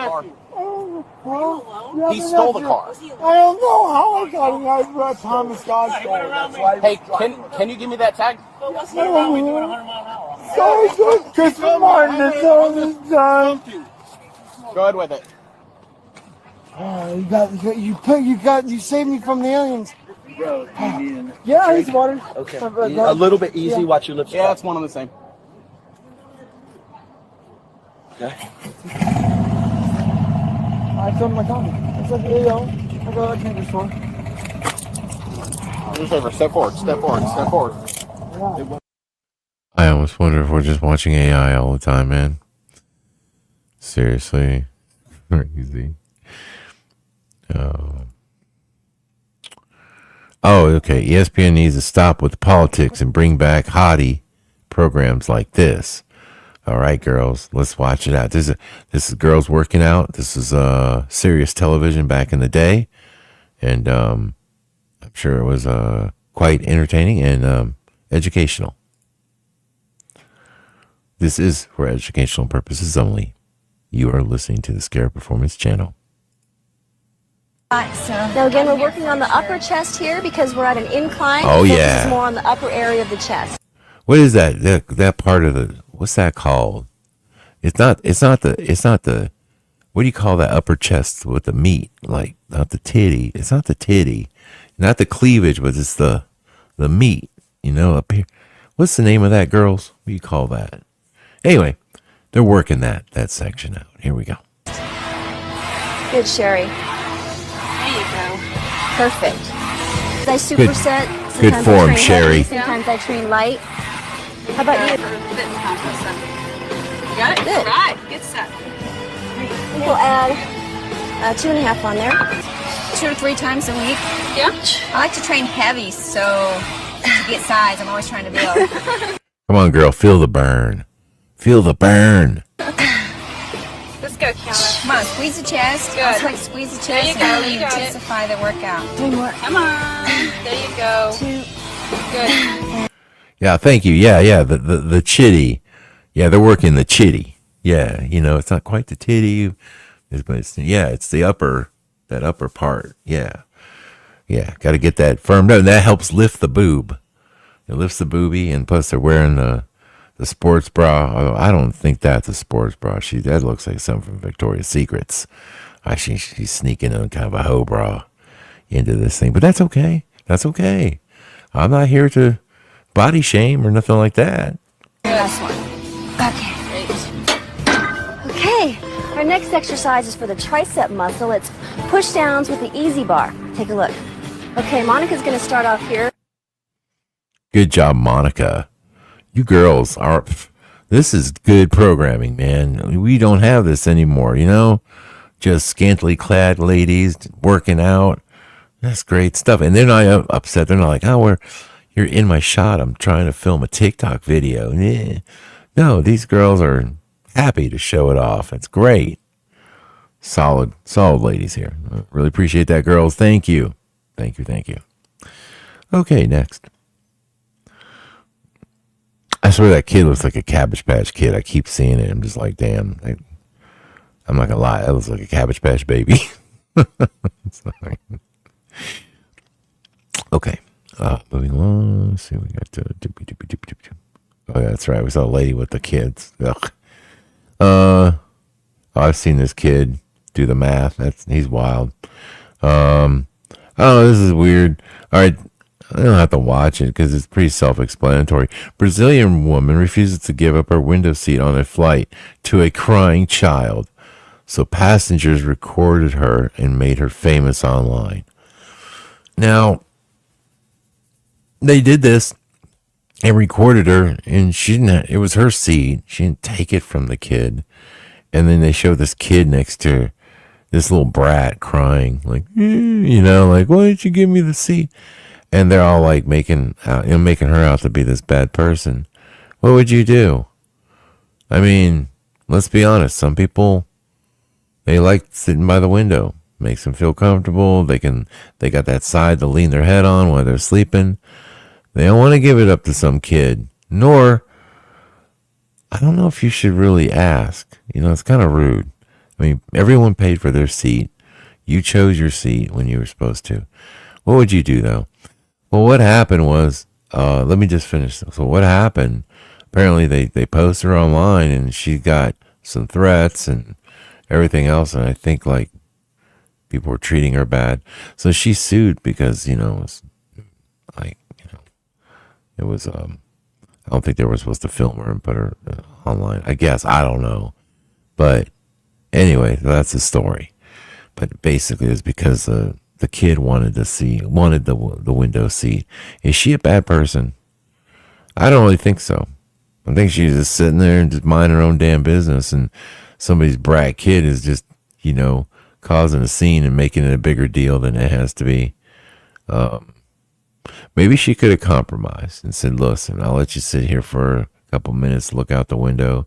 If you don't mind, but I want to sit here so I can sleep, Because that is to me, that's the only place you can really sleep, unless you got one of those neck pillows.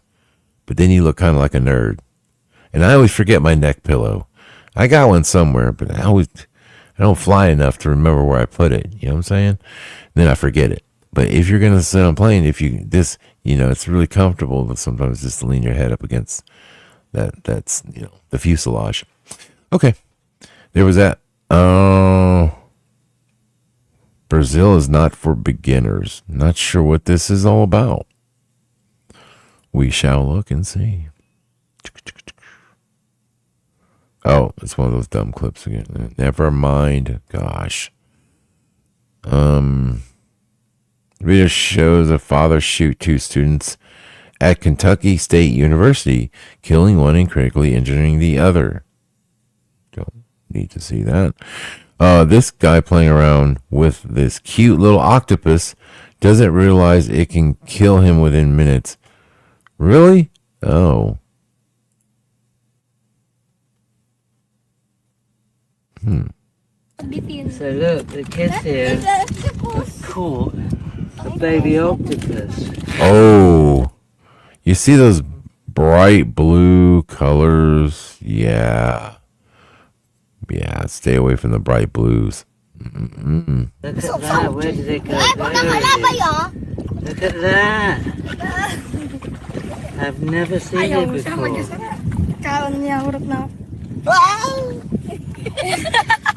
So there, in my hand, is a baby octopus. It's beautiful. Look at all that blue. There's no food here. Oh, man. Let's see what it says. Toxicity. The blue-ringed octopus, despite its small size, carries enough venom to kill 26 adult humans within minutes. Their bites are tiny and often painless, with many victims not realizing that they have been envenomated. How do you say that? Envenomated. I've never even heard that word. That is crazy. Until respiratory depression and paralysis begin. No blue-ringed octopus anti-venom is available. Holy shit. I've never heard of this thing. Fizzy! We got a Mandanamo. That's wild, though. Can you believe that? A little octopus killed 26 of us. And there's no anti-venom. It has all the makings of a Mandanamo.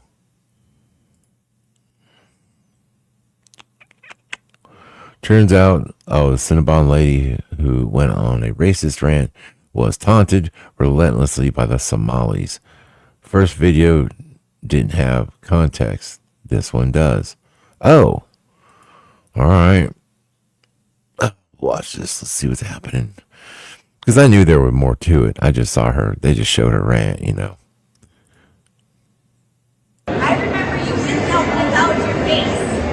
Even though you pretend to be 5 different people, I still know who the f*** you are. The new video reveals that it was the Cinnabon employees who were the victims, and everyone had misunderstood her. In the video, the Somali couple appears to be provoking her on purpose, repeatedly approaching her and even changing outfits to slip back into the store and create a confrontation. In the footage, the Muslim woman, identified by viewers, stands at the counter in a red jacket, constantly moving toward Crystal Wilsey with her phone raised, speaking in a taunting tone. Crystal points at her, stammering in frustration. "You've been here before. You changed your outfit just to come bother me again." Her emotions are clearly breaking down, not in attack mode, but more like someone pushed into a corner and reacting defensively. Meanwhile, the Somali couple keeps pressing her, getting closer, filming in her face, step by step. Every move looks like they're waiting for her to make another wrong reaction. So, which version is real? The camera never lies, but it never shows everything either. What do you think? Wish I would have seen more. That really doesn't make it definitive for me. I mean, I'm sure I believe they were doing some stuff too. But a dispute over hash browns leads to Waffle House employees pummeling a customer. The old man, dude. Seriously. I remember when I used to go to Waffle House used to be chill as fuck. God, man, what the hell? Can't go to Waffle House no more. I remember, dude, it was great. It was, you'd be out, hang out with your friends or whatever, and you're like, okay, it's late. Let's grab some munchies before we go home. Let's not lie, we were all doing a little drinky, but nobody was, slobber and drunk. We were just, trying to wind it down for the night. We go to the Waffle House. Now, Waffle Houses, they were like the last restaurant that let you smoke inside. That was the shit. Most restaurants had a section. Waffle House was like, yeah, you can smoke. Because it was full of truckers and people like that, so anyway, I just thought it was nice to sit down and have a cup of coffee inside and smoke a cigarette with my friend and talk. But anymore. Now it's just it's a bunch of crazy people fighting and all that kind of stuff. The moment this man tried to attack with a knife. Oh, this is weird. These DoorDash drivers are nuts. I've never DoorDashed before. Can you, on the app, do you get to see who your delivery driver is and what they look like? Because if they got blue hair, honestly, I don't even want them delivering my food, man. There's something wrong with these people. Anyway, I don't know if you've seen this or not, but this is crazy. And I guess my thought is, I thought you tipped I guess you tip any time, but she only got a $2 tip. It was a little bit light for a DoorDash for the order, I think. Not gonna lie, but dude, this is she could have killed somebody. Watch what happens.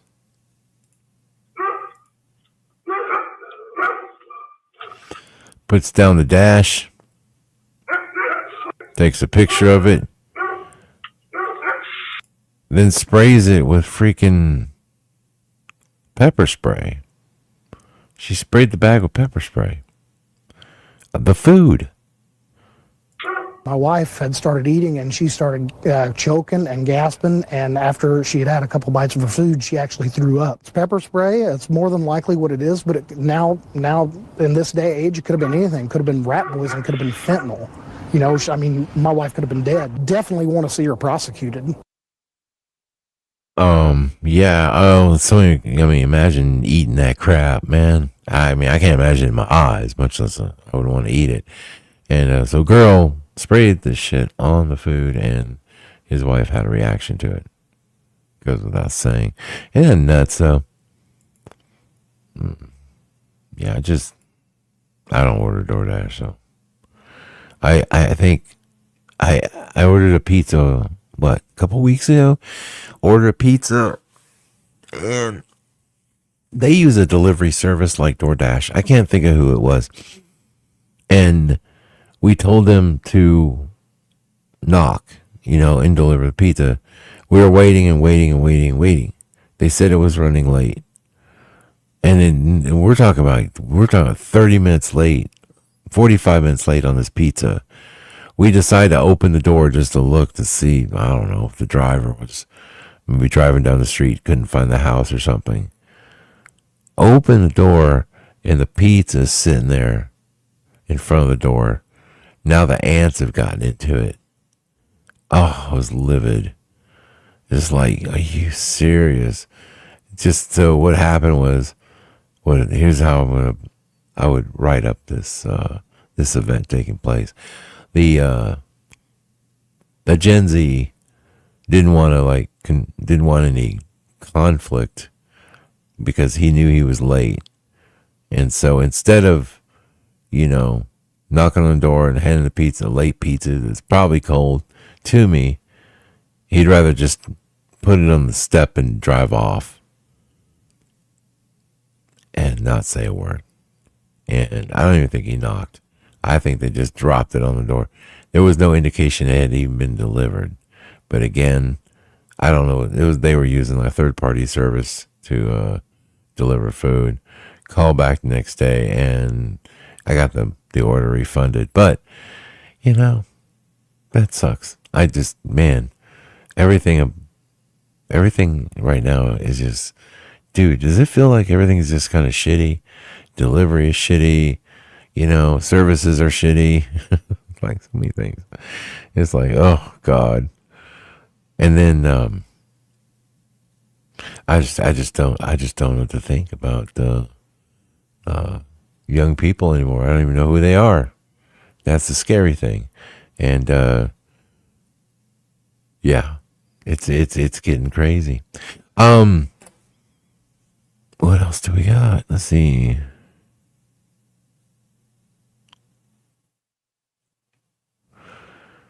Comedian Andy Dick has an overdose. Dude, in the streets of Los Angeles. God, man, that guy is just, dude, he's just,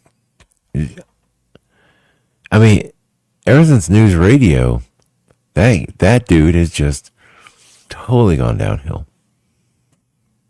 Oh, 4 men in Afghanistan arrested by the Taliban. Sure. Pennsylvania police released body cam footage of the moment Luigi Mangione was confronted at McDonald's. Kitty cat goes wild and turns its owner's leg into a scratching post. Okay, let's watch that one. We'll finish up on Attack Kitty. Let's watch it. Oh, Jesus. I can't figure if that, yeah. I was thinking, is that apartment Look like it needs to be tidied up a bit. Probably why that cat's mad.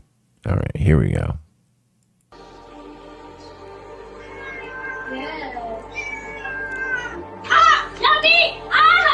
Oh shit! Oh my god! Damn! Wow!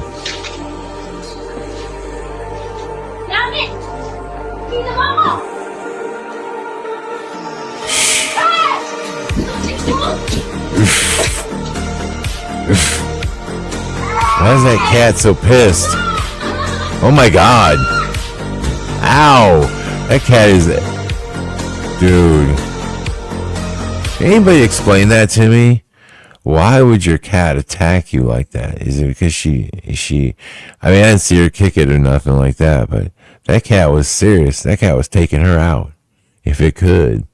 Anybody know why cats lose their shit like that and attack people? Anybody? I never had a cat attack me like that, so I don't know. That's trippy. Hungry, perhaps? Yeah, that's one thing. Yeah, could be.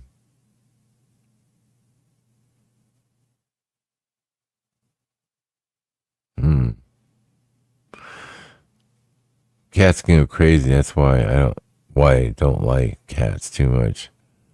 They are similar to pit bulls. They just snap. Well, that's interesting, Benjamin. There's been a couple, most people, I guess just like anything, you can get a bad animal, any breed, right? No, that's wild, man. Cat just attacked her. That cat was scratching like, yeah, he was trying to draw some blood. Maybe that cat was hungry.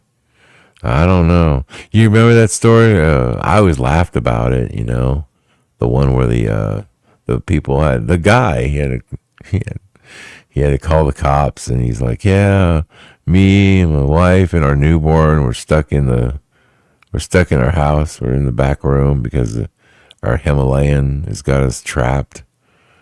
And it's like, the cat, it's like, bro, seriously. Yeah, like, why don't you go handle that? I'm sorry, men. I mean, I don't, there's just times where I mean, I understand, in this new world, like, the ladies can do everything too, all that. But when it comes to, protecting your wife and child from a wild animal, that should be like basic instincts kicking in there, and grab a pillow, maybe a stick or something, and go handle that cat. Make a path for you and your wife, a path to safety, so she can get out of the house, and then deal with the cat. But you don't call the police and have the police come and save you in front of your lady, in front of your girl. That's dude, if you can't handle a cat, how are you going to handle an intruder in the house, or protect? Oh my God, you huge bitch. Like, that was the funny. The guy's like, yeah, we got this big cat. It's got us trapped back here. Can we please get some police officers and save us? And we don't know what to do. Like, oh my God, Jesus. Anyway, I'm gonna end on that. And it's been fun, people. Been a good night. I hope you guys enjoy the rest of your weekend. I am going to be putting up Christmas lights all weekend, and I'm sure I probably won't get that done. No, I'm going to get it done. I got 2 days, man. I'm going to do this and get those lights up and light up the house. Not Griswold style, nothing crazy, but it's going to look nice. Take a picture and post it.